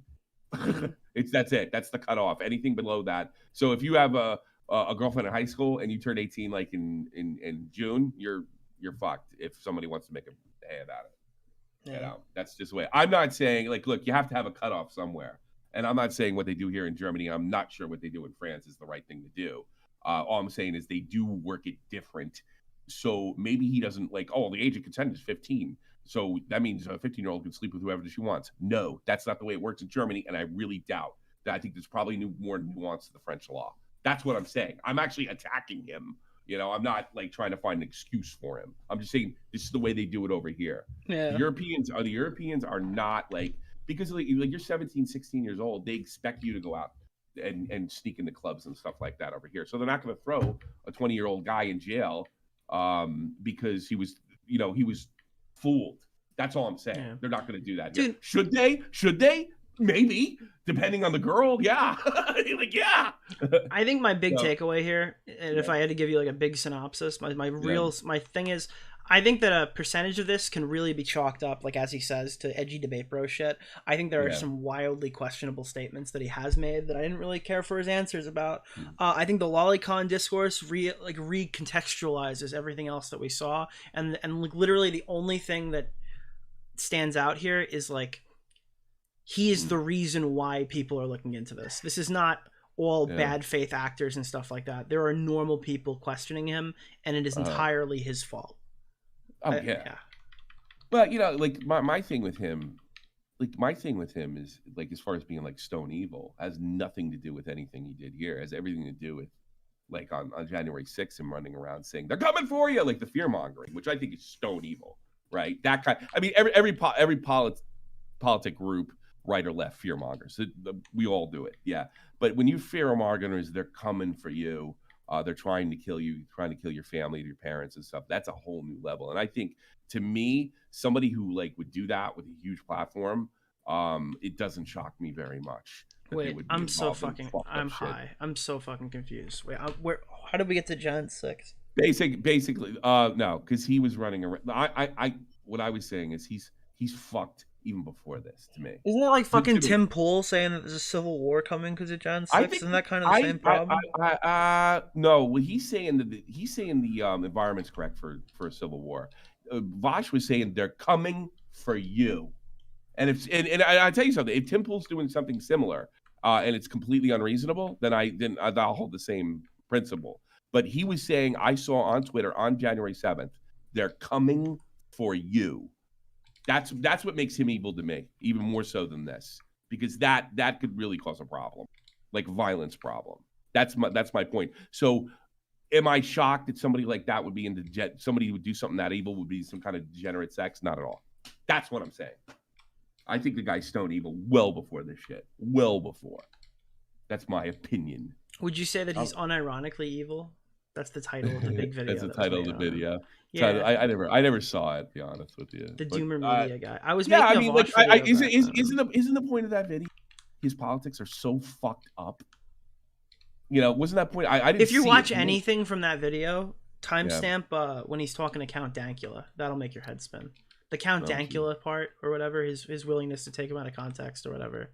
Oh, really? I forgot exactly what the context of that that's kind of was, but that one you'd like. So take those types of things. To me, like I didn't really go too much into the horse stuff. I mean, I just laughed at it, you know. To me, he's fucked long before this. I mean, he is just an atypical. I mean, what they used to tell us what far left people were like in the 60s in the States. He is one of them. And that's stone evil, man. It's just stone evil is, right-wing racist. I mean, so he looks at fucking stuff with horses and children. Shocking. But here's the fucking thing, all right? I don't know. Maybe I'm fucking crazy for saying this.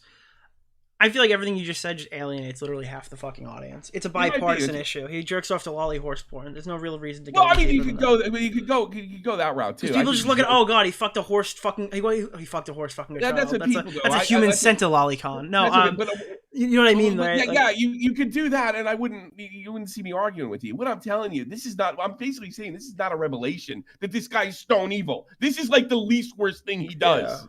You know, that's what I'm saying. If the horse stuff makes him more evil to you than his politics, okay, fine, that's your opinion. Here's my opinion. He's always been fucked.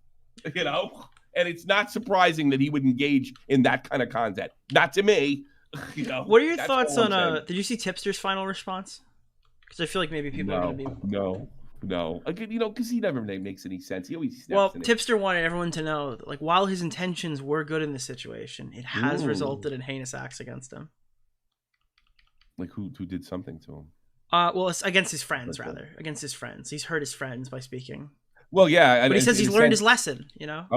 He's learned his lesson. Like, did he learn his lesson, like, every time we told him not to get involved with something, and then he just did it anyway, and then he just kind of ended up getting involved in something he couldn't get out of and blamed us for it? Dude, when Keffels DM'd me about Tipster, I knew he was fucked. I knew he was fucked at that moment. When Keffels DM'd me about Tipster, it was over. He was going to put out something. That's public now? That's public now? Nothing about what was in it, but... Did Vaush throw Tipster Keffels under the bus? No, not at all. I wish that was the case. That would have been the funniest of realities. But it is. I genuinely think they made it way harder on him. It was a much more. Absolutely. I agree with that completely. I mean, does Tipster have any contact with Vaush? Does he have any or is he just trying to fit in with that group? Because that's all. I presume there's some sort of discussion. I know Tipster has like a little group chat with all of his lefty friends. I also know he has a server with his friends. There's stuff about Tipster that he doesn't even know that I know. Okay, like believe me. Yeah. Okay. It doesn't bother me. Believe me, every single time he whines about us stalking him, I laugh a little harder, knowing everything that I know. Yeah. Remember when he's sucking all those Medicare guys' ass, Worski and all that? Yeah. He's ready to get on that train. Funny. Yeah. All right. Well, I'll let you go. Sounds like you killed. It sounds like you killed it again. But that's all I'm saying. The guy was evil before this. It doesn't shock me that he has bad habits, and I really wonder if the French law is exactly how he thinks it is. That's all I'm saying. I bet he's wrong on both accounts. My opinion. Thanks for chatting, buddy. Hope you have a good day. Hey, take care, brother. I got a few DMs. What's going on in here? Did I say anything crazy? Why do I have so many DMs? Yeah, I don't really care for the lolicon section, but he did a good job in the first 40-ish minutes. Response to the... Minus his response to the... Yeah, that was a really fucking big one. But again, like, if I catch him on a lie like that, which, again, I guess you could say catch him on a lie. That's just my opinion, I guess. But, I mean, I think most people took that as a... Yeah, I don't know. Stop saying the hard R, you're gonna get flagged. Are you talking about Todd Nickerson? I don't know why you guys keep gaslighting me about Todd Nickerson. Fuck you, Smaggle.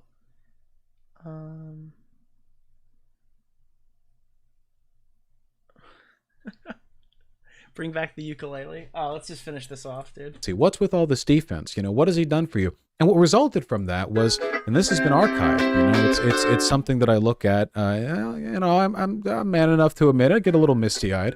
Hundreds and hundreds of people talking about how me or the community, this community, has been or have been instrumental in helping them in some way with regards to their identity, their acceptance, their ability to defend themselves. This community has been or have been instrumental in helping them in some way with regards to their identity, their acceptance, their ability to defend themselves against bad arguments. Their identity? Like, is he saying that, hey, dude, listen, you can't cancel me. I've been instrumental to the success of trans people in this space. That's what I heard. Whoa. Okay. I don't know. Maybe I'm biased. That's good, right?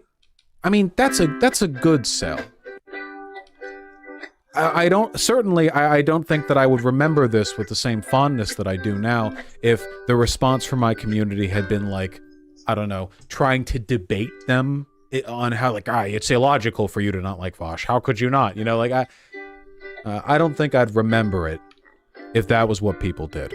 Of course, all the kind stories didn't actually work. They deleted the tweet asking for him and nothing changed, but it's still something we can point to. It's something I can think of. Be positive. Be the sun. You know, I don't know if it'll really make a difference in the long run, but I know it can't help. It can't hurt to try, right? It's a better sell. It's a better argument. The odds are better. Feels better too. We're going to be positive. We're all going to be. Not just Chat, you. did he address Me the too. horse? No, he didn't actually. We're all going to work on it. Speaking of making a difference for this community, I'd like to address the irony posters in particular. For years now, a large part of my community's culture has been defined by the way I and my audience respond to people who accuse me of being anything bad, sexist, racist, homophobic, transphobic, pedophilic, Wait, whatever. Dude, the first mention of the word horse is coming up. He hasn't said horse for the entire first hour and 36 minutes of this video. Or like any of that. And I've received plenty of legitimate, well-intentioned, honest criticism, but a lot of it is insane and dishonest and just flatly wrong. And when people are acting dishonestly, it feels like there's no point in responding to it seriously, and that's when the ironic shitposting really rears up. And boy, is there a lot of it in my community about the pedophilia accusations, about everything. It's all a big joke to some people. And by the way, I don't mind jokes, but for this subject in particular, the one in this video, Why does this fucking blend so well? the jokes are done. Full stop, done. No more ironic, okay buddy Vaush pedo jacketing, no more memes. I don't find the subject funny. I have never found it funny, to be honest. But I have been weak and indecisive, and I was worried. Telling the shitposters to cut it out would give the impression I was trying to hide all this, all the accusations, when I'd already addressed them so many times. Engaging with constant, edgy, ironic pedo jacketing from my own community always made me feel a little sick, but it was a kind of acknowledgement, and I thought it looked better than trying to quiet it all down. You know, those bad faith pedo accusations against me, they're so addressed that I can make jokes about them. Look at how over it I am. Yeah, using irony is... I don't have much to say about this. I'm kind of done with it. I don't know. Is there anything that really happened in the last 2 minutes? I'm literally just not even reacting at this point. There's like nothing in there. I'm just playing a ukulele, just staring at him because this is just so stupid. I find it pathetic. Yeah, I don't know. I feel like guys, no more jokes. No more jokes about me. Guys, we're done with jokes. We're stopping the jokes about me. There's no more jokes. Yeah, I don't know, bro. Play the end. All right, whatever. Shield, blah, blah. Clearly, I was never over it. And I think that I've given the impression of having a community that doesn't care whether those accusations are true or not, rather than one that has been irreverent about not believing them. Fucking jokers, I tell you. Anything involving child abuse, that's a serious subject. I understand outrage. Dude, what a base take. I'll take it seriously. But the horse thing, you know, so I say I want to be a big horse, the big horse stick, a big whoop. You know, who doesn't? Everyone does. It's not serious. You know, people try to, because this is how the drama thing works, right? You know, it's all one big like, look at all this bad, whatever. But if you equate, I mean, again, I really, really do think through all of this, I've well demonstrated, you know, that the pedo jacketing people do to me is not justified by the evidence at all. I think there's a much more charitable and accurate explanation, but it's still a serious topic, right? So when people equate that serious topic with like, oh, he wants to be the horse, if you equate those two things or like hold them in equal regard, or you're jumping back and forth between making horse jokes and like serious pedo accusations, I don't know, that just comes across weird to me. Does that make sense? Like that like it betrays to me, I guess, like a perceptual unseriousness. It makes me feel like it's all just a big nothing and no one actually cares. You know, I don't give a shit about the horse jokes. You know, it's all like content mill drama bullshit. Like, who cares? Nothing matters beyond its ability to get. I found a picture on your hard drive of a fucking drawing a horse fucking a fucking child. This is so weird. This is so fucking weird. Oh my god. How can you how like clicks or views. I don't know. Yeah, just dumb. Sorry, I said child. I meant short stack goblin. My bad. Dumb to see that. There's a lot of work to be done. This is an election year. A lot of news is happening. Oh my god! He just said it. He just said it. Oh god. We need a new one. We need a new intro. We need a new button to hit. Holy fuck, dude. Jesus, it's an election year. It's an election year. Let's get our coverage together. Holy shit. Oh fuck, that's a buzzword. That's an edible. You gotta take another edible when you hear that. Jesus. What the fuck, dude? Dude, it's an election year, dude. Bro. Not that one. That's not the one I wanted.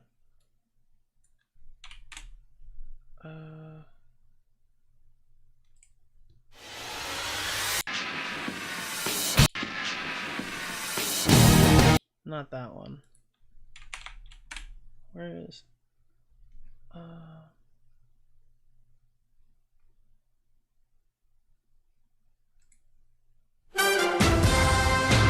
Guys, it's an election year. It means every single thing that I do can't be criticized. It's an election year. A lot of work to be done. I don't know. Yeah, just dumb. Dumb to see that. There's a lot of work to be done. This is an election year. A lot of news has happened.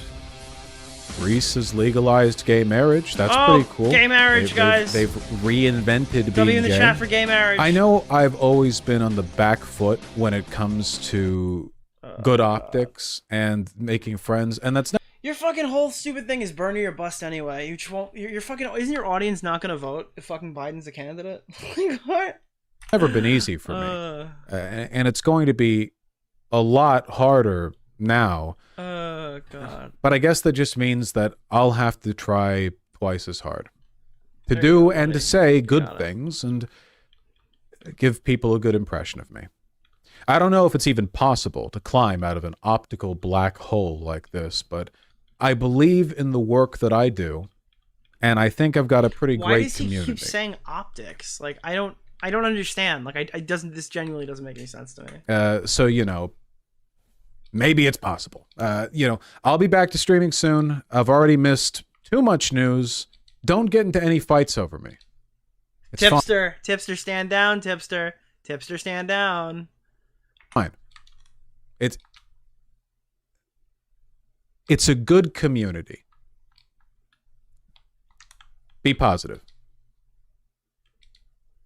He watched one Nick So Optics this is a compilation. video I probably should have made a long time ago. Oh god, we just should have. Bro, I thought he just started making another video. Holy shit! I hit the space bar and it started the video again, and I got so scared that there was another one. Oh my god, I thought it was over. I thought it was so fucking over, chat. Holy shit! Oh man. Oh my god, that was so scary. Bro, that was like I just got fucking jump scared by another Vaush video. Oh man. Alright, let's catch up on donuts. Oh boy. Alright. Where were we? Jesus, some of these are nuclear. Brandon Gutierrez, $5. Nick, would you ever play Pal World on I've never played Pal World, so maybe, I don't know. I can't really give you a solid answer on that. $5 from Bruce Planet. Sorry, Vaush, I don't understand the cinder block analogy. Could you explain it with adults having sex with... Oh my god, bro. Jesus Christ. Bruce Planet, $2. Vaush. So he's saying that Vaush is claiming he's a pedo because of Destiny. That's the meme. Amusing Moose, thank you for the 5. Teenager preferences don't matter, but he supports... Okay, whoa, Jesus Christ. There's a trans-related thing. Zally gets real, $10. Bro, this whole video is word salad. His defense is word salad. Yeah, I mean, I think it's going to be successful in his community. Autistic BBC Twink Rapist sent $2. Let Vaush cook. Caden and the girl, $5. I don't know why this is so wild to people. 14-year... I'm not going to read that one, but thanks for your money. Jesus Christ, $2. Being... Okay, this is like a minefield of donations to read. Holy fuck. Is this like a Get Nick Klimt compilation?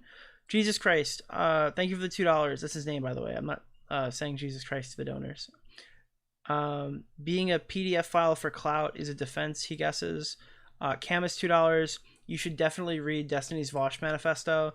$5 from Private Ma'am. We at the short stack goblin community will not stand for the slander or let horses fuck us. That's gonna be fuck. I shouldn't have read that one. Cats a flockin'. $2 Canadian. What folder does he sort the horse lolly into? That's the real fucking question. Jesus. Lolo 2178, 2 Canadian. The real URR is you having NHL 15 installed. Bro, I'm a hockeyer, dude. I play hockey, dude.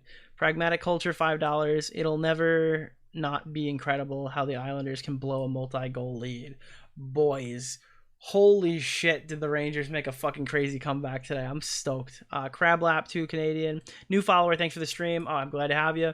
Brian Isaacs, $2. I feel like your name on YouTube is like a dox. I feel like I just read a dox, but Brian Isaacs, $2. Find the next Mr. Hands. Teddy, $4. Toxic Pedo Train. Somebody, $2. Tommy W. Somebody, one gifted. CJ, $5. You won't survive with the horse cock up. Okay, Jesus, but at least you're having fun. Teddy, $5. I missed the ukulele.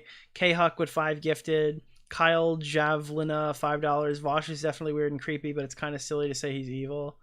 Teddy, $20. Hey, it's been a while since you saw my face. He's been looking at something, so he took a little break. A lot of people are saying some things that aren't true. All aboard the toxic size queen train. Oh, the toxic size queen train. That's brutal. Teddy, $5. Who doesn't? Everyone does. Wow, Vaush stole my bit. Panic Attack, $2. There is no CP in bossing, say. No. No. Oh, there is no CP in bossing, say. That was a good one. Bizbaz Despaz, $2. 123 in the chat. Okay, I'm not reading that one, but I hope you get help if that's what you're thinking. Where else do we go? Teddy, $5. Your Honor, I know okay. But can we please Your Honor, I know I domestically abused my wife, but can we please postpone this? It's an election year. Jesus Christ. That's actually pretty... $2, Save the Geckos from M. Lockwood. Draven, $18.95. $2. Clipnick, come on, it's an election year. Optimal, $2. You see Volk got stopped. Oh my god, bro. Volk was unconscious before he hit the ground. It took him forever. Oh, that was insane. Reverie, $2. Nick, are you so high you almost jump? Vaush. I don't get it. I'm feeling good. Oh man. What do you guys think? Raven, you're leaving the stream. Have a good one. What do you guys think? What do you guys think of the Vaush stuff? What's your final take? What's your final take, chat? I'll read each of your 2,000 final takes. guys, we just got the funniest contribution. We just got the funniest contribution to the end of the drama. Dude, it's so back. Chat, if you thought a side character wouldn't make a reappearance into the drama, you were fucking wrong. You were so fucking wrong, chat. A side character has re-entered the fray. Red Pagan Corner has released their statement. The final take from Red Pagan Corner is back.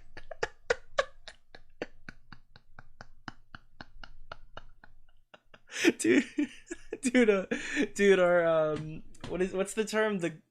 God, what's the Star Wars meme? The glup shitto. No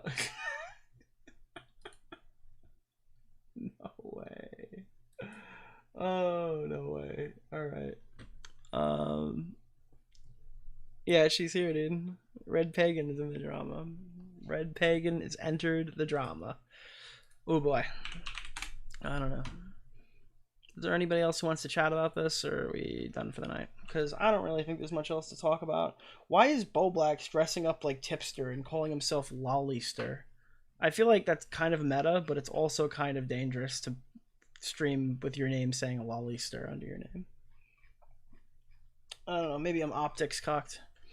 Connor put out his final take. You guys want an Augie take? Here's Connor's final take. Let's see. My problem, this is Connor's problem with the Vaush situation is they're actual misguided attacks. So he says that Vaush is a P word for having horsecock on his desktop and should be discarded. End of discussion. But what I've been seeing a lot of is horrible clip chimping. The worst being the Mr. Girl clip. We just give Vaush an out with that because the actual clip, he calls Mr. Girl a pedo and kicks him out of the call for being a creep, rightfully so. And I know the response is, oh, it's to paint a bigger picture. But I don't see that at all. Every woman I know is catcall. Oh, whoa, okay, all right. I don't want to fucking. I mean, he's probably, I don't know. Most women can remember the first time it happened. I don't believe that would be the most popular, but those clubs would have pedos in them. But that's the point, Connor, is if there's people going to the 14 to 17-year-old, they're pedos. Isn't that the whole point? Do you think that most Americans are pedos? That's the argument I was making. I don't know. The only positive for chimping is it brought Tipster and Keffels out of the woodwork to look like morons. It just gave Vaush the out to appeal to his cult community when in reality he should be discarded for consuming drawn CP. Okay, that's Connor's take. But yeah.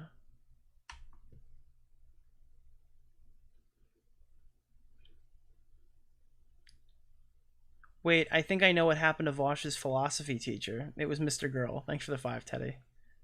There were some things that were just completely indefensible. Yeah, I mean, I don't know. It's all kind of sprinkled throughout. I need to probably take another look at it tomorrow before I fucking finish the script on Vaush.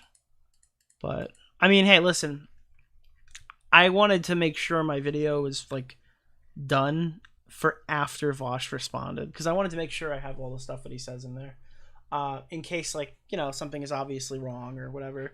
I didn't want to go public without hearing his side of it, even though we already heard his side of it. And it was super duper bad faith on the live stream. If he announced he's making a response, I definitely should hear out that response before I make the video. That's why I'm here tonight. That's why we're doing this stream, to do some live research on it. Now, I did get high for about half of that, so I probably should watch the second half of that video again sober, but yeah, that's the play. But otherwise, I think that was pretty successful. I don't know. I still think the lolly shit's weird. I think that's like the main thing, and I feel like the discourse has gotten so far away from that.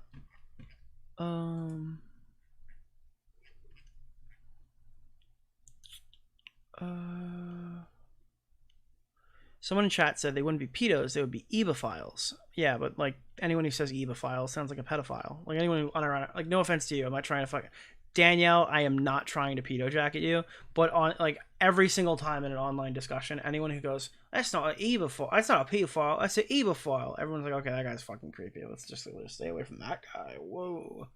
You know what I mean? Like, but again, I don't know, that meme or whatever has far existed before you. You're probably correct on if you're saying it just definitionally. Yeah, I understand what you're saying, but for the most part, I don't know. Nobody uses ebophile or hebophile in any actual serious discussion. Why British? Because it like comes from I'm Alex. I'm Alex is the first person I ever heard say that, unironically. He's like, mate, okay, you're not a pedophile, that's fine. But I actually got the dictionary right here, and you're a hebophile. Yeah, you fucking hebophile. That was a quote from I'm Alex, I think. Can I find that really? I don't think I can find that. You're easily creeped out? Yeah, and you know what? It's good nature. I'm easily creeped out. That's a good thing. Yeah. Yeah, for sure, there's enough evidence to make me think he was downloading it knowingly, though. Yeah. Look, I don't blame anybody for coming to conclusions like that. I think he's put himself in a position where that's like the only rational thing that people, like certain people, are pulling from it. He's not a pedophile, he's a hoobophile. What is a hoobophile? Did you create that one? Where my short stacked goblins at? Yeah, nobody would ever say that unironically in real life. Well, here's the thing. The reason why I always point to that is because unless you're like a fucking debate-brained fucking YouTube tardo, you probably never unironically heard the term hebophile uttered. You probably never heard it at all. I don't know why I said unironically. You've probably never heard that term used in any real-life setting. It's basically not a real word. Like in terms of, like, I don't know. I've never heard someone refer to an ebophile outside of a toxic, retarded YouTube drama.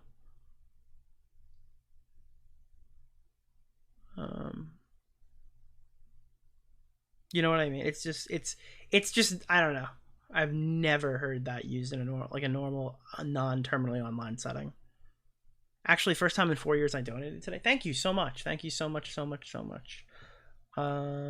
He's app donated too, saying Vaush be looking for a lolly in a short stack. Oh, get it like a needle in a haystack. That's funny. So yeah. All right. Well, I think we're done. I think that's basically it for tonight's stream. Hopefully I get some good progress on the video tomorrow. But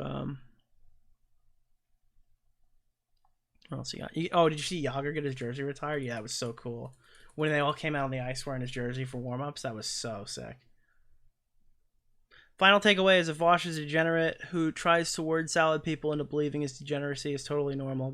Yeah, I felt like I was being bored to death.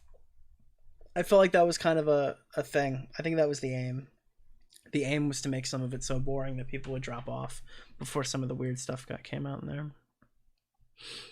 Where are all my hookah files at? Thanks for the 5, Teddy. I don't think most people IRL would be unless they're an investigator, but even then they probably wouldn't. Yeah, that's what I mean.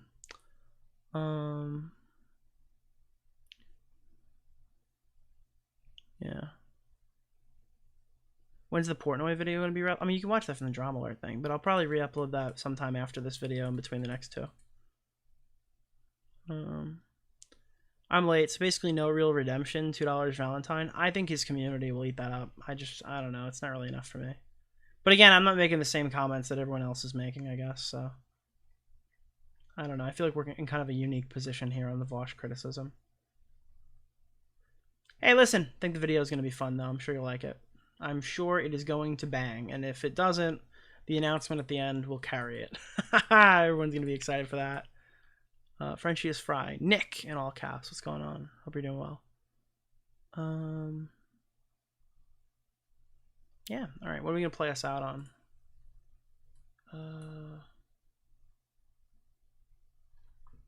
Let me see. I think there's one more. So glad you're back on YouTube. Thank you. I'm happy to be back.